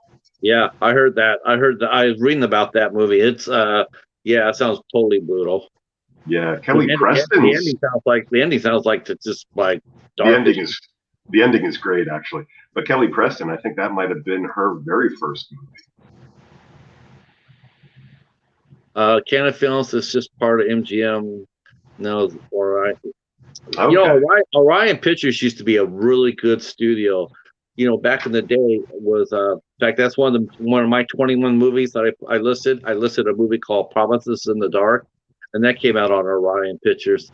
I always thought they always put out some really quality movies. But the thing about Death Wish, I think the franchise jumped because when you see the collected editions for the Death Wish movies, part 5 is never included in that. So I think somebody else has the rights to that. Yeah. That's why it's a little harder to find. But part 5 is actually really fucking great. Michael Parks, who played, who's been in a ton of shit. He was the sheriff at the beginning of From Dusk Till Dawn, and he was the bad guy in Red State. He plays the bad guy in part 5, and it's really good. He played the FBI agent with his son in Kill Bill. Yes. Well, yeah, the same. That was him. Yeah, Michael Parks. In the second one. Michael Parks actually played that character. Even though he gets killed in From Dusk Till Dawn, he was playing the same character in Death Proof and the other Grindhouse, Planet Terror. He's in that as well. And Kill Bill. Yeah, his son is playing his on-screen and off-screen son in Kill Bill. Films. Did I you like guys ever Michael watch? Parks a lot. He does Did you guys conventions too. Well, he The did son? conventions. Did you guys ever watch? If you guys get a chance, it used to be out there in the Dollar Tree waves, but they had a movie, about the history of Canon Films. Yeah. Man, that is one of the best documentaries you'll see. It is so interesting. Yeah, this box Well- set. This box set has the. Now they're showing off. Now he's getting a chance to show off his in here. Yeah, this has Masters of the Universe. I think one of the. There's Invasion USA on. That's the Chuck Norris movie there. Yeah, this is just an outstanding box set. But that documentary you're talking about is on here. Oh, okay. Who put that out? That Canon set? Is that Warner Brothers? Rat Pack, which is Brett Ratner's Warner Brothers. Yeah. But then there's also this that came out in the past couple of years, which has some of the repeats, but some different movies on here too. This has Ninja 3, the classic Ninja 3, The Domination, and Exterminator 2, which is a great fucking movie. Oh, if that was the first one, I remember that had Robert McGinty in it. It was, and He's in Jordan was in it. Yeah, he's in the sequel too. McGinty, wow. McGinty's in both. Yeah, I remember that. I remember that when it came out. I remember that on the old cable show when we first got cable. It was one of the staples they used to run out there. Hmm. They came out I think they all came out like after the Terminator came out. They got a lot of those type of movies. A lot of around that time. I mean, you had the vigilante wave, and then you had what was that group in New York in the 80s? They used to be on like the Morton Downey Jr. show and Geraldo back in the day. Curtis Lewa, the Guardian Angels. Yeah. You had all of that going on back in the 80s, and there were just a ton of movies from that. That's when The Punisher really got popular in the 80s. You know, I'm looking for that. I'm sure both you and Joe have this on VHS. The Dolph Lundgren version of The Punisher. I have it on DVD, not VHS. But Okay. I like that. I like that. Luke Gossett Jr.'s in that. That's actually Really? The Punisher doesn't have his skull in that, which was a big thing at the time. They were like, "What? You couldn't even put a skull in a T-shirt." But I enjoyed that movie actually. See, Joe, I knew Joe would have it on there. Yeah, that's awesome. I didn't know Luke Gossett Jr. was in that. I remember when it came out, and everybody was excited about it. But the only thing related to the Punisher was just the title of the movie. Well, no, he's Frank Castle in the movie, and the he wasn't wearing any of the shirt or anything else. Well, no, at that point, in Punisher, his supporting cast at that time, he only really had Microchip, which was an older guy that traveled around the van doing like the tech shit for the Punisher. Mm-hmm. But Dolph Lundgren doesn't wear the Punisher logo in the movie, and at the time I remember I was bitching. But I have the comic book adaptation, and they in the comic book adaptation they do put the skull on him on the cover and stuff to tie it in. Yeah, that's the bad thing that we noticed about the early superhero movies, especially in the Marvel side, is they never put them in their costumes. Well, what's interesting about Marvel is back in the day, they had a deal for about 2 minutes with, I think it was Full Moon Pictures. Yeah. And there's a movie out there called Doctor Something, but it was supposed to be Doctor Strange. And then there's a Thor movie out there. Dr. Mordred, and that's with Jeffrey Combs and Brian Thompson. That's actually my favorite Full Moon movie. I actually love that movie. That movie was awesome. I haven't seen that in many, many years. But yeah, that was supposed to be Doctor Strange before they lost the deal. Yeah. That's right. There is Dr. Mordred. Yeah. It was they only got they shot it and it only got I think it's only like 73, 74 minutes long. And there is a Thor movie by them, but it's not Marvel's Thor. It was supposed to be Marvel's Thor, but it's just like the generic Thor, I think. God, they put a couple of Thor movies out on the Sci-Fi Channel. Did they? Yeah. Do you remember the Man-Thing channel based on the Marvel character that ran on Sci-Fi? It was Marvel's version of Swamp Thing called Man-Thing. It's a straight-up horror movie. It really has nothing to do with the comics at all. No, I don't remember. No, I don't remember that. I know. I remember. I watched the. I remember. I watched, What are you laughing at, Hobbs? Man-Thing. Patrick was really thinking whether or not he's seen that one or not. He was really almost falling asleep thinking about it. No, Man Thing. Oh no, I know who Man Thing is. Definitely. If you fear him, he burns. That's right. I still have the first issue to that, so I'm hoping Marvel does something with that one day, so that first issue becomes valuable. How about Corman? Oh God. Okay, so this is interesting. Joe's been saying, how about Corman's Fantastic Four? Now that's a curiosity worth checking out. It's now, actually not that bad. After me and my buddy Farm Boy, who we used to go to cons together. Went to the Motor City Comic Con. We would always go there, and that was the running joke. Was like, how many dealers are going to be selling that bootleg copy of the Corman's film? Well, it was awesome because cons used to sell a ton of bootlegs. Mm-hmm. And then the one year that him and I did not go, the FBI raided the con, and they busted so many people for bootlegs, and that was one of the biggest offenders with that. After that, every time we went back to the con, the next session, nobody had that movie. Not one person had any, because you got the Corman Fantastic Four. Before they would have it left and right, but over here it'd be like, no, we don't have a copy of it. Well, I think Joe's absolutely right. It is better than the two studio produced. Didn't they? I saw the Corman Fantastic Four years ago online, but didn't they recently release it on DVD? I think finally. I think they did release it on DVD. Yeah, I got to get my hands on that because it's been years since I saw it, but I do remember preferring it to either of them. I will say this. I like Tim Story's first Fantastic Four. I liked that quite a bit. I thought the second one was okay, but he was way too ambitious. Just like Green Lantern was, way too ambitious in what they're trying, the story they're telling. But the Josh Trank one with the one that he put, oh shit! No, I forgot about that. No, I never even saw that. Oh hell no! I watched Roger Corman before I watched that bullshit. Yeah, I forgot all about that third one they did. I've never even seen that one. But yeah, the two with Jessica Alba. I'd prefer to watch the Roger Corman one over those two. Oh god, no! I couldn't do that. I like the first two. I thought. Have you seen the Roger Corman one? It's not going to be better than the two Tim Story ones. No. Watch but it. I have seen clips of the other one. Oh my god, it looks so painful. It looks well. I'll tell you, there was. Do you remember the Captain America movie back in the day with?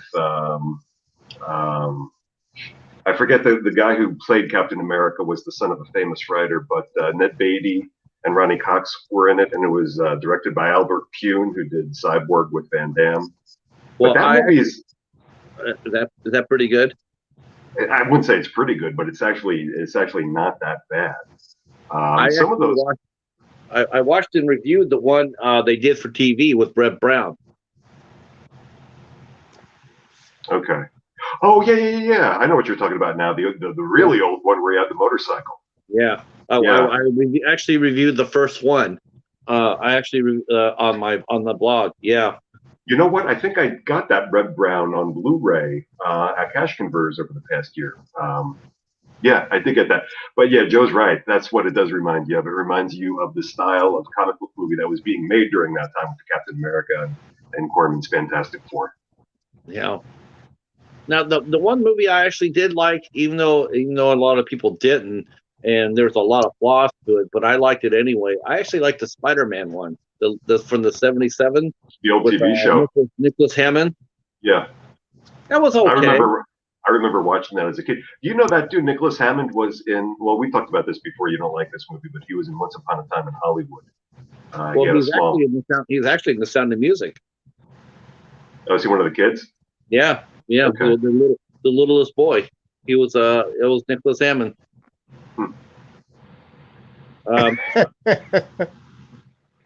Oh my God, it's unbelievable the knowledge of movies that this group has. I just can't even fathom. I just can't even fathom the amount of stuff that everybody could just fucking discuss for hours. I mean, It's a there's lot of time. sci-fi comics, It's horror. a it's a lot of time being spent lonely and and trying to find shit to do. Well, Well, I well, mean, I grew up with a lot of stuff too. You know, I mean, Hmm. my parents. I think everybody just has such a variety, I'm but not I just knocking it. cannot believe the stuff that you guys all have brought up is stuff that I want to see. I just cannot believe some of the stuff I'm hearing. An original Batman or an original Spider-Man? Fuck, I didn't know about that shit. The old TV show. yeah. Yeah, that's yeah, definitely check that out. That's actually worth asking Joe. Do you have that on VHS, Joe? You have the original Spider-Man TV show? Because a lot of these things that we're talking about, that's how they got released. They got released on VHS. I'm pretty sure that Spider-Man show got a DVD release. I'm sure it did too. I'm sure he has a copy of it, but I don't think it ever got a DVD release. The Spider-Man show did. I'm pretty sure it did. Okay. Yeah, I remember seeing that a few years ago. That it was out. I've been. No, He has the DVD. Okay. Yeah. What was really cool about the Spider-Man series was there was an episode where Isis guest starred. Joanna Cameron, she guest starred. She Not as ISIS, did she? Huh? Yeah, she. You know what? That was really funny too, because after you go back and you watch that old show and you wonder like what happened to ISIS? What happened to Joanna Cameron? Because she retired. Yeah, she retired really early. Yeah. There's a company called Tomorrow's Publishing, which publishes magazines about old pop culture and old comic books, and I'm pretty sure they interviewed her because they said she was retired. Yeah, they did dig her up and they interviewed her. She just walked away from Hollywood, but yeah, the ISIS and Shazam hour from the late '70s, and that was technically DC because at that point Captain Marvel, Shazam had been bought by DC. But yeah, I remember watching those shows as a kid too. Yeah, I had the Shazam complete series on DVD, but Warner Brothers didn't have the rights to ISIS, so they thought they had the episodes with the crossover episodes were included in the Shazam series, but the ISIS series was not included in the Warner Brothers because I wanted to get both. Yeah. Because I don't ever recall really seeing an ISIS character in the DC universe. But it's interesting. I think they did bring ISIS in. ISIS had to do with Black Adam, then I think, right, maybe, but it wasn't an ISIS like at that point. I don't think at that point in the '70s DC had owned Captain Marvel too long because Shazam was a character created by another company, Fawcett Comics, I believe, and then DC bought that company out and incorporated it. But yeah, I wouldn't mind having those on DVD myself. Actually, you're right. Tim's mentioning that would be Heather Menzies, and she ended up marrying Robert Urich. She passed away a couple of years ago. Yeah, she was in that movie. She was also in a very classic horror movie called it's gonna sound funny pronouncing it. It's called it was basically with Dirk Benedict and Strummer. Oh yeah. Change him into a snake, and that was Heather Menzies. I love that movie. I have a copy of that. Good. That's a creepy ass movie. Yeah, it was a scary ass movie. I think Reject Films just did that in one of his haul videos, and he's like, "I'm not going to pronounce this movie," because he didn't want to make that sound. I should have watched Dan's videos. Yeah, that's the one right there. That ending that's a creeper. That's a creeper. What? I'm gonna send a copy of it to Patrick just so he can repronounce it. There. I saw that movie with called Bugs with Bradford Dillman. Remember that one? Well, that's the one where the roaches, cockroaches start fires. Yes, phyrokinetics roaches. Yep. Yes, that's right. She did with Gregory Harrison. Yeah, that's a shame about.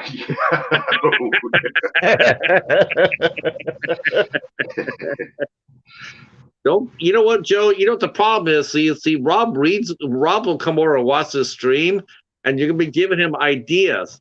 And before you know it, we're gonna have a wheezy shark. I'm sure it's in the making already. Oh, I'm sure. I'm sure he's over there. He's taking notes. Well, if that's the case, I'm gonna make sure he gives you a credit. Well, guys, Oh my gosh, shit. yeah. Wow. It's Still got 10, 10 people we're 10 watching. strong at 2 in the morning, but I don't think I can. No, we should wrap it up. Yeah. Wow. Thank Thanks you guys so much, everybody that's here, and we'll run it back next week, 10 o'clock, and thank you everybody Thank for you stopping so in, much. and Wow, this is amazing. Yeah. Thank you very much. this has probably been the most an informative one we've had. It definitely has been a blast, Ms. Boomstick. Thank you so much. We'd like to Thank see you you so back much. next week, and maybe you can come on sometime. Yes, we'd like to have that. Like to have you on. Would you want to come Sounds on? good. Would you want to be a guest sometime, Ms. Boomstick? Let us know. Joe, you're amazing. Everybody in the chat, thank you so much. We're gonna wrap it up here. This has been the best one yet. Every Yeah. week seems to get better and better. Oh yeah, I agree. So save everything you have for next week, and we'll continue to do this. Okay, she might come on next week, she said. So Okay. Sounds good. Yeah, that'd be great. all right, guys, have a good night. Everybody take care and enjoy your week. All right, guys. Shinobi, Have a good one. Cheetah, Peace. Hobbs, we're out. Take care. Peace. See ya. Oh shoot. I gotta go out this way.